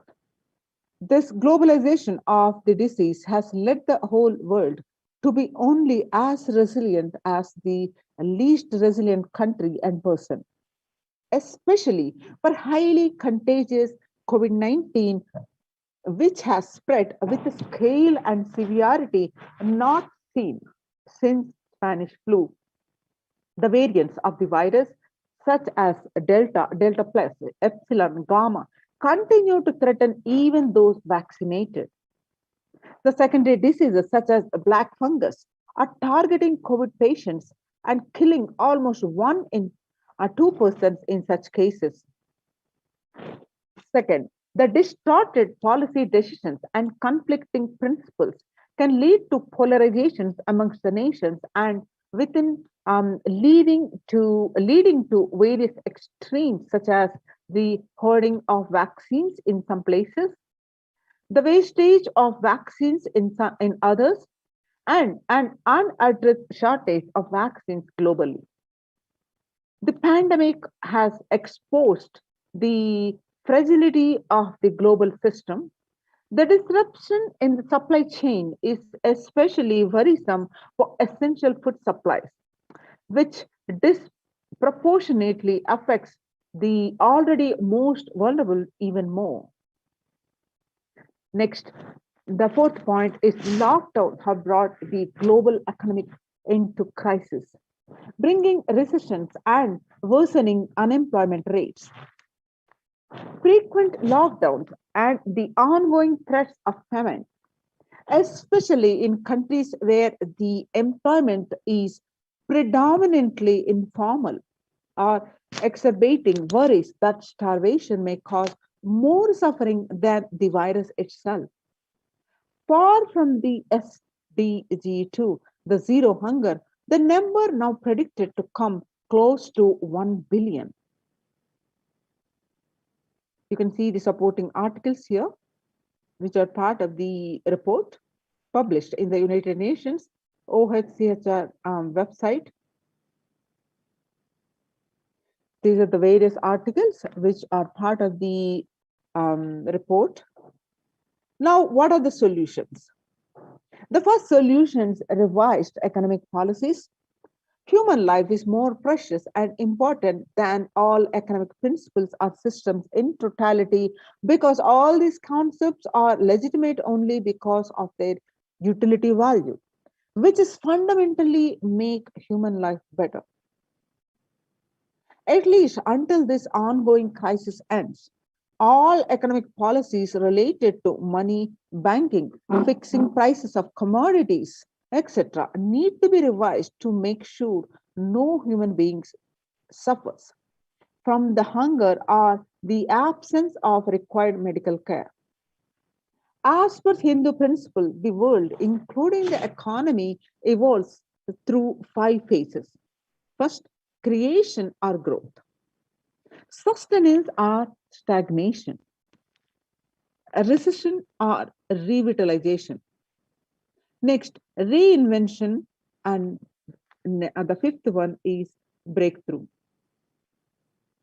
As per Hinduism's conventional economic growth is observed when the best practices um, are applied diligently. However, during the times of crisis, lead us to the fourth and fifth phases, wherein the need to reinvent and deliver a breakthrough becomes both a survival need and an opportunity to surpass any means and measures of conventional economic growth. According to the key nations, increased public expenditure during the Great Depression of 1929 improved the economy. However, the government never completely gave up trying to balance budget, which resulted in it never spending enough to bring the economy out of recession until the Second World War. Similarly, the current crisis requires the governments to temporarily discard any trying to balance economic interest that compromise quarantine safety and to put human life at risk, and rather reinvent their economic strategies and multilateral coordination for benefiting during the subsequent breakthrough period after the end of the crisis. Next solution presented, the second solution is Hindu multilateralism. There is an immense inequality in the capacities of governments, organizations, and people on two grounds. The first is health response. The second is economic recovery. Surviving the highly contagious COVID-19, where the world is only as resilient as the least resilient country and person, requires governments, organizations, and people to collectively address the crisis. From 3200 BCE, 56 nations in Asia had multilateral treaties based on the Hindu principles Vasudhaiva Kutumbakam. That means the entire world is my family. These are the scriptural references from the Maha Upanishad, chapter 6, verses 71 to 73. You can see the supporting articles of whatever we presented so far. The third solution is provide sustainable community livings with multi-layered quarantine. Home or self-quarantine is not a viable solution for a vast majority of people for their either health safety or economic reasons. In Assam, home quarantine has been reported to be a primary reason for a large number of deaths. In some places, governments have moved people out of home quarantine to COVID care centers. The other health issues linked to home quarantine, especially in small houses, are mental health problems, such as an increase in suicidal ideation, especially amongst the younger population. This requires a friendly quarantine setups which are self-sustained and sufficient in terms of food stock and supplies and recreation, employment, education, etc. In India, state governments have attempted to provide free and paid solutions which face various challenges related to hygiene, exorbitant pricing. Some facilities have seen challenges related to a request for private accommodation. The experimental townships such as Araville have demonstrated a fair amount of success in creating a friendly, safe and compliant quarantine facility. However, solutions such as Araville are not open to public. For 2 decades, the leader of the SMP Hindu community, the Supreme Pontiff of Hinduism, Jagat Guru Mahasannidhanam, His Divine Holiness Bhagavan Nithyananda Paramashivam, had been creating township like Araville across more than 100 cities in several countries. Most of these townships, such as the ASMP Monastery, India, Bangalore have been open to offer multi-layered quarantine as a free public service with free food and accommodation, free internet to work from home, that is the monastery.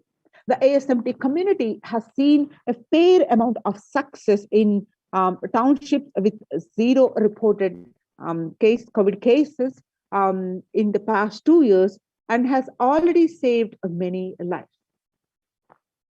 Next is the Supreme Pontiff of Hinduism, Nithyananda Paramashivam, had urged the citizens worldwide, especially from regions severely affected by the pandemic, to protect themselves as the topmost priority and avail these free quarantine facilities that the community has created, especially as the home quarantine has failed for many and is known to be primary reason for a large number of deaths in many scenarios. The Supreme Pontiff of Hinduism, Nithyananda Paramashivam, has emphasized the need and urged the government, the worldwide, to provide food, safety, medical care, and shelter, and all survival needs to all human beings under their care, with absolute multi-layer quarantine until the coronavirus is eliminated from planet Earth, including all different strains of the virus. You can see the supporting articles which are part of the report published. The next solution presented are educate citizens on individual pandemic management. Unlike previous pandemics, the current era provides active, real-time visual information about the fatalities. Under-reporting of this data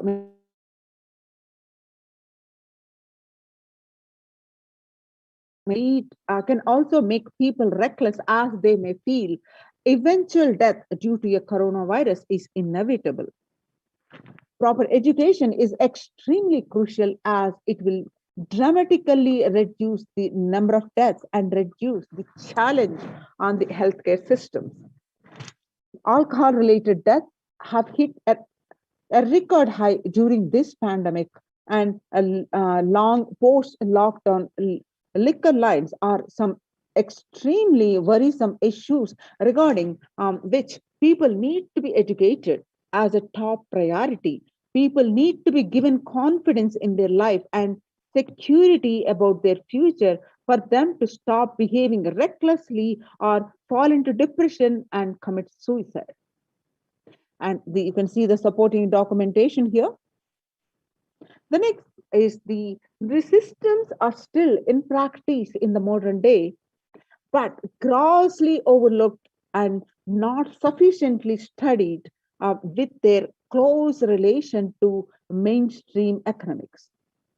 The World Health Organization and the GISAID provided the early success to data regarding the virus. This is an example of an open knowledge-based economic policy where the crucial data about the virus was not monetized. Similarly, South Korea helped the United States of America access to mass and testing kits. And there was hope that this would lead to a reciprocal arrangement in terms of vaccine, which is like a barter-based model allowed in food and healthcare. Next solution presented in this report are Hindu policies for food security. A highly effective concept for ensuring food security in ancient Hindu nations was that of food grain banks. These were prevalent until the 18th century. The elderly in villages would start food grain banks with a seed capital of grains collected by the fundraising. If any person met with a crisis such as a crop failure, the food grain bank would lend him grains in exchange for an interest, which is compound interest was not prohibited in grain banks, which the debtor was expected to return with the principal grain that amount during the next harvest. The bank would expand its reserves of food grains based on the interest earned and donation. At the time of severe crisis such as famine, the entire village would be able to withdraw these grains, and if required, all such grains would be written off on humanitarian grounds. In Hindu temples, food is shared for free as a policy. This was the case in both ancient times and the modern time. For 27 years, every month, the Hindu ASMT community has served more than 3 million free organic meals in religious gatherings to everyone without discrimination and has served over 1 billion free meals in total. Such private and public efforts are crucial in to ease the threats of starvation, which is estimated to hit 1 billion people worldwide. The next solution presented is the monitor global health. The crisis requires governments to take aggressive, proactive measures to monitoring health.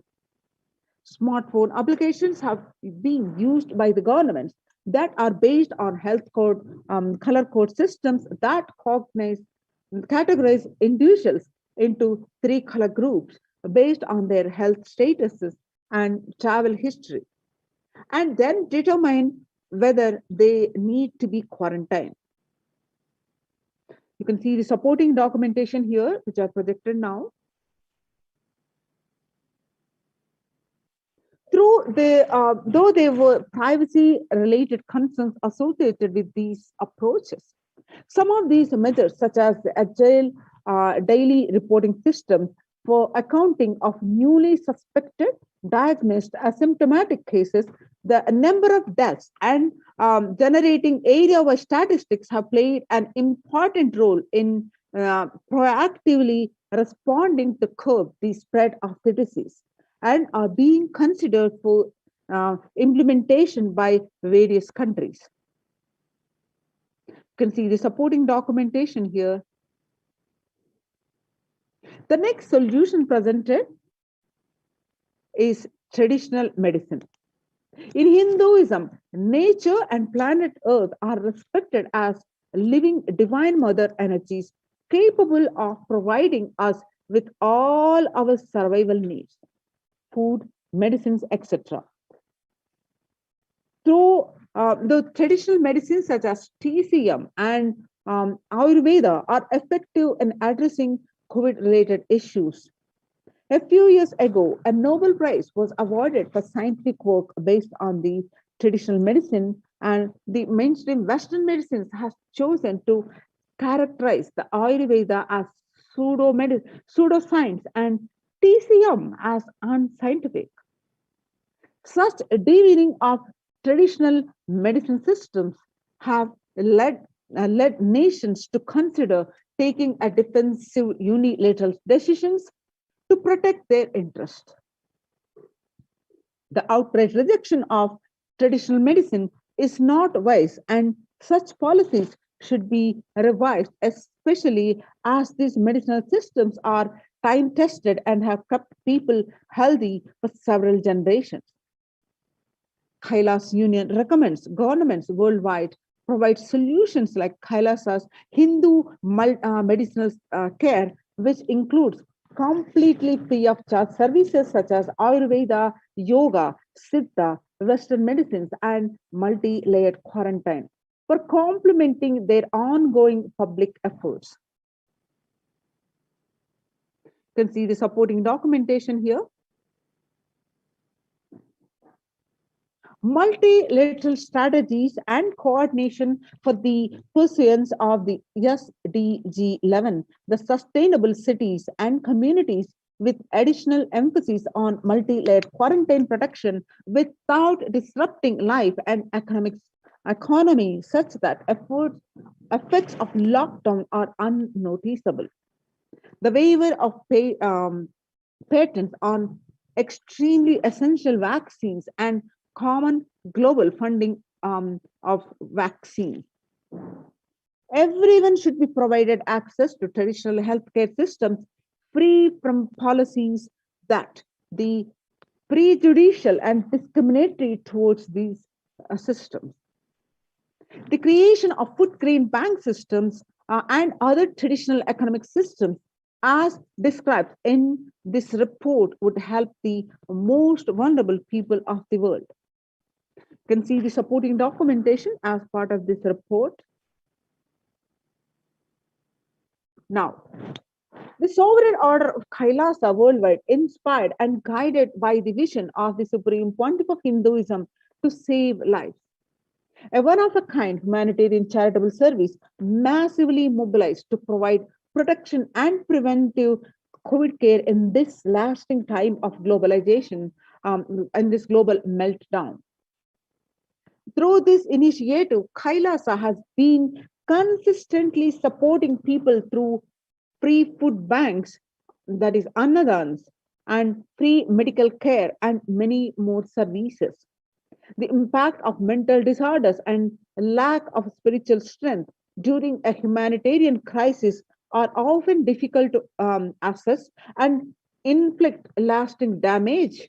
To associate this, Kailasa is offering spiritual programs, temple events, and spiritual healing online.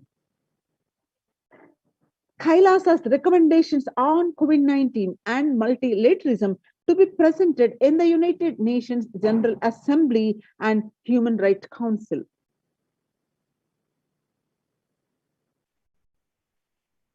Kailasa's report on recommendations on an individual treaty on COVID got accepted and published by the United Nations. The report we just have seen, surviving the highly contagious COVID-19, where the world is only as resilient as the least resilient country and person, requires a true multilateralism. Governments, organizations, and people are to collectively address the crisis. Kailasa has been successfully providing grassroots solid solutions in multifarious ways, including the providing sustainable community livings with multi-layered quarantine, educating citizens on individual pandemic management, leveraging best of difficult economic systems based on charity, barter, and money, providing food security and traditional Hindu medicine. These unique contributions have been recognized by the United Nations and published in their website and highly appreciative.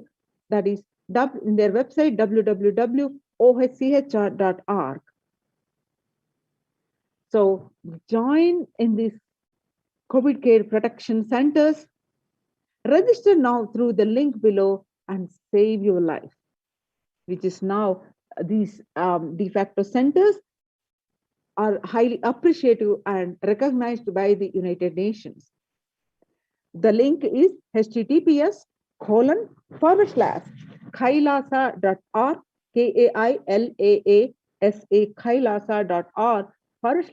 kailasa.org/Kailasa care, KAILASA care.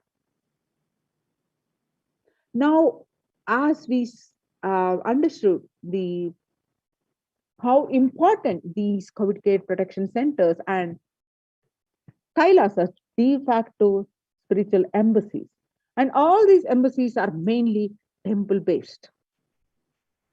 So let us understand why the Supreme Pontiff of Hinduism has reviving all these establishments across the world. Thousands and thousands of these de facto spiritual centers, which are mainly temple based. So let us understand these revival of temple sciences and ecosystems with the grace and blessings of the Supreme Pontiff of Hinduism, Jagat Guru Mahasannidhanam, His Divine Holiness Bhagavan Nithyananda Paramashivan's blessings. Kailasa Department of Enlightened Civilization presents the importance of the revival of temple sciences and ecosystems. And before that, let's see what is happening across India due to this pandemic, how the various famous temples are shut down. For examples, the Sai Baba temple is shut down until further notice, as The Shirdi temple administration took the decision after the Maharashtra government recently announced a weekend lockdown and night curfew in the state to control the spread of the virus. On the other hand, the Puri Jagannath temple to remain closed for public, keeping in view of the surge of the COVID-19 cases in Odisha and also in Puri, the authorities of the temple of Lord Jagannath in the pilgrim town on Sunday.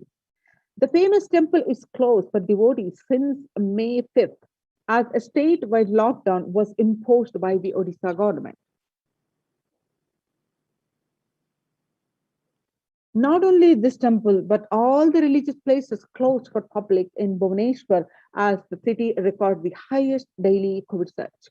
With Odisha capital Bhubaneswar registering the highest ever single day spike of 581 COVID-19 cases, the local municipal authorities recently declared the closure of all religious places like temples, mosques, gurudwaras, and churches for devotees till further orders.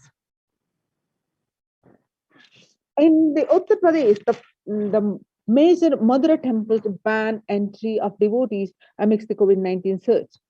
Two major temples of Sapta Devalaya, the cluster of 7 temples in the Vrindavan, recently banned and the entry of devotees in view of raising the COVID-19 cases. In the state Gujarat, the famous Somnath temple is closed for darshan amidst the COVID-19 surge. In view of the surge of the COVID-19 infection, the Somnath Temple Trust has announced that the temple will remain closed, remain shut for the devotees for an indefinite period. On the other hand, in South India, Tamil Nadu, the Chola era temple murtis beheaded. Murtis of a Chola era temple have been vandalized in Pudukkottai, Tamil Nadu. A devotee who went to the temple was shocked to find all the murtis in the temple in a beheaded state. He lodged a complaint with the local police later. The Kailasa temple in a village in Pudukkottai is said to belong to the era of Kulichunga Chola, with Shiva as the presiding deity. The temple houses other deities such as Ganesha, Parvati, Murugan, Krishna, and Nandi. All of these murtis were discovered in a beheaded state a few days ago. Now, in the times when the COVID-19 is rampant and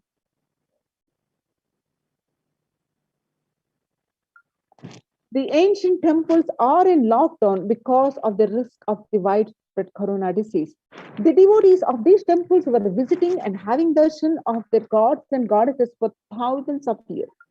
Yet, all these ancient sacred sentiments have come to a harming halt after the lockdowns have taken place.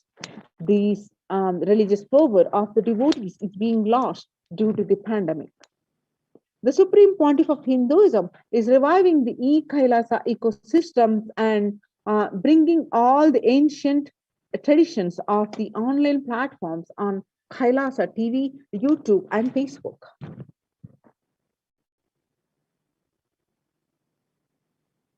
So now let's understand the basics of the temple sciences. Why do we worship? Why deity worship? With the blessings of the Supreme Pontiff of Hinduism, let's understand. Supreme Pontiff of Hinduism says, please understand, deities are not mere idols. They are embodiment of ideals. We do not worship the idols, we worship the ideals represented through the idols. When the divine is present before him in a form that he can see, touch, and relate to, the transmutation becomes an easy and joyful process. Second, deities in a real kshetra are always carved in the form of ancient masters and enlightened beings. Even though they are no longer in the body, they can be invoked through the name or form they used while in the physical plane. When we pray to the deity, our chants its needs, the corresponding divine vibration is automatically awakened and becomes available on the energy plane to guide and bless us. The Supreme Pontiff of Hinduism says, we mastered the science of bringing the divine to the deities and expressing the divine through the deities. The whole science has been mastered in the Vedic tradition.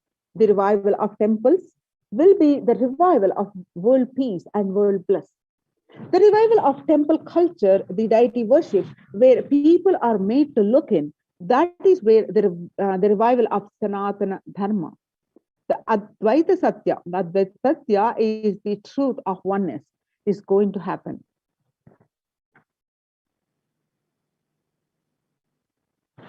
The divine manifests in various auspicious forms to save the devotees or to protect the world from destruction. For example, Shiva saved Markandeya from death.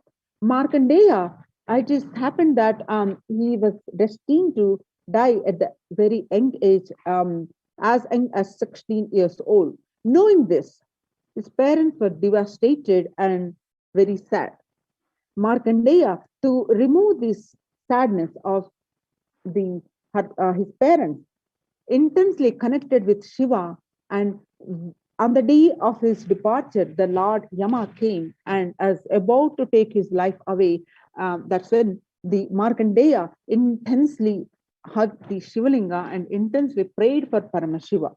That's when Paramashiva appeared and saved Markandeya from the Lord of Death and become Kala Kala. Kala is death. And Paramashiva, to save Markandeya, become Kala Kala, the Lord of death.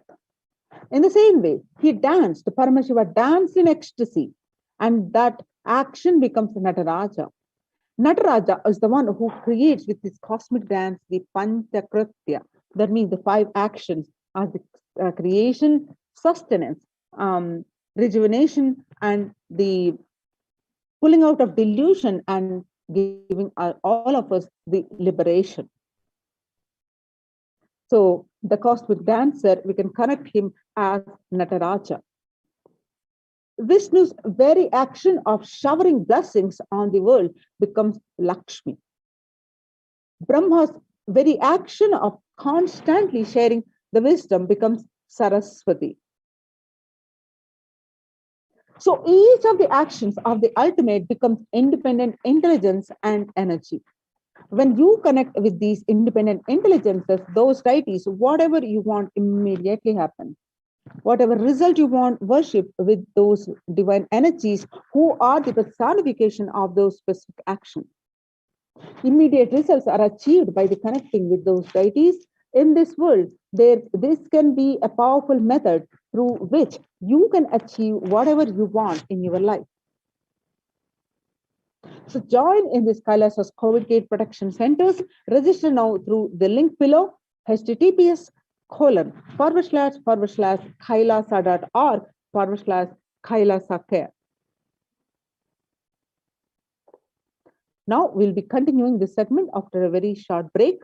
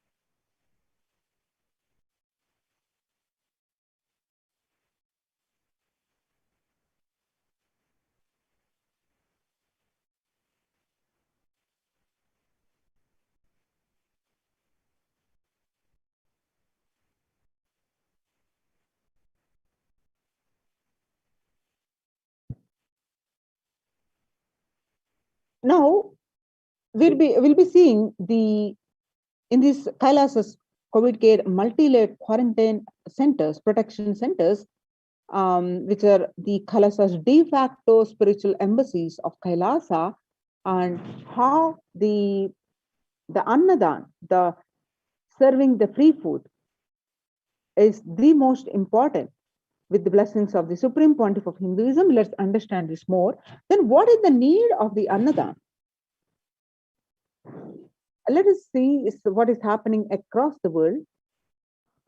The COVID-19 is creating hunger, a catastrophe in India. The pandemic has led to increase in global food insecurity, affecting vulnerable households in almost every country.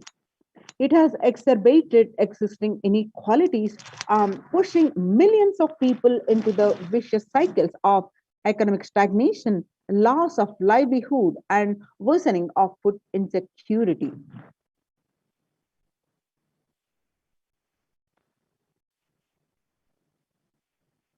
The World Bank estimates that 71 million people will be pushed into extreme poverty across the globe due to as a result of the pandemic.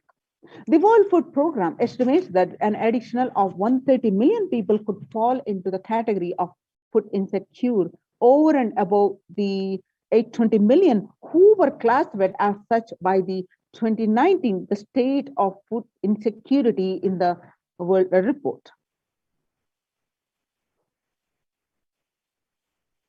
More than 50 million people have experienced food insecurity during the pandemic, up from 35 million in 2019, according to the Feeding America nonprofit, the nation's largest domestic hunger relief organization. Child malnutrition and hunger skyrocket in Haiti as COVID-19 infections spike. At least 86,000 children are at a risk of developing a severe acute child malnutrition this year in Haiti, according to the sources connected to the United Nations Children's Fund. The number of children projected to suffer from starvation this year has doubled as the impoverished nation continues to grapple with extraordinary political and social crisis exacerbated by the pandemic. The vulnerable groups, such as refugees, are paying the highest price in the COVID-19 pandemic. We are seeing the alarming trends that show many refugees around the world are unable to pay for food or rent and are struggling to access healthcare and education. The price hikes in local markets and further displacement caused by the conflict have pushed many families further into food insecurity during April and May. Around 30,000 refugees in Cox's Bazar camps raised questions and concerns, with 63% seeking services, including urgent food relief and shelter. Just over 1/3, which is 73%, requested health or medical care. The number of people teetering on the brink of the famine has risen from 34 million projected at the beginning of the year to 41 million projected as of June. He said, without immediate emergency food assistance, they too face starvation, as the slightest shock will push them over the cliff into famine conditions.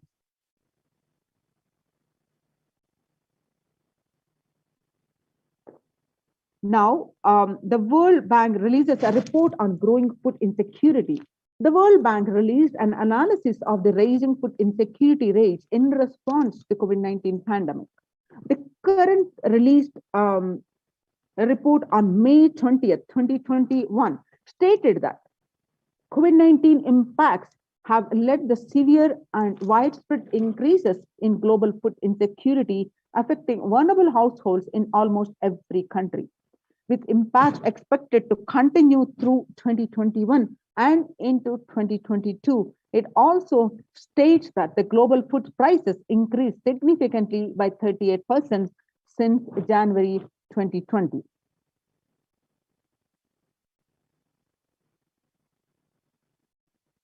The World Economic Forum released that 155 million people are caught up in food crisis of varying severity.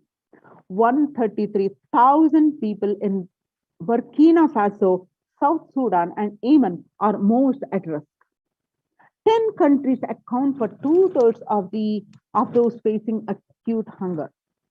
The researchers of agri-food systems is being eroded by conflict, insecurity, and environmental trends.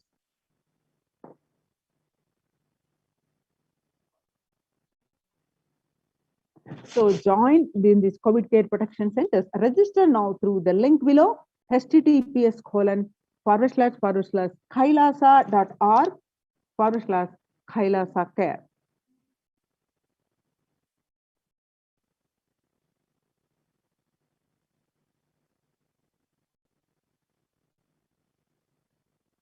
Now, let us understand the fundamentals of the food revealed by the Supreme Pontiff of Hinduism.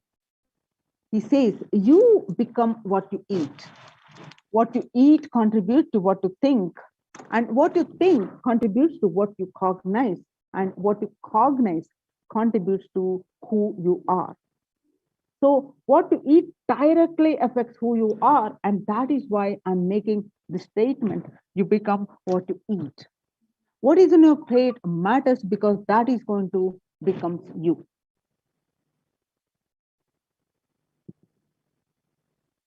The violence-based food derived from killing of animals and life-negative chemical-based toxic food both harm the system equally.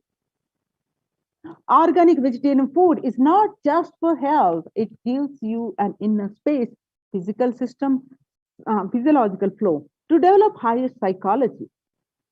To develop higher psychology, not only your physical system, even your physiological flows needs to be cooperate.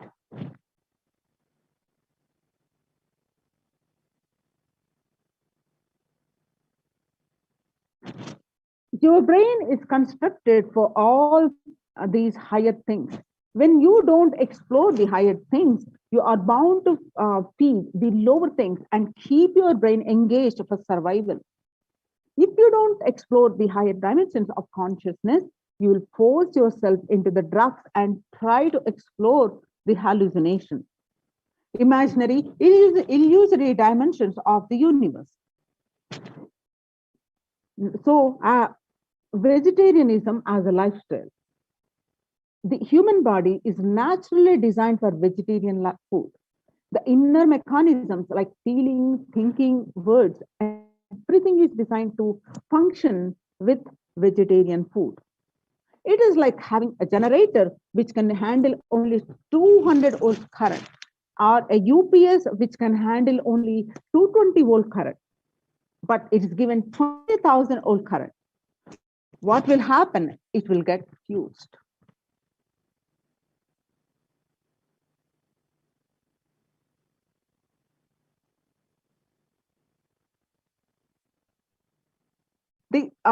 The energy with which they think, the energy with which they utter the word, the energy with which they act, and the energy with which they feel, everything will be aligned to the natural source of energy. It will be aligned to nature, which is the inner potential energy.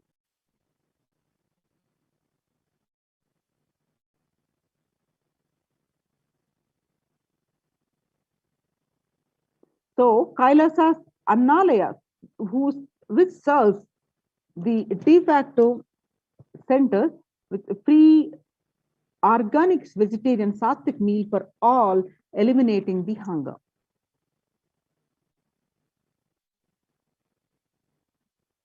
The developmental, economical, social, and medical impact of malnutrition and famine have a critical impact on the individual and familial, community, and national, ultimately on the global level. With the ongoing COVID-19 pandemic, triggering an alarming spike in food insecurity, the United Nations have given warnings of famines of biblical proportions in 2020 alone, and 690 million people were estimated to be pushed into the food insecurity. The access and availability to organic food has become of utmost importance.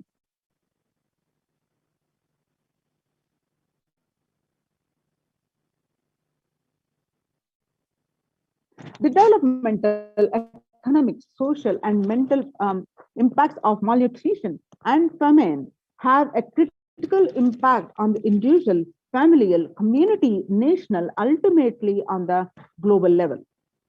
With the ongoing COVID-19 pandemic triggering an alarming spike in food insecurity, the United Nations have given warnings of famines of biblical proportions. In 2020 alone, 690 million people were estimated to be pushed into food insecurity. The access and availability to organic food has become of utmost importance. Through Kailasas, the Department of Agriculture, and the Supreme Pontiff of Hinduism, Jagadguru Mahasannidhanam, His Divine Holiness Bhagavan Nithyananda Paramashivam, has committed to the globalized distribution of food, that is free distribution of food through organic food and to everyone. It's not just since the beginning of his public life, but from his very upbringing itself.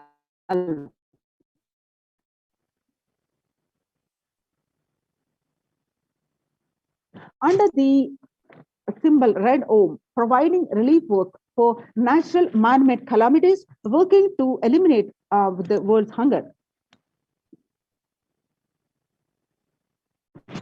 We will receive the food supply system of Kailasa. Before you get hungry, food will be ready. Continuous Annadan. I'm not giving you any fantasy. It's already a reality, becoming a reality. Says the Supreme Pontiff of Hinduism, Jagadguru Mahasannidhanam, His Divine Holiness Bhagavan Nithyananda Paramashivam, during the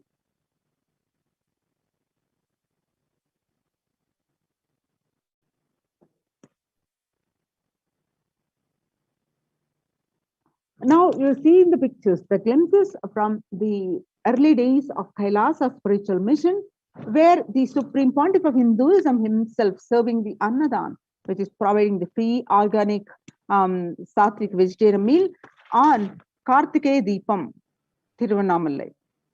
Now, even with the fractured hand, the Supreme Pontiff of Hinduism, Jagadguru Mahasannidhanam, His Divine Holiness Bhagavan Nithyananda Paramashivam, engaged in selfless work day and night, inspiring the peacekeepers of the sovereign order of Kailasa to engage in selfless service, leading the nation of Kailasa by example.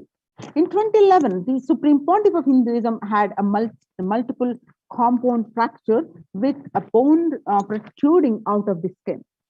In 2013, the two steel implants that were fastened in 2011 were removed as the bones had healed completely. This picture is right after the surgery.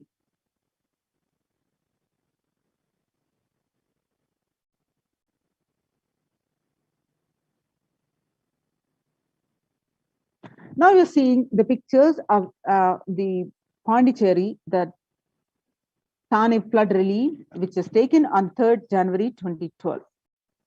And the same Pondicherry, Thane flood, as part of the Thane flood relief, can see the distribution of the food for thousands of people, which is taken on 3rd January 2012. Now you're seeing the pictures of the Nithyananda Annalaya inauguration at Thiruvannamalai. The pictures are taken on 9th September 2011. So on Arogya Yoga Health Workshop, where you'll find the Supreme Pontiff of Hinduism himself serving the free meals. The picture is taken on 25th November 2005. Nithyananda Spurana Meditation Workshop, Salem, India, where you see the Supreme Pontiff of Hinduism himself serving the free meals. This picture is taken on 10th December 2007. Now, the Nithyananda Spurana program at another venue at Tiruvannamalai, India. So, where the Supreme Pontiff of Hinduism himself serving the pre-meals, with the picture is taken on 20th September 2012. Kartikeya Deepam celebrations, the glimpses that you're seeing at Tiruvannamalai were taken on 27th, 2012. The picture that you're seeing are from the Inner Awakening Meditation Workshop in Tiruvannamalai, taken on 10th May 2017.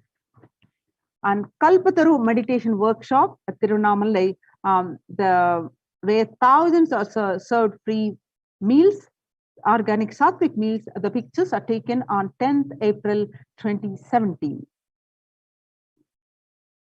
The picture that you're seeing are the Bandhara feast served for the respected spiritual leaders and Hindu monks in the Kumbh Mela, the largest gatherings at the North India on 5th May 2016. Some more pictures are from this occasion where the Kalpataru meditation workshop was conducted, a free workshop where the organic sattvic meals were served to one and all. And these pictures are taken on 28th April 2016.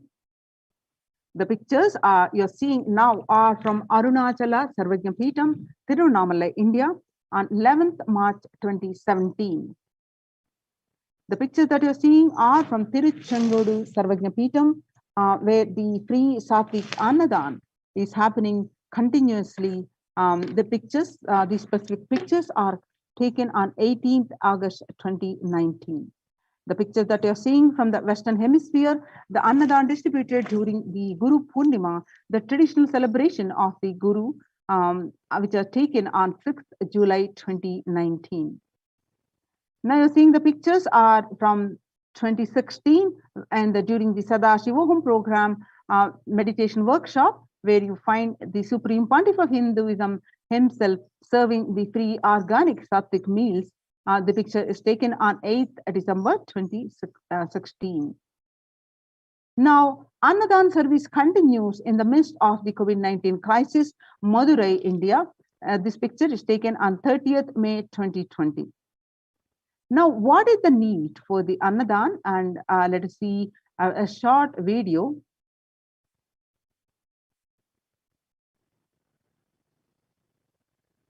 I found in researching the Bengal famine was that Churchill did several things that greatly aggravated the death toll. India was being used extensively for the war effort. Indian resources, Indian soldiers, and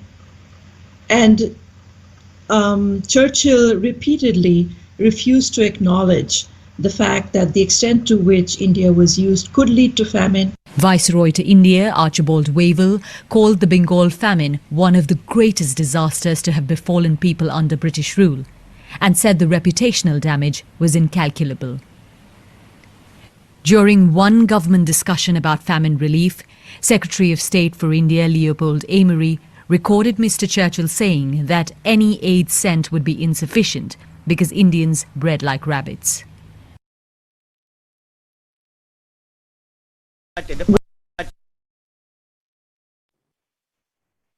As you see, in 1943 to 1944, in the man-made famine of Bengal, as per existing records, 3+ millions were murdered. The Prime Minister of the world's biggest empire, controlling the 1/3 of mankind, claimed that they could not do anything about the people dying of hunger because Hindus bred like rabbits and the famine was their fault. On the other hand, in 2016 Ujjain Kumbh Mela, the peacekeepers of Kailasa served the organic food to over 3+ million people. The peacekeepers of Kailasa, under the leadership of the Supreme Pontiff of Hinduism, Jagadguru Mahasannidhanam, His Divine Holiness Bhagwan Nithyananda Paramashivam, have served more than 1 billion free meals in past 26 years and are determined to end hunger and poverty in all its forms. Kailasa, with 200 peacekeepers at any given time, can deliver with what even one of the biggest countries could not deliver. Kailasa is not driven by fear or greed. It is an enlightened based nation driven by the selfless service.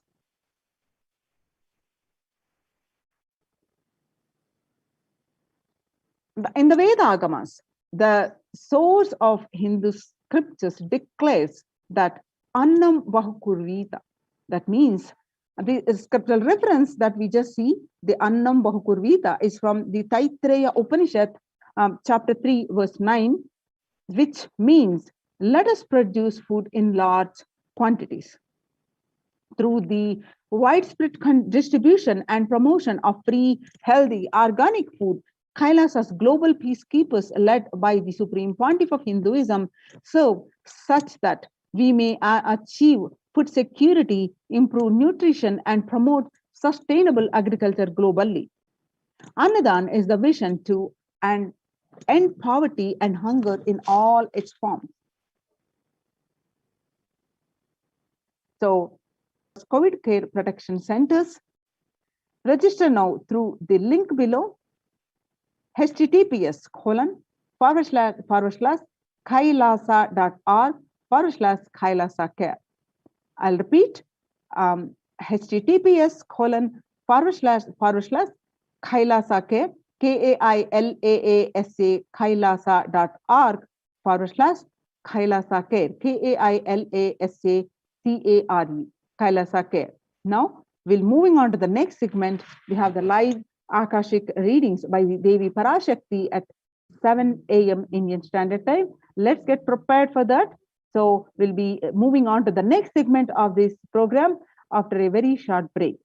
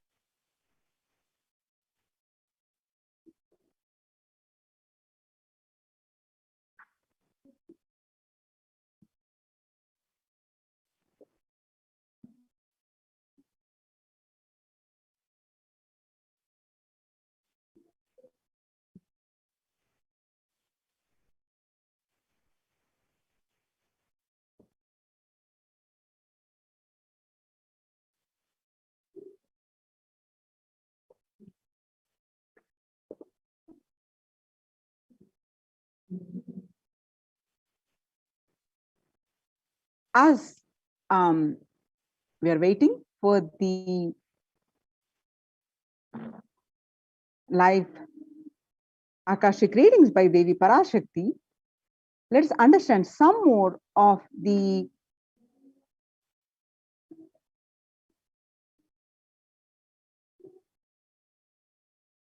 Kailasa's de facto spiritual centers, how they are functioning, and when the first world countries closed their borders during this massive global emergency, Kailasa has opened its door to all without exception.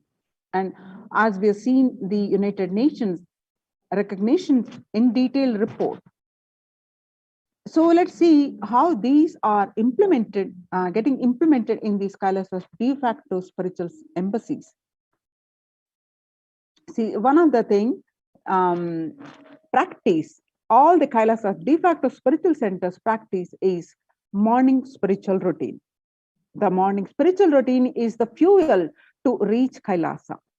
The morning routine and the chemical changes it brings in you, and the healing it does to your system, and the biological rhythm it sets in your system, all of them are very important.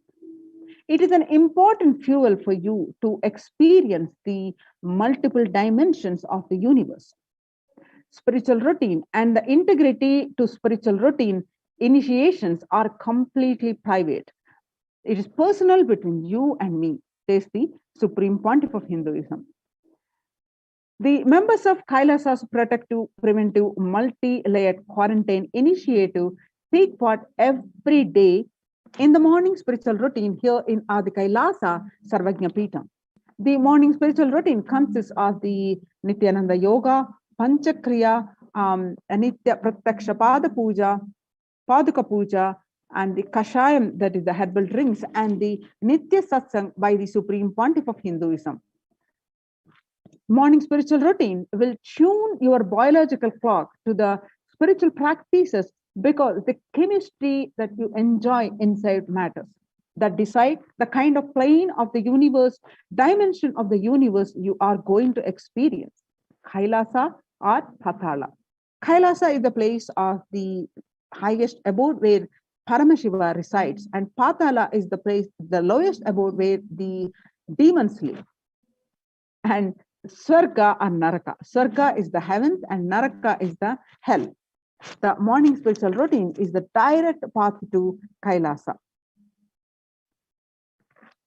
Supreme Pontiff of Hinduism always says, person who is in love will wait to spend time with the beloved. If you are a seeker, you will be waiting for this 5 hours every day, because that is the time you get near what you are seeking closely. A person who is in love will be waiting to spend time with the beloved. A person who is seeking will be waiting to spend this 4 hours, because this is the time you get closest to what you are seeking. Your seeking takes shape into that system when your beloved comes near you, and you are tired and love is gone and dead. During this morning 4 hours, if you are bored and your seeking is dead and gone, you need thorough overhauling inside you, and you need to ask yourself, you need to question many of your answers, and you need to bring pure questioning back to your life, says the Supreme Pontiff of Hinduism. So a little bit of on the yoga, why morning yoga? When you do the yoga, you experience your entire body becoming the Amrita Sharira. Amrita is the nectar and Sharira is body. So your body filled with nectar. If it becomes an ecstatic body just by the air without any external touch. The first thing that you get up, you do is the Panchakriya, one of the morning spiritual practices, a routine. Panchakriya involves the 5 powerful processes to remove toxins and impurities from your system, just like how we take a shower every day to clean the external parts of our body. Panchakriya is a powerful cleansing process which cleanses the internal organs of the body, keeping it cool.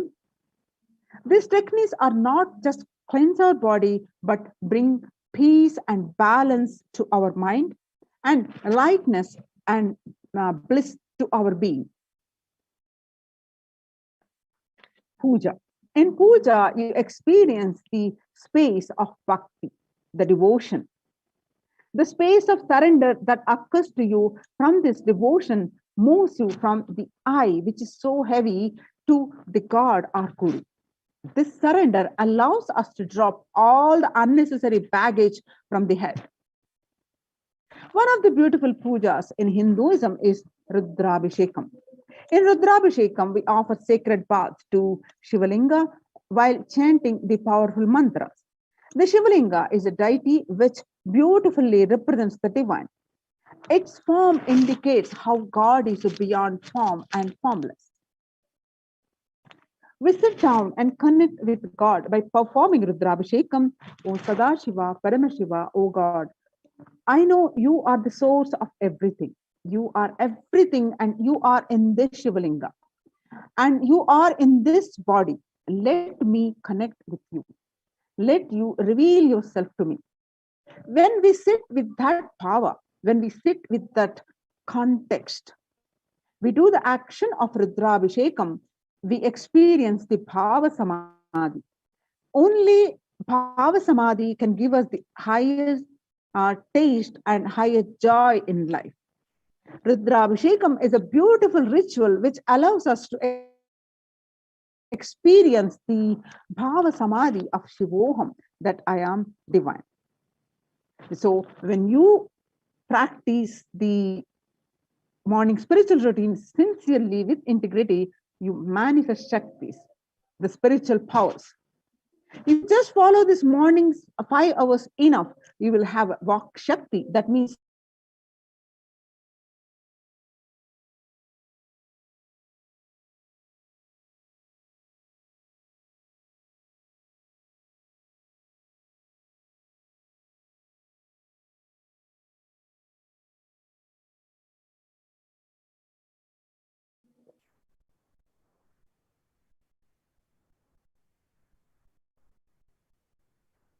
sorry for the technical glitch. Yes. So if you practice this morning spiritual routine for just for 5 hours, that's enough. You will have Vak Shakti. That is whatever you say will become reality. All the Shakti is manifesting in you, because all the obstacles for manifesting Shaktis, the tiredness, boredom, pitta, fatigue, everything will be churned out in this morning 5 hours. And morning puja is the most powerful mandala process, the Shakti Pata, melting your being, and then sitting and listening to the sacred truth from the Supreme Pontiff of Hinduism. Constantly inspiring, engaging, alive, awakening. Just this morning, 5 hours, if you can bring integrity and authenticity, all the obstacles stopping you from power manifestation will disappear. So, with this, now it's time to prepare ourselves for the live Devi Akashic readings. And now we'll moving on to the next segment.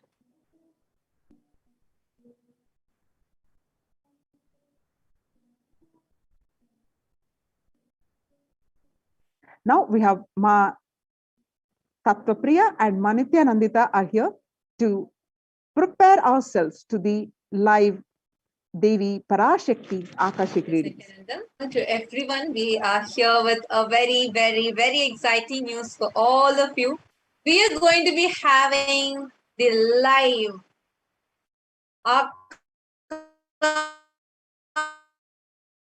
Akashik reading by Devi Parashakti herself.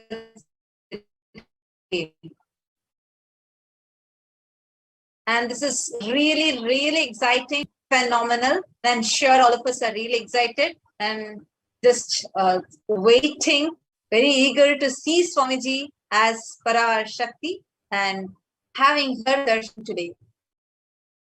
So now let's enter into the preparation to receive Devi Parashakti.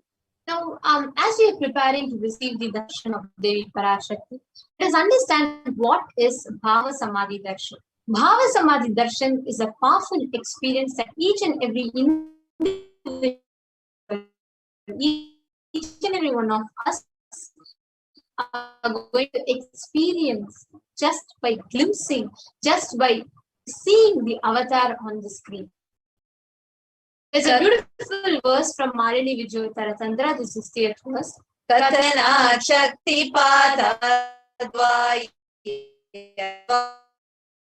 Padavalokana Rapyate Paramam Padam by of the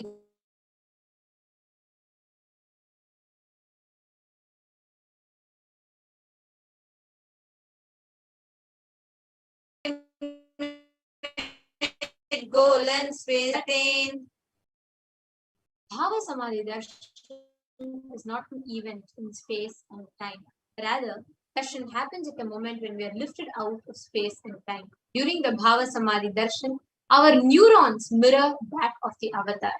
This mirroring of neurons is a very powerful process where just by seeing, just by you seeing the avatar, your brain neurons mirror and reflect the exact neuron activity that is happening in the avatar without the physical act of imitation. That is, our body, just by seeing the avatar, reflects the same neuron activity that is happening in the avatar's brain in us. This is an extremely powerful process. The Bhava Samadhi Darshan is defined as directing and activating the emotional and spiritual energy that is created through meditation on the avatar. The brain neurons mirror and activate and process all the observed movements or information of the avatar just by the act of seeing and without the physical act of imitation.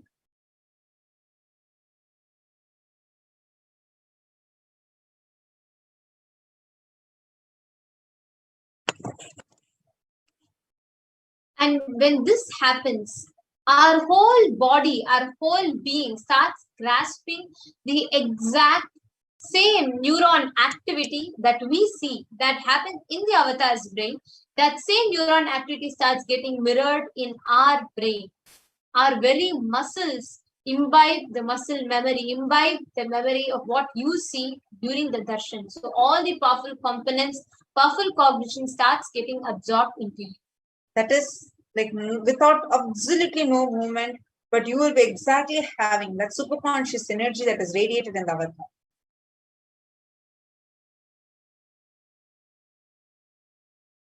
The science of Bhava Samadhi Darshan knows no distance, a phenomenon that modern science is just discovering in terms of quantum tunneling. Our thoughts per second rate reduces drastically and we relax into a space of thoughtlessness, where we and divine experience are the same source, that oneness experience, unconditioned by the parameters of time and space. So the science of quantum tunneling, it's like it is a probability of a quantum particle like an electron, less kinetic energy, to cross over a potential energy of an energy barrier. An electron in quantum physics acts both as a wave and a particle. So let's imagine a scenario. What happens when an electron with less kinetic energy is approaching a hill? Will the electron be able to cross the energy peak of the hill as a particle? No. The electron will require high kinetic energy to cross over. Whereas when it is acting as a wave, it can propagate itself through the hill and go to the other side. That is exactly the science behind quantum tunneling. This is the same science that is imposed on people who witness the Bhava Samadhi Darshan. This is because our neurons are able to mirror the neurons of the divine immediately through the quantum tunneling. And we are able to travel through divine energy and the exact mirroring of neurons. This is a beautiful incident where once when Krishna saw his own extraordinary sweetness reflected in the jeweled wall, he was amazed and said, "How unprecedented and astonishing is this deep and indescribable sweetness of mine. Alas, when I see it, when I become greedy to enjoy its sweetness, just like Radhika. When I see my own sweetness in the mirror, I become eager to taste it, but I can't. For due consideration, I find that the only way to relish its sweetness is through the constitution of Sri Radha. The See, Bhava Samadhi Darshan is a science where Nija Avatar is manifesting Paramashivam. It happens in multiple levels where Paramashiva, who is a consciousness, pure consciousness which is formless, expresses through the being of Paramashiva, through the Divya Sharira called the light body, and manifests as Nija Avatara, the physical form, the embodied form of Paramashiva, for us to experience that divine powerful component. For example, let's say Devi Parashakti. Today, all of us are going to be blessed with the Bhava Samadhi Darshan of Devi Parashakti. So, the consciousness of Devi Parashakti manifests through the being of Rajarajeshwari and manifests through the Nija Avatara as Devi Meena. We all can see the consciousness of formless manifests through the being. The science is very simple, where the Archa Avatara, the deity, reflects the consciousness and manifestation of the being and manifests it in Nija Avatara, the embodied form. Actually, deities by themselves they by themselves reflect the consciousness and manifestation of the being. But human beings are not mature enough to receive that higher level experiences directly from Archa Avatara. So out of their extreme compassion, the avatar descends, comes down to bridge the gap and create the experience of superconscious energy from all. When we have the Bhava Samadhi Darshan of Nija Avatara, manifesting various dimensions of Shiva, auspicious components and the powerfulness of those dimensions of Paramashiva, manifesting in the Nija Avatara, for us to manifest the same as Bhava Samadhi Darshan. Understand, Bhava Samadhi Darshan is the direct experience of costlessness. During Bhava Samadhi Darshan, our whole being comes alive and celebrates the energy wave of existence. Our very muscles learn to imbibe and radiate Paramashiva. Bhava Samadhi Darshan is like a window to the infinite expanse of consciousness, allowing us to glimpse the formless in a way that we understand. Even without much effort from our side, our very bio-memory awakens the space of Paramashiva, the ultimate consciousness during Bhava Samadhi. To have a glimpse of or having darshan of an avatar cleanses the karmas of lifetimes and creates a deep and a lasting transformation in us. Gratitude. What is the best space to experience is gratitude, to have the best of the darshan. Gratitude enables the reflection of consciousness in all levels, be it physical, psychological, ultimately even in your conscious level. The best way to enable that gratitude in you is meditation. Before the darshan, we all will be doing a meditation, and that enables you into that receptivity or the space of gratitude. What is that context? What is the space exactly that you should sit within to receive the Bhava Samadhi Darshan? Just sit with this space, telling Parashakti, the cosmic mother, I know you are the source of everything. You are everything, and you are in the embodied form of the supreme pontiff of Hinduism, Bhagavan Shri Nithyananda Paramashivam, and you are in this body also. You are the source for both. Let me connect with you. Let you reveal yourself to me. Let me be in the Bhava Samadhi path. Now, in this same space, let us take a minute or two to quickly set up the Panchopachara Puja kit. Please set up your Panchopachara Puja kits, which consists of sandalwood powder, sandalwood paste, some flowers, Naivedyam, incense stick, Naivedyam is any food offering. And little lamp, please set all of these up. Take a minute or two.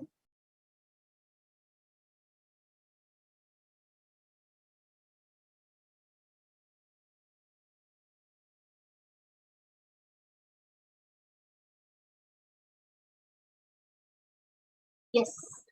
Now, as you are all setting up, let us enter into the Paramashivoham. The Supreme Pontiff of Hinduism has blessed the Paramashivoham mantra as an initiation, Diksha, that can transmit the energy and experiences, powers, in the form of sacred mantras, just like how the avatar transmits Shaktis just by a look, Nayana, or a touch, Sparsha. Similarly, the avatar births himself as mantra, which encompasses all his Shaktis and transmits those Shaktis to the devotees. Anyone to whom this mantra is chanted from the space of oneness and deep restful awareness, that person is bestowed with health and well-being, wealth and prosperity, love, fulfilling relationships, enormous growth, success in business, job, finances, the complete fulfilled life manifest without any types of doshas or sins, evil eyes or obstacles, leading to a long, healthy and blissful life. By the grace and blessings of the Supreme Pontiff of Hinduism, Kailasa's Department of Human Services and Kailasa's Department of Religion and Worship is the Paramashivoham mantra, our prayers. Today, we are going to be offering this Paramashivoham mantra, our prayers, requests, the blessings of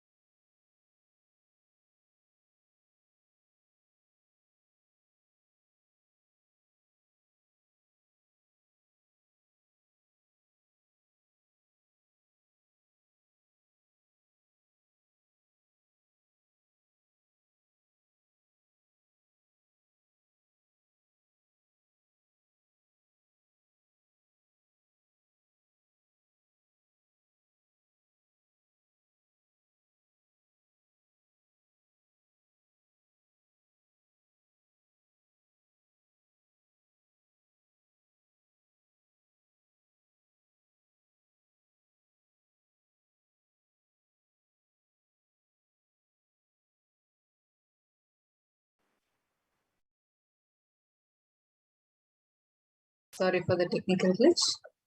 Hope all of you are able to see us and hear us now. Thank you for your patience and sorry for the Let us now resume the Paramashivoham. Today we are going to be offering this Paramashivoham mantra prayer service to Devi Parashakti on behalf of each and every one of you, for all of you to experience healing of any health issues, for you all to be walking out of your psychological stress, anxiety and fear, for you to experience liberation from any addictions that you are suffering from, for you to be liberated from all your obsessive compulsive patterns and obsessive compulsive behavioral patterns that you are suffering from, for you all to be healed with having a beautiful relationship in life with your spouse, with family, in workplace, etc.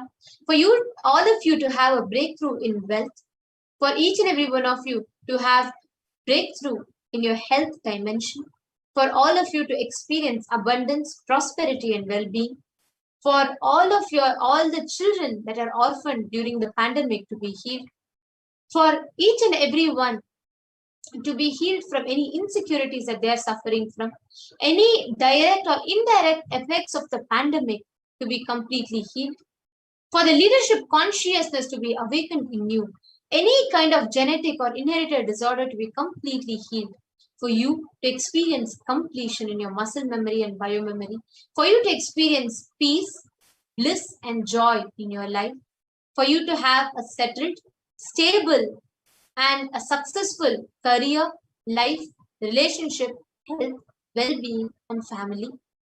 For you to be, we are going to be praying to the cosmic mother so that you can achieve completion with your biological mother and experience feeling connection with the cosmic moon. and awaken the divine feminine consciousness in you.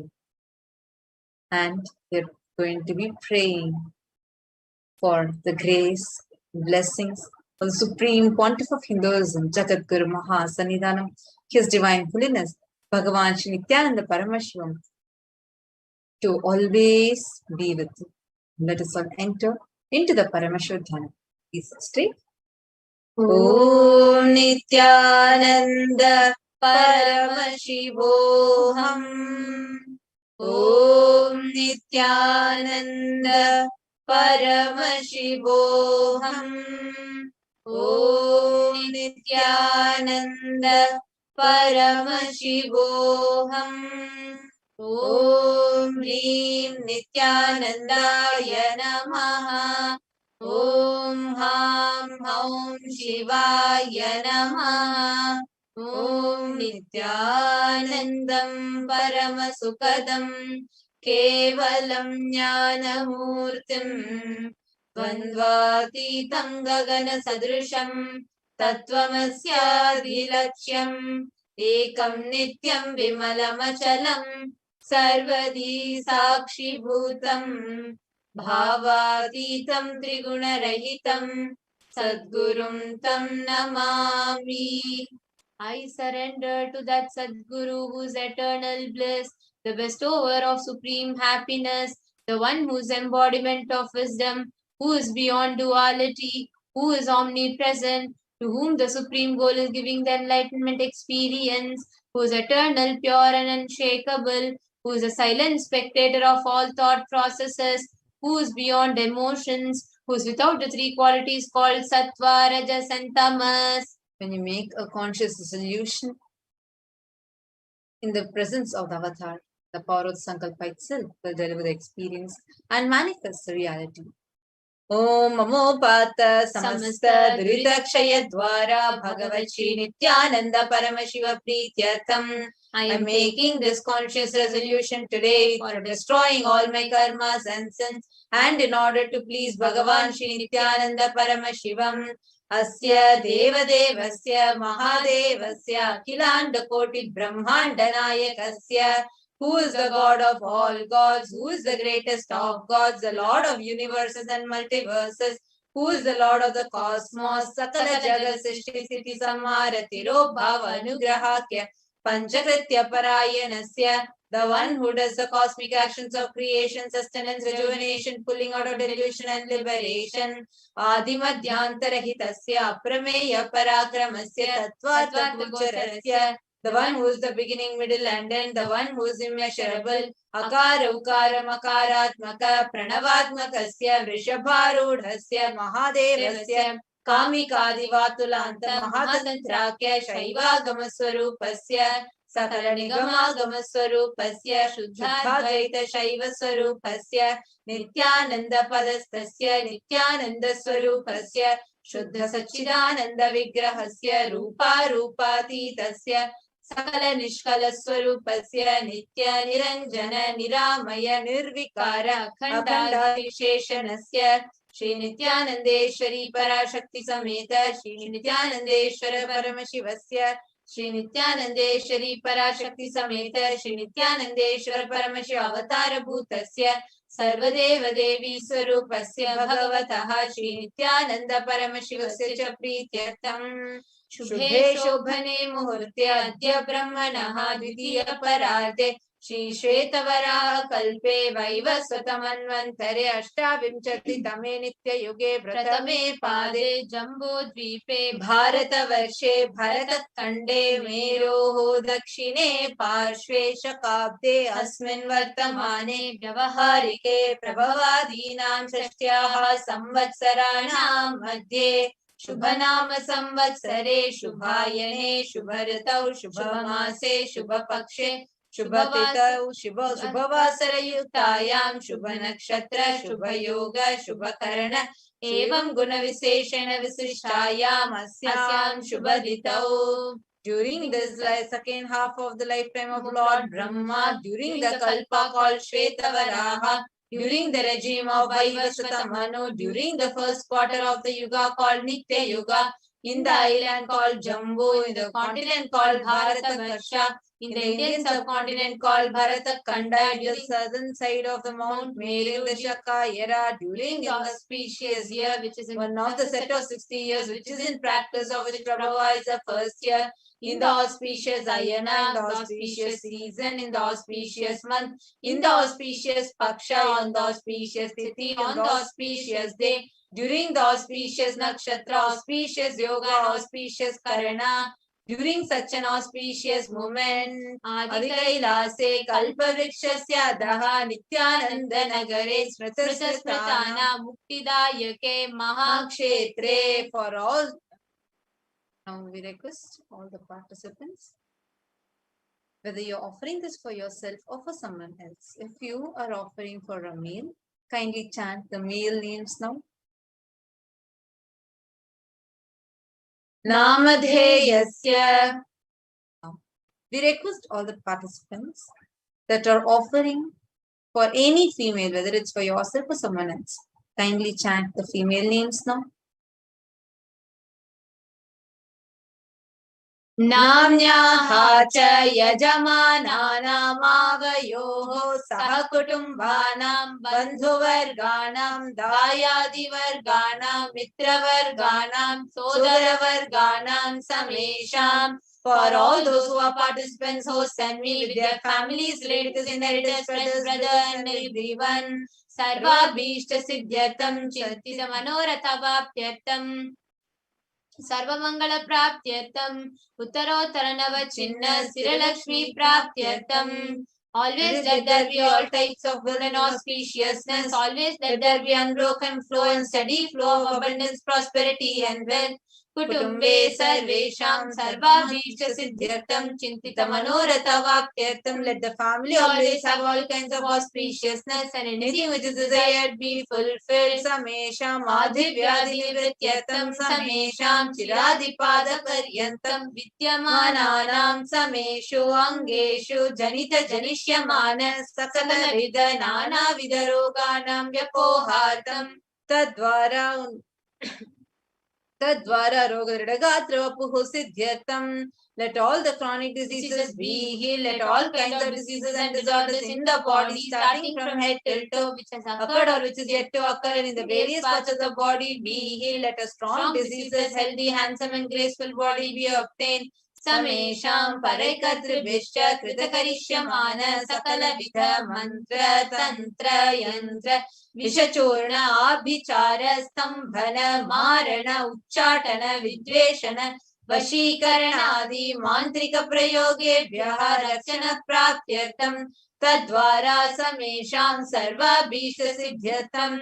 Let protection be obtained from all evil effects of acts performed by people either in the past or yet to be performed in the future, through the use of mantras, tantras, yantras, poisonous pills, employing spells for malevolent purposes, like making a person immobile, killing a person through vomiting and diarrhea, upsetting and ruining their health, poisoning and hypnotizing, etc. Apamrityu dosha nivrityartam kala mrityu akala mrityu dur mrityu nivrityartam. Let all the doshas or ill effects related to health like death, sign death, unnatural death, fatal death be removed. Samesham antar drishti, bahi drishti, krura drishti, vyapara drishti, anukula drishti, pratikula drishti, ityadi sakala vida drishta dosha nivrityartam. Let all the effects of evil eyes from known and unknown sources, effects of cruelty filled eyes, evil eyes of business enemies, effects of evil eyes of people who may project as if they are well wishers, and the effects of evil eyes of people who are against our well-being be removed. Samesha mantra drishti, bahi drishti, krura drishti, vyapara drishti, anukula drishti, pratikula drishti, ityadi sakala vida drishta dosha nivrityartam. Samesha mantra shatru, bahi shatru, krura shatru, vyapara shatru, anukula shatru, pratikula shatru, ityadi sakala vida shatru bada nivrityartam. Let all the effects of inner enemies, outer enemies, fears, enemies, business enemies, enemies who project themselves as good, and enemies who work against our well-being be removed. Samesha matrusha-padi sakala-vida-shapanam vyapohanartam. Let the effects of all the curses right from the mother be removed. Anadi avidya-vasanaya pravartamane asmin mahati samsara chakre विचित्राभिः कर्मगतिभिः विचित्रासु योनिषु पुनः पुनः अनेकदा जनित्वा. From time immemorial, due to ignorance, we get caught in the vast cycle of birth and death, and due to the effects of our action, we take birth again and again in various bodies. Is quite strange. केनापि पुण्यकर्म विशेषेण भगवतः श्री नित्यानन्द परमशिवस्य अपरिमितया कृपया इदानीन्तन मनुष्य जन्म प्राप्तवताम्. Yet due to some good action with extreme and immeasurable compassion and grace of Bhagavan Shri Nithyananda Paramashivam, we have been blessed with a human body. समेषाम् इह जन्मनि पूर्वजन्मनि जन्म जन्मान्तरेषु सर्वैः कृतानां शिवनिन्दा देवी निन्दा गुरुनिन्दा दोषव्यपोहार्थं शिवापराध देव्यपराध गुर्वपराध दोषव्यपोहार्थम्. Any kind of abuse we may have done to Paramashiva, Parashakti and Guru in the present birth, past birth or in any of the births be removed. Any kind of crimes or offences committed against Paramashiva, Parashakti and Guru be removed. ब्रह्महत्या सुरापान स्वर्णस्तेय गुरुतल्पगमन तत्संसर्गाख्य पंचमहापातकादि समस्त पाप व्यतिरिक्तार्थम. Let the 5 great sins like killing a Brahmin, drinking prohibited alcohol, stealing gold, having illicit relationship with Guru's wife, one's own mother, elder sister and other such motherly figures, and associating with those people who have committed one or the other above mentioned sins be removed. अपि च सर्वै बाल्ये वयसि कौमारे यौवने वार्धक्ये च. Let all the karmic effects of action done as a child, adolescent, youth and as an old age person, Jagrat, Swapna, Sushupti, Avasthasu. Let all the karmic effects of actions done in the wakeful dream or deep sleep state, Karmendriya Jnanendriya Vyaparaihi Sambhavitanam. Let all the sins done through Karmendriya, that is the 5 organs which perform action like speech, hands, feet, excretion, and reproductive organs, and Jnanendriya, that is the 5 organs which receive information like ears, eyes, nose, tongue, and skin. Rahasya Kritanam, Prakasha Kritanam, Atipathakanam, Upapathakanam, Sankali Karananam, Malini Karananam, Apatri Karananam, Jati Bhramshakanam, Prakirnitanam. एवं नवानां नवविधानां बहूनां बहुविधानां सर्वेषां पापानां सद्यः. Let the sins which were done openly or secretly, the greatest of the great sins, minor of the minor sins, multiple sins, sins like raping a woman, unjustifiable sin, sin of destroying the caste system, narrow-minded sin, such 9 sins and 9 types of sins, more sins and more types of sins be removed immediately and instantly. Apanodana dvara samasta mangala praptyartam Shiva bhakti, Devi bhakti, Guru bhakti siddhyartam Paramashivatva, Paramashiva sthiti, Paramashiva shakti abhibhyartam. Through the removal of sins, let us be showered with all auspiciousness. Let Paramashiva Bhakti, Devi Bhakti and Guru Bhakti be obtained. Let the state of Paramashiva, space of Paramashiva and powers of Paramashiva be obtained. Kutumbe Sarvada Sanmangala Praptyartam Anyonya Prema Abhividyartam Purnatva Siddhyartam Sarvapanivrityartam. Let the whole family always be showered with all auspiciousness. Let mutual love bloom among all the people. Let completion happen. Let all the mishap be removed. Shiprarogya-vaptyartam Ayurbhivridyartam. Let healthy body be obtained instantly and immediately. Let longevity be bestowed. Vyapare udyoge cha sarvajanavashikaranartam tadvara unnatonnata sthana praptyartam. Let your charisma impress everyone in business and job, and through that let you attain the best of the best position. Bahudhana saukya praptyartam griha kanaka pashuputra pautra dhanadhanya saukya praptyartam. Let extremely wealthy and happy life happen. Let various wealth be showered in the form of house, gold, cattle, children, grandchildren, money, grains, and all the comforts related to worldly life. Adityadinam navanam grahanam dosha pida nivaranartham आदित्यादीनां नवानां ग्रहाणाम् आनुकूल्यता सिद्ध्यर्थम्. Let all the malefic effects of the 9 planets be removed, and let auspiciousness be showered by the grace of all the 9 planets. भूम्यन्तरिक्षे विद्यमान भूत प्रेत पिशाच राक्षस ब्रह्मराक्षस वेताल कुष्माण्ड डाकिनी शाकिनी इत्यादि सर्वारिष्ट निवारणार्थम्. Let all the evil effects that cause calamities on planet Earth, the evil effects from various demonic beings like Bhuta, Preta, dead people, Pishacha, demons, Rakshasa, Brahma Rakshasa, Vetala, ghost, Kushmanda, class of demons, Dakini, little devil, Shakini, kind of female demons be removed. Nivaranartham, let the mental confusion and worry be removed. प्रारब्धे कर्मणि करिष्यमाणे कर्मणि आदिदैविक आदिभौतिक आध्यात्मिक विघ्न निवारणार्थम. Let all the obstacles be removed with regard to actions done or going to be done relating to God, world and spirituality. समस्त निर्ण निवारणार्थम धन लक्ष्मी धान्य लक्ष्मी संतान लक्ष्मी सौभाग्य लक्ष्मी विद्या लक्ष्मी शौर्य लक्ष्मी वीर लक्ष्मी विजय लक्ष्मी इत्यादि अष्टलक्ष्मी परिपूर्ण कृपा कटाक्ष सिद्ध्यर्थम. Let all the loans be removed. Let all the Ashtalakshmi like Dhana Lakshmi, wealth, Dhanya Lakshmi, food and grain, Santan Lakshmi, offspring, Saubhagya Lakshmi, fortune, Vidya Lakshmi, knowledge, Shaurya Lakshmi, bravery, Veera Lakshmi, heroism, Vijay Lakshmi, success be showered. Parikshasu Unnatastane Vijaya Praptyatam Sarva Vidya Parangata Siddhyartam Medha Shakti Grahana Shakti Abhivridyartam. Let the top rank be obtained in the examination. Let all the excellence be acquired in all the fields of the knowledge. Let the memory power, understanding ability be increased. Ityadi Sakalavidya Sanmangalani Guru Kripa Katakshena Siddhyartam. By the grace of the Guru, let all the above auspiciousness be showered upon Shri Kailasa Dvadeshanta Shyamala Pita Rudha Shri Meenakshi Sundareshwara Bhinna Swarupa Parashiva Putra Ratna Kumara, the one who has ascended the Madhurayadinam Shyamala Peetam, the Peetam established by Devi Meenakshi, the incarnation of Shyamala Devi, which is a supreme place of Kailasa, where Paramashiva resides and rules whole cosmos and Kailasa.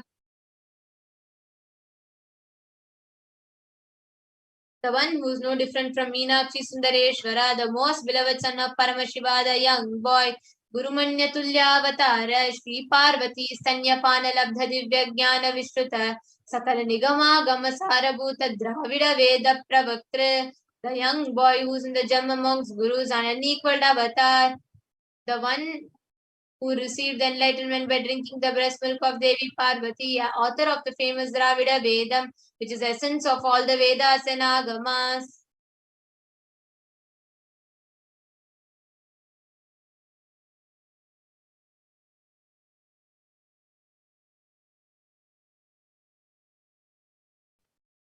Srimad Paramashiva Karuna Samadhikata Mukta May Chitrashrayana Giyamana Chatra Chamara Shri Chinna Kahaladi Samasta Birada Valyalankita Jnana Vijnana Chakravarti Sarvajana Sangha Sadhyo Nirvana Diksha Veyapavarga Varsha Vishrana Jimuta Paramata Kalabake Sari Shaiva Siddhanta Sthapanacharya Shri Raja Adiraja Pandya Maharaj Guru Kshapana Shakyadi Mahandakara Nivarana Jnana Bhanu Vikshana Narhar Chedana Purvaka Srimad Rishavataja Sthapaka Shaiva Samaya Kartre.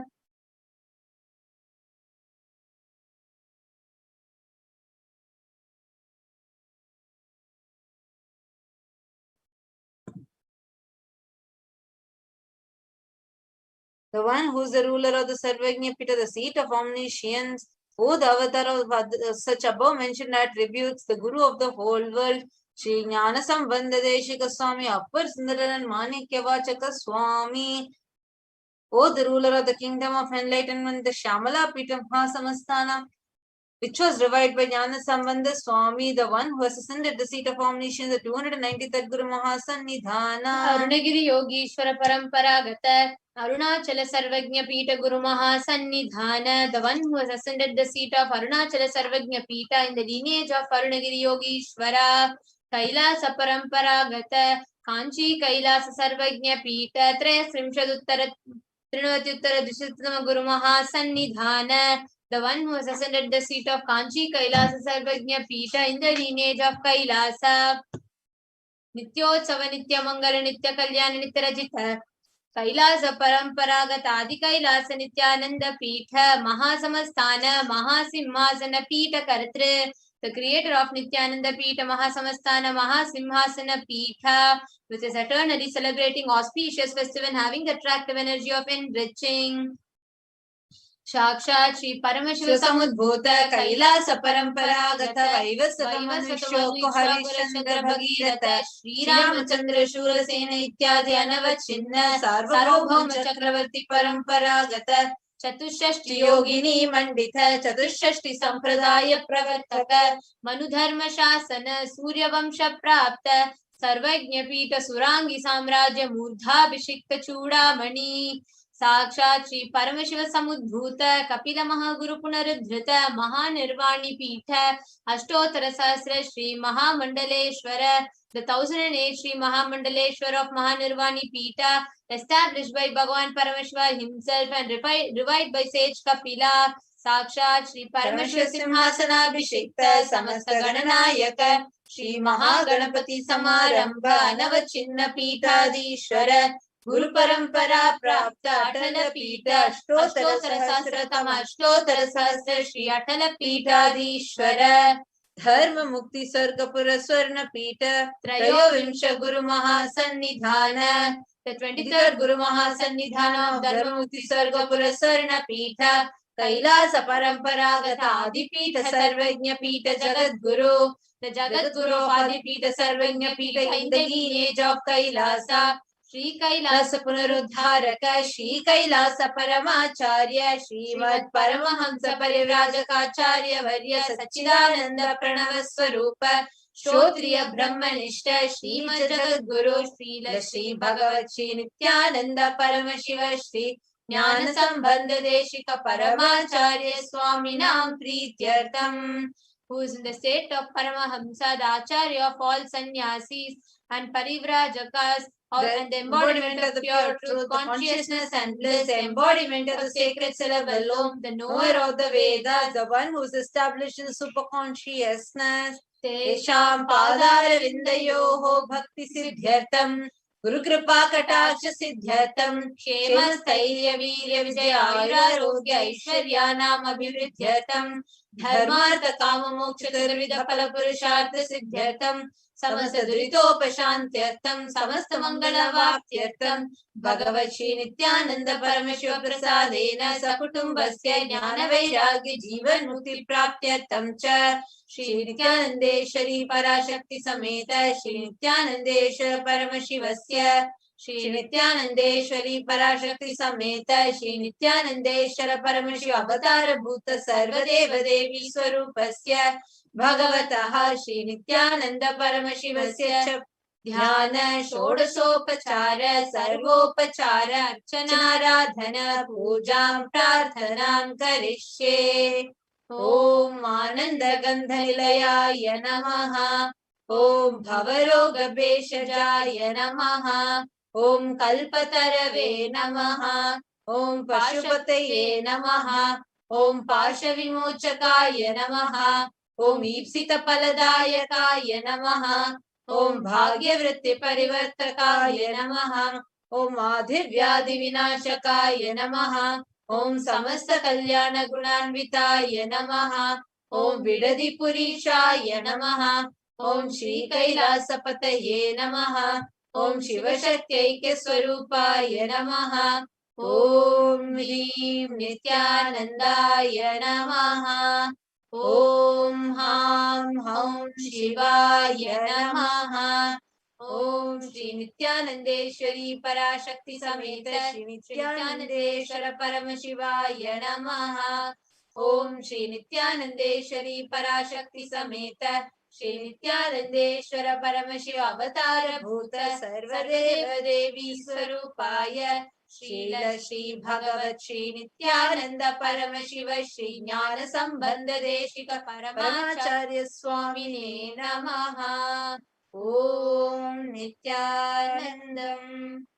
Let us now meditate upon the form of Devi Parashakti through the Parashakti Dhyana Shlokam, the Lalita Sahasranama Dhyana Shlokam.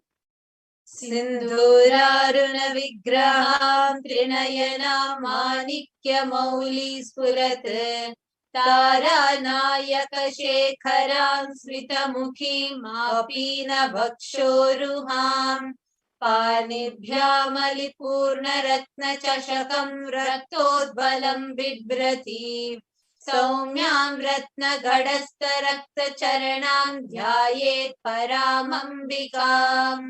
The Divine Mother is to be meditated upon as shining in a vermilion red body, with the triple eyes sporting a crown of rubies studded with a crescent moon. Her face full of all smiles, a splendid bust, one hand holding a jeweled cup brimming with mead, and the other hand twirling a red lotus. Arunam Karunantarangitakshin Dhrutapashankusha Pushpabhana Chapam Animadibhiravritam Ayukairahamityeva Vipavaye Bhavani. I meditate on the great empress. She is in red color, and her eyes are full of compassion, and she holds a noose and goad, the bow and the flowery arrow in her hand. She is surrounded on all sides by the powers such as animas, for race, and she is the self within me. Dhyayet Padmasanastam Vikasita Vadanam Padma Patraya Dhakshin Hemam Pampita Vastram Karakalitala Satyema Padmambarangi Sarvalankara Yuktam Satatama Bhayadam Bhaktanamram Bhavani Shri Vidyam Shantamurtim Sakala Suranutam Sarva Sampat Pradatri. The divine goddess is to be meditated upon as seated on the lotus with petal eyes. She is golden hued and has lotus flowers in her hand. She dispels the fear of the devotees who bow down before her. She is the embodiment of peace, knowledge, and is praised by gods and grants every kind of wealth wished for. Sakunkuma Vilepana Malika Chumbi Kasturikam Samandahasitekshanam Sasharachapa Pashankusham Ashesha Jana Mohini Marunamalya Bhushambaram Japa Kusuma Bhasuram Japa Vidau Smaredambikam. I meditate on the mother whose eyes are smiling and holds the arrow and bow and nose and the gourd in her divine hand. She is glittering with the red garlands and ornaments. She is painted with kumkuma on her forehead and is red and tender like the japa flower. I meditate on the mother whose eyes are ever smiling. Now, same space. Let us all get ready to receive the divine cosmic mother. We are going to be having the live darshan of Devi Parashakti herself through the Supreme Pontiff of Hinduism, Jagadguru Mahasanidhan, His Divine Holiness Bhagavan Shri Nithyananda Paramashivam. And just a few more minutes before we have the live darshan, and just wanted to remind all of you before we enter into the meditation, you can ask your questions to Devi Parashakti, place your prayer requests, ask for boons. You can comment in the YouTube live right now, and you can go and tweet along with the hashtag Ask the Avatar, and tag Swamiji's official Twitter handle, which is @Shri Nithyananda. You can tag that and you can post your questions. You can also post your questions on Instagram on the topmost post, and also post your questions on the Facebook live comment section. And you can also ask on WhatsApp with kailasa.org. You can visit kailasa.org, our official website. And you will see to the bottom left of the page, you will see a WhatsApp icon. And if you click on that, you will be able to submit your questions as well. So totally we have 5 platforms in which you can ask your questions to Devi Parashakti. It can be on WhatsApp, it can be on Facebook, Twitter, YouTube, and Instagram. So these 5 are the platforms through which you can ask questions to Devi Parashakti. You can ask any questions beginning right from guidance for your personal life, your past, present, future, or you have a particular question on what kind of career you should take, or any question that you want, you can ask. Or if you have questions related to global issues, say how to eradicate this whole climate change crisis, or how to eradicate poverty, or how you can prevent the ocean pollution, any question that you have, even questions related to COVID crisis, even question related to pandemic, natural calamities, you can ask the question to the cosmic mother, because in the end, she is the Prakriti. She is the Tattva that creates everything. It is in her Hiranya Garbha, the cosmic womb, that the universe is generated, and she herself has descended as Swamiji, and she herself is attending to each and every one of us. Now, we shall enter into the space of meditation. Please sit with your head, neck, and spine in a straight line. Close your eyes. Breathe in, breathe out deep and slow. Start chanting the Mahavakya. Om Nithyananda Paramashivoham. Om Nithyananda Paramashivoham. Om Nithyananda Paramashivoham. Continue to chant. Okay. Deep space of gratitude. Om Nithyananda Paramashivoham. Om Nithyananda Paramashivoham. Om Nithyananda Paramashivoham. Om Nithyananda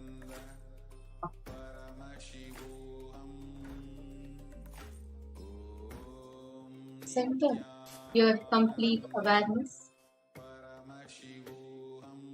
into your Ananda Gandha, your being center, the region between your navel center and your heart center.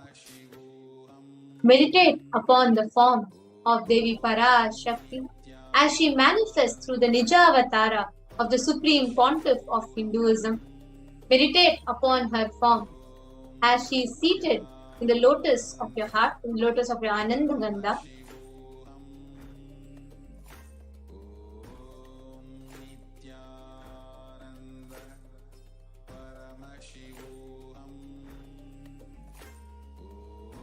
Just a few more minutes, we are going to be having the live darshan of Devi Parashakti manifesting through the Supreme Pontiff, the Nija Avatar, Supreme Pontiff, Jagat Guru Mahasannidhana, His Divine Holiness, Bhagavan Shri Nithyananda Paramashivam. Anything you want, any karma system, everything just going to, whatever karma system is going to get, anything you want is going to manifest. Your prayers are going to be answered by the cosmic self. So the head, neck and spine in a straight line and continue to be in the space of a meditation. Just relax inside. Unclutch from everything. Do not create a thought. Do not sustain a thought. Do not destroy. Just unclutch from it. Just witness it. Continue to do the same space. Just ready to see.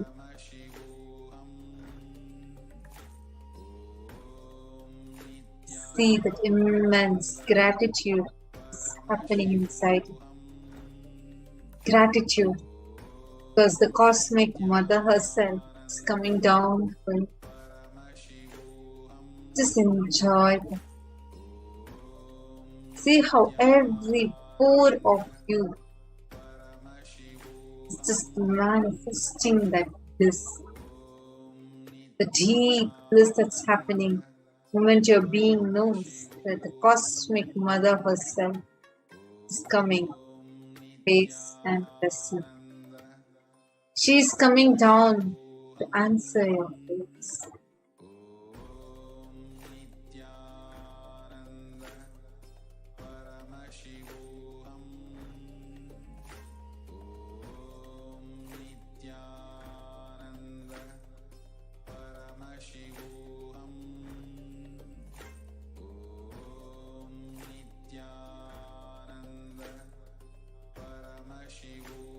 Continuously sit that same deep meditative state.